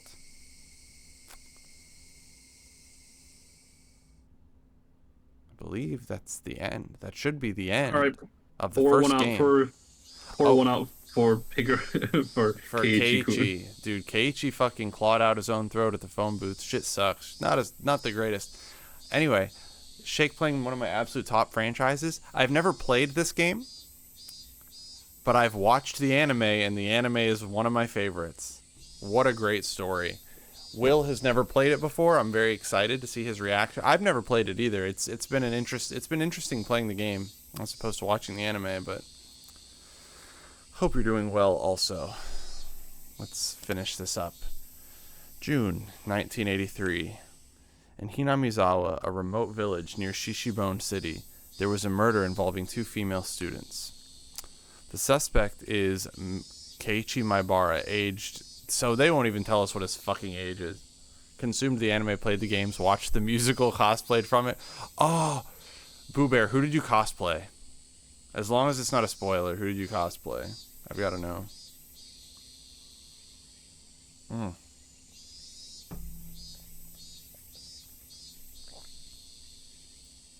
Season 2 is so good. The suspect called over his 2 female classmates, Rena Ryugu and Mion Sonozaki, to his house and beat them to death with a metal bat. Mion, I love Mion. The scene of the crime was the suspect's room on the 2nd floor of his house. The inside of the room was covered with a significant quantity of splattered blood, and there were signs of a struggle with the victims. In addition to the scene of the crime, the entryway, living room, and kitchen all had traces of a struggle. At the entryway, the shoe rack and wall had evidence of being impacted by a strong, blunt force.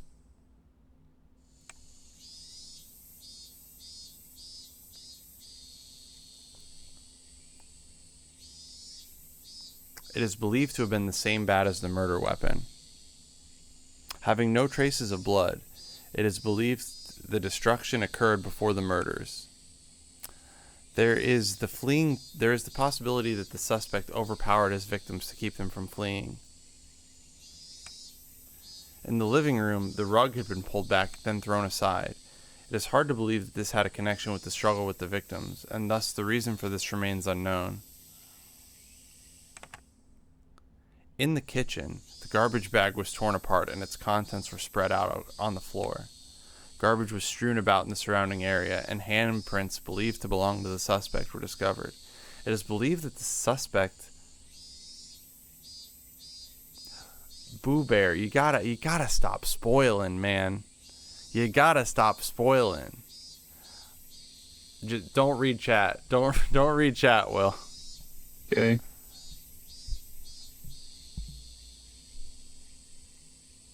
It is believed that the suspect had for some reason taken out the garbage, and it's not like a big spoiler. It's only a spoiler for like the very beginning of the next thing, but it is believed that the suspect had for some reason taken out the garbage and struck it with his fists. The reason for this remains unknown. In addition, there was a note stuck to the fridge, 2 words, "Was there a needle?" were written on it. The meaning behind this remains unclear. Just in case, the garbage was searched, but a needle was not discovered. Yo, Sai, thank you so much for the raid. We're just about to finish up here. Let me give you a shout out. What were you playing? /raid. No, not raid. Raid would be funny. /shout out.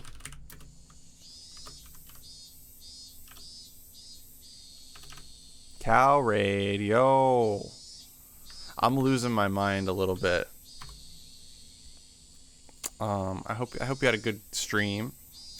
Though the garage door was functional, it had been left open ever since the suspect moved in. The garage door was found closed. The suspect's fingerprints were discovered on the garage door. The reason behind this remains unknown. The suspect fled the scene of the crime. However, a patrolling officer, Hinamizawa Local PD, found the suspect collapsed inside a phone booth. At the time of the discovery, the suspect was unconscious in critical condition. He was rushed to the local hospital for treatment, but did not again regain consciousness and died 24 hours later. The results of the autopsy indicate the immediate cause of death to have been hypovolemic shock. It was determined that the suspect had clawed at his own throat with his fingernails, and the resulting bleeding caused his death. Jesus Christ. With the similarity to the death of Tomitake-san the prior week, the police believe there is a connection and have opened an investigation. However, due to the wishes of the local authorities, it will be a confidential investigation. Due to the abnormal nature of the death, it was suspected that drugs were involved, but as with Tomitake-san, no traces of any drugs were discovered. What prompted all this remains inexplicable. As such, the case is being treated as an act committed upon impulse. However, with several accounts of the suspect's bizarre behavior leading up to the incident, it is possible that this was premeditated. Separated from his group of friends, isolation, inexplicable behavior. Several days before the incident, the suspect began carrying around a metal bat. The suspect was observed displaying aggressive behavior, as well as talking to himself at school. His classmates have actually heard portions of what he was saying. 2 days before the incident, the suspect declared to his parents the possibility of his own death. Due to these circumstances, the police have begun an investigation on the possibility that this crime was not committed on impulse, but was instead planned several days in advance. Afterwards, a note was found in the suspect's room that he had written himself. The note was written on 2 sheets of B5 college-ruled notebook that had each been torn in half, as if trying to conceal it. It was stuck hidden behind a clock on the wall. The contents were written in the appendix, but where was the needle? The police. You mean the syringe? The syringe, yeah, where was the syringe? Where's the syringe? The police believe it to be strongly related to the incident. The police changed their line of investigation based on the possibility that the suspect was involved in some sort of incident himself. However, no further clues were found, casting doubt on the credibility of the note. Was the crime impulsive or premeditated? With the situation unclear and no further developments, the case has been labeled as unresolved. However, the following year, suspicion arose regarding the nature of the note. The note was not written on 2 halves of B5 paper from 2 separate sheets, but was originally a single sheet of B5 paper. In order to erase several lines from the middle, someone had torn them out. Judging from the size of the letters, the missing section is estimated to be 2 to 3 lines. It is highly probable that the person who eliminated the lines in question is not the suspect. In addition, judging from the traces of large quantities of cellophane tape being stuck to the back of the clock, speculation that something other than the note were stuck there has arisen. The person who first discovered the crime was a detective rumored to have a connection with the incident, Kurado Oishi. He underwent voluntary questioning, but denies involvement in any damages to the note.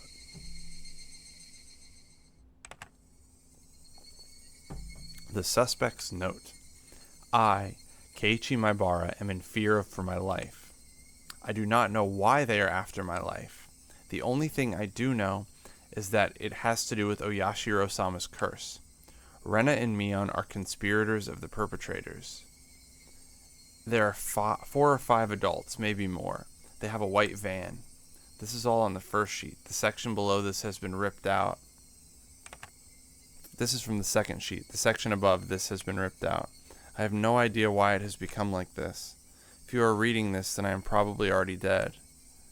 Though you may or may not find my body. You who are reading this, please uncover the truth. This is my only desire. Keiichi Maibara. Oh, they tore out the part about the drugging. Yes. Well, I think that is the end. No, we got notes. A new scenario has been unlocked. What? All cast review session has become available. To play it, select extra on the title menu and then pick all cast reviews. What the fuck does that? What the fuck is that? Also, I got an achievement. I'm assuming all cast reviews, like, you get to read all of the certain characters' dialogue. Maybe. Let's quickly look. Like we're not gonna do it. We're not gonna. I have a really bad feeling that the all cast review is spoilers. I mean, if it is, it is. We're gonna find out here in a second. Oh, what the hell? Thank you for buying Higurashi. How was it? If you enjoyed it even a little bit, that would make me happy. Even a little bit is stretching it. That's an incredibly dark ending that makes me angry, you know. Okay. This is peak. This is peak cinema. Made us angry. This is Onikakushi chapter is only the first story that readers challenging the mystery of the entire series get to experience. So it's actually supposed to be somewhat of a prologue. How could the prologue have such an incredibly dark ending? Yeah, but doesn't that happen sometimes? The player digging through the story in order to avoid a bad ending is the point of these types of games after all. It still is just the first chapter. I'm looking forward to the next one. What happens in the next chapter? Rena, do you know? Yeah. They said the next chapter will introduce another aspect of the story. That's a strange way of putting it. Satoko's pissed. What does that mean? In this chapter, they introduced a string of mysterious deaths that were happening in Hinamizawa recently, right? The next chapter will introduce some of the history of Hinamizawa. With one strange event happening after another, I got totally lost. What exactly is Oyashiro-sama's curse about? Okay, this is really fucking good, and I'm glad we did this. Actually, What is Oyashiro-sama to begin with? They didn't explain it too much. I haven't heard much about it, but I have kind of a bad feeling about it. It feels like it'll be another one of those scary stories where somebody gets cursed again. Tough luck for Kei-chan. What kind of curse is he going to get hit with this time? However, I am looking forward to seeing what kind of story it's going to be. Very meta. Oh no. Sorry for being late. My bad. Hey everybody, I can't remember. It's been so long. This motherfucker died. This motherfucker died 100 years ago. I can't remember how he did his voice. Hey everybody. Good work today. Same to you. Huh, where's Kei-chan? Keiichi-kun is already off reading the script for the next chapter. It must be hard being the main character. Yo, it's crazy that Keiichi is going to be in the next chapter even though he died. Huh? Maybe he just fell into a coma. That's too bad. He could have at least poked in to say hello. It's probably because he doesn't have any character art, so he couldn't poke his head in even if he wanted to. Oh, he'll get character art. It's been 300 years ass character return. Yeah, speaking of which, hi Mego, man. You've been here the whole time. 4.5 hour stream. Rika-san, that's what we refer to as a personal problem. In any case, that story really was a lot of trouble, especially for Keiichi-kun and Rena-chan. Trouble? That was the mother of all bad ends! I wonder, what was the identity of that thing that attacked Keiichi-kun? My theory is that it was the work of people who made it look like a curse. But Keiichi made the mysterious phone call at his demise. Yeah. I also thought that call was strange. At that point, Kei-chan should have been certain the culprits were people. That really was a strange phone call. It almost sounded like he was being chased by a ghost or something. Just from that phone call, it really makes me think that it was the work of a curse after all. Since we're all here, why don't we share our theories? Oh, this is such a breath of fresh air. Let's start with Sonozaki-san. All right. I absolutely believe it was people. I think it was a man-made incident that was just imitating the strange folklore floating around Hinamizawa. Certainly. Every year on the day of the festival, for another link in the chain of mysterious deaths to happen certainly is suspicious. The so-called chain of mysterious deaths has to be somebody trying to reenact the folklore, definitely. I think it was the curse.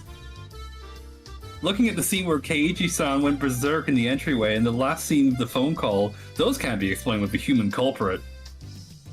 I mean, it was literally, when you say it that way, it really wasn't the type of scene that would make you think that it was the work of an actual person. So you mean, okay. Oh yeah, so when he was like fighting with the invisible force. Yeah, but even then, I still think it was a person who did it. That last scene and the one with the entryway, I think that the stress might have driven him into paranoid delusions. Helping me understand this by using such complicated words. Yeah, my thoughts exactly. In other words, Keiichi was so scared that he was imagining things?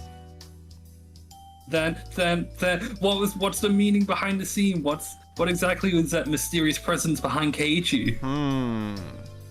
A red herring. Red herring. Mi-chan, what do you mean by red herring? Like old man Tomitake here said, that scene was the result of Kei-chan having a stress-induced delusion from being mentally cornered.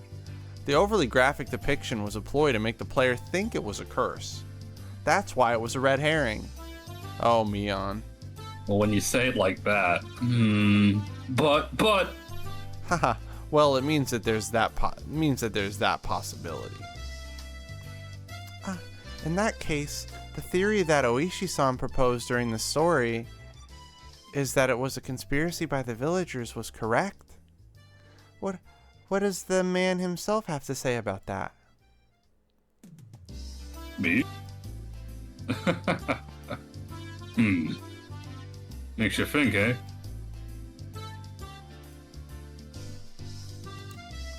Huh. I totally thought Oishi-san would be behind the people explanation. During the story, I said it was definitely the work of people, but if a person really was to blame, then it leaves a lot of loose ends. Like what?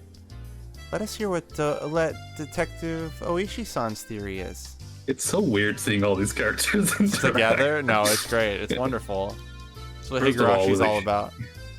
If a human is a culprit, then there has to be a motive. In other words, someone has to gain something from it.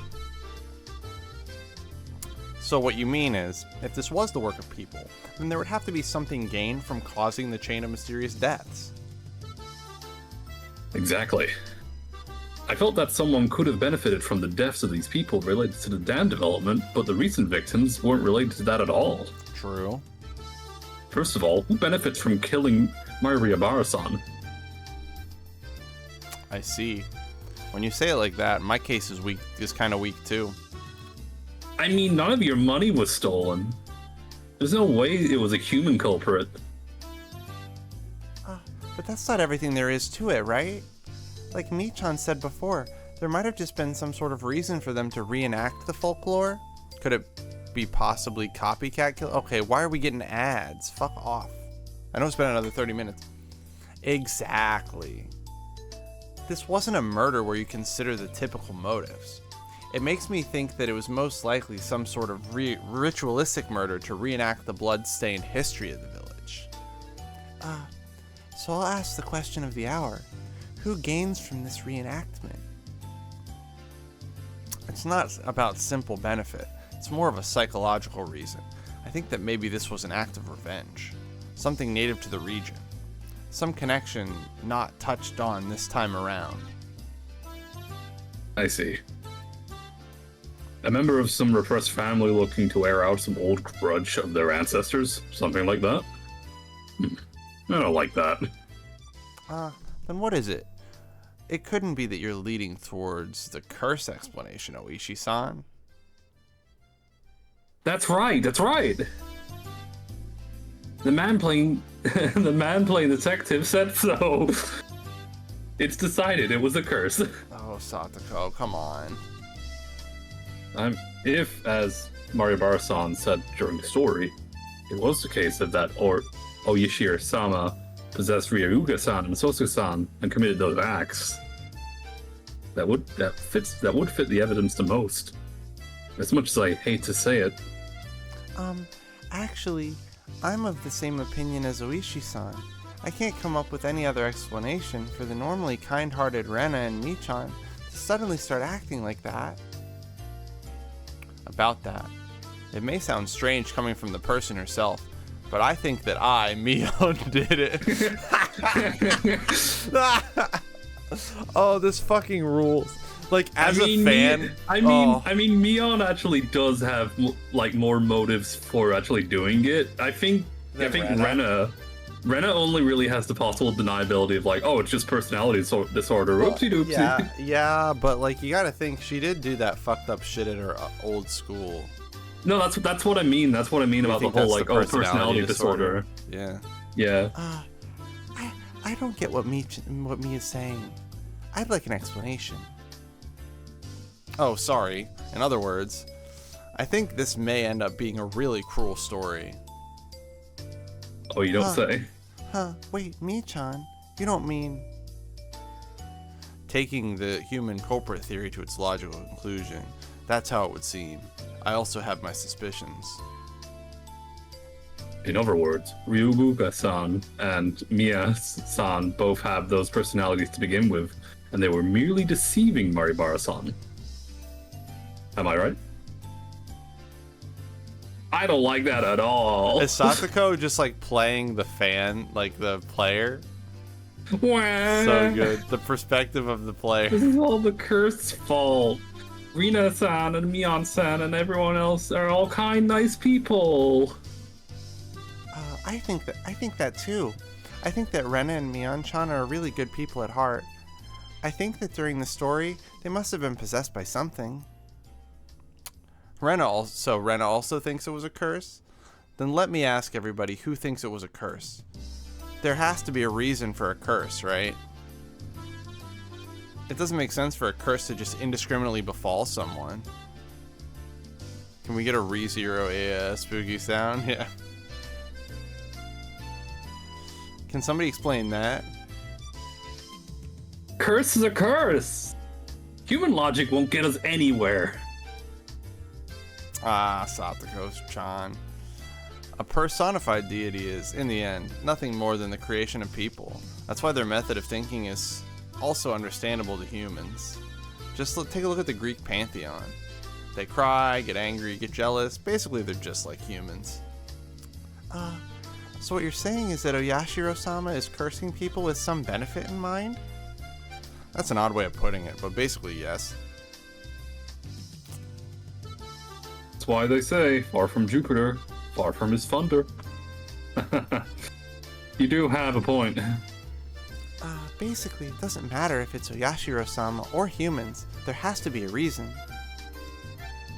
But, Rika, what if that reason isn't clear? I don't know.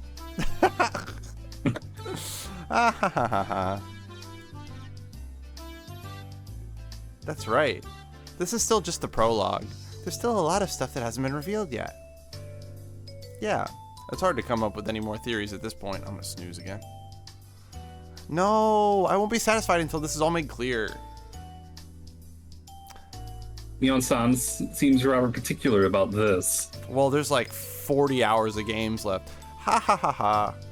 Well, we'll just make the best with what we know. Doesn't this feel interesting? Like the club a little bit? Yeah. If you put it that way, it does seem interesting. Bah, bah. Oh my fucking god. Well then, okay. let's summarize. Let's see, I think it was a curse. Tamatake-kun thinks it was people, right? Yeah. I'll go with it being people. I also agree with the people explanation. That's not to say I hate such fantastic things like curses. But in this particular case, the connection to a curse is a little weak. Two people for people explanation then. Ryuga-san said was on the curse side of the things, right? Yep. Satoko and I believe it was a curse, right? Yeah. I think it was a curse. People saying that Rena-san and Mion were evil to begin with are more benefiting of a curse. Well, I don't want to believe that my own personality was that twisted, but I want to keep a cool head when I'm in club mode. If I base my choice on just emotion, I'll regret it, you know? Oh no. Doesn't really matter which side you pick, does it? Huh? Rika-chan hasn't said anything yet. What do you think? I don't think that Oyashiro-sama is a bad god. Huh, that's an interesting opinion. I don't want to worship some bad god that just curses people. I'd like a generous god, more than one that curses. That's right, Rika-chan is a shrine maiden. Yep, good opinion. Then what? If Rika-chan doesn't believe that it was Oyashiro-sama, then you think that the perpetrators were human after all? Well, we'll just go with that. Well, no. That means that the votes are split right down the middle. So half of us thinks it was a curve and half of us think it was people. Rena-chan, just for reference, what did the test players who played the beta version think? Yeah, there were a lot more players who believed in the people explanation. See right there. Our veteran comrades are cool, collected, and very observant. But the beta version only finished partway through the story. That's right. Even the people who played the beta might change their minds if they got through it to the very end. What should we do then? This means the opinions are still split. It's no fun if we don't settle this. We'll need a more odd number of judges. In other words, we need Keiichi. We need Keiichi. Ah, perfect timing then. Why don't we ask Keiichi-kun himself? Let's call him. Oh, he's gonna be clawing out his own throat. The opinion of the opinion of the victim himself is very valuable.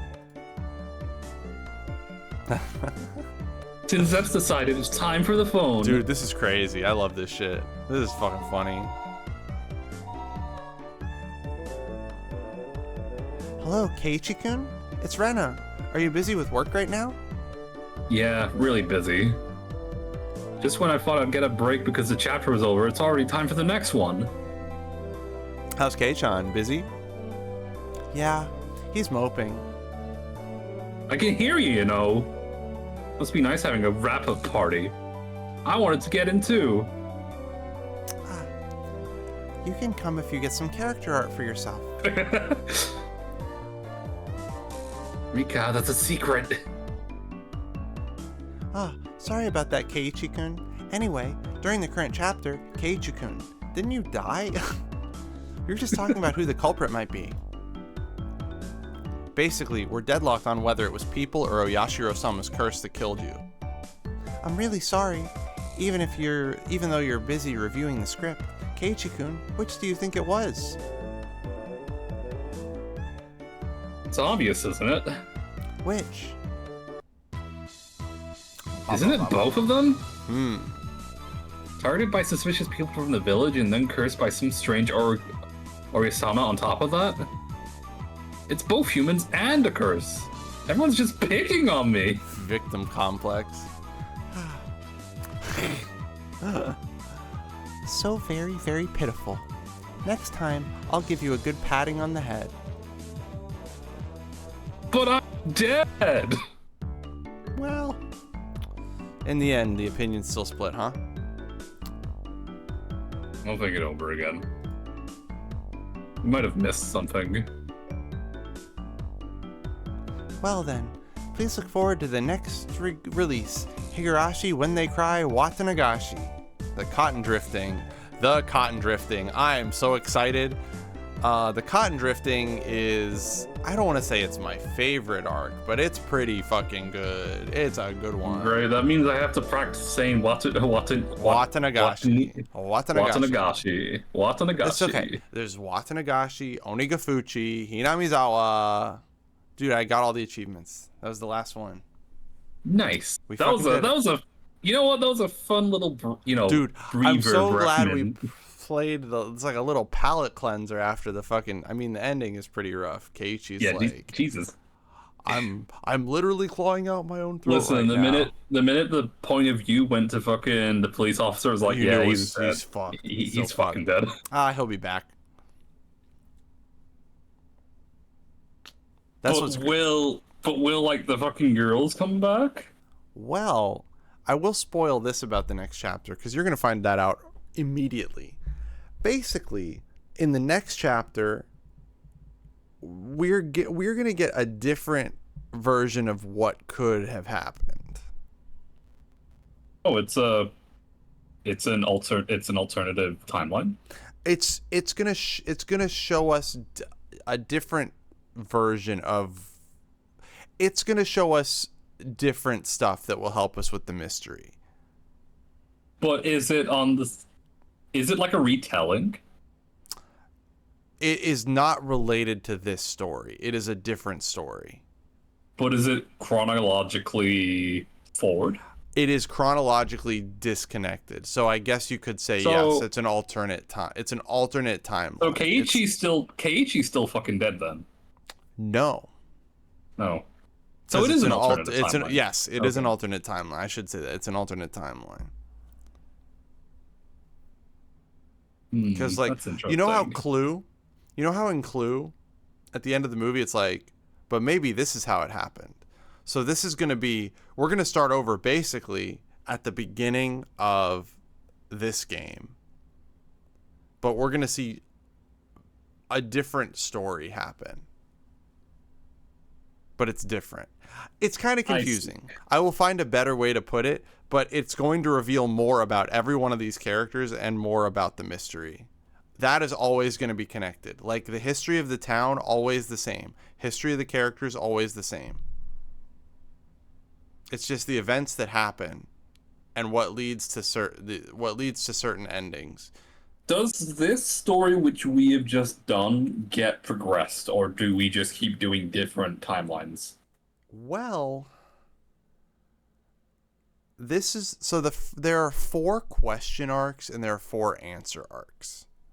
This story gets an answer arc where it's, I wouldn't say, so this story actually has, I think this one has the second answer arc that you get to eventually. So how Higurashi works, we play the 4 question arcs in a row, and then we play the 4 answer arcs. That's the way that. Would you say that there's a, after you've finished all of Higurashi, there's a chronological way of doing it? I can't say. Okay. Oh well. I think in terms of like how to play the games, you should play them in this order. This is I didn't mean it like that. Play them in. I mean more that like once you finish, you can like go for like, okay, this is like the first incident. This is the second incident. This is the third incident. Yeah. Where like previously established thing in the past comes back. I mean, we'll find out. We'll find out. Yeah. Listen, it's like nearly 3:30. I'm very excited for you to find out. It happens a lot faster in the anime. Obviously, because I mean, this took us. How long did this take us? This is episode 5. Probably about 20 hours, a little less than 20 hours. How many streams did it take? It took 5 streams. This was the 5th. Are you sure? I thought it took more than that. No, I think it's just 5. Well, because I've been uploading the YouTube videos. I just uploaded episode 3, I think. 3 or 4. It might have taken. It either took us 5 or 6, I think. From what I understand, I think the next game is shorter. Maybe I'm mistaken. Maybe I'm stupid. Anyway, we should find somebody to raid. The only person I'm seeing live at the moment is Mananao. I'm literally getting an ad break, which is hilarious.